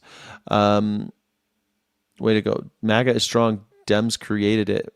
Well, I mean, the Dems definitely made it possible, paved the way, that's for sure. Definitely paved the way for it. Absolutely. If you hate Donald Trump, you got to hate Barack Obama and Joe Biden, that's for sure. All right, thank you all for joining. My name is Skyjack Morgan. I appreciate you. Hope you enjoyed the poem of the day. Thank you, Raul Duke. Please consider making a contribution to the channel. Thank you for supporting it, and like and subscribe. Share a short. Thanks for the support. Share a short. If you aren't a Sky City Rebel, please, make sure you hype a video. Use that hype button. I really appreciate it. That hype button helps a lot with videos or with the shorts. It helps quite a lot. Share one of the clips. That would help a lot too. I appreciate you guys. Illegitimate non-carborundum. Don't let the bastards grind you down. And Godspeed, rebels. You're doing great. You're gonna be all right. It's gonna be okay. Everything's gonna be okay. Everything's gonna be okay. Okay. Thank you so much for watching. Don't forget to like and subscribe. Thank you so friggin' much.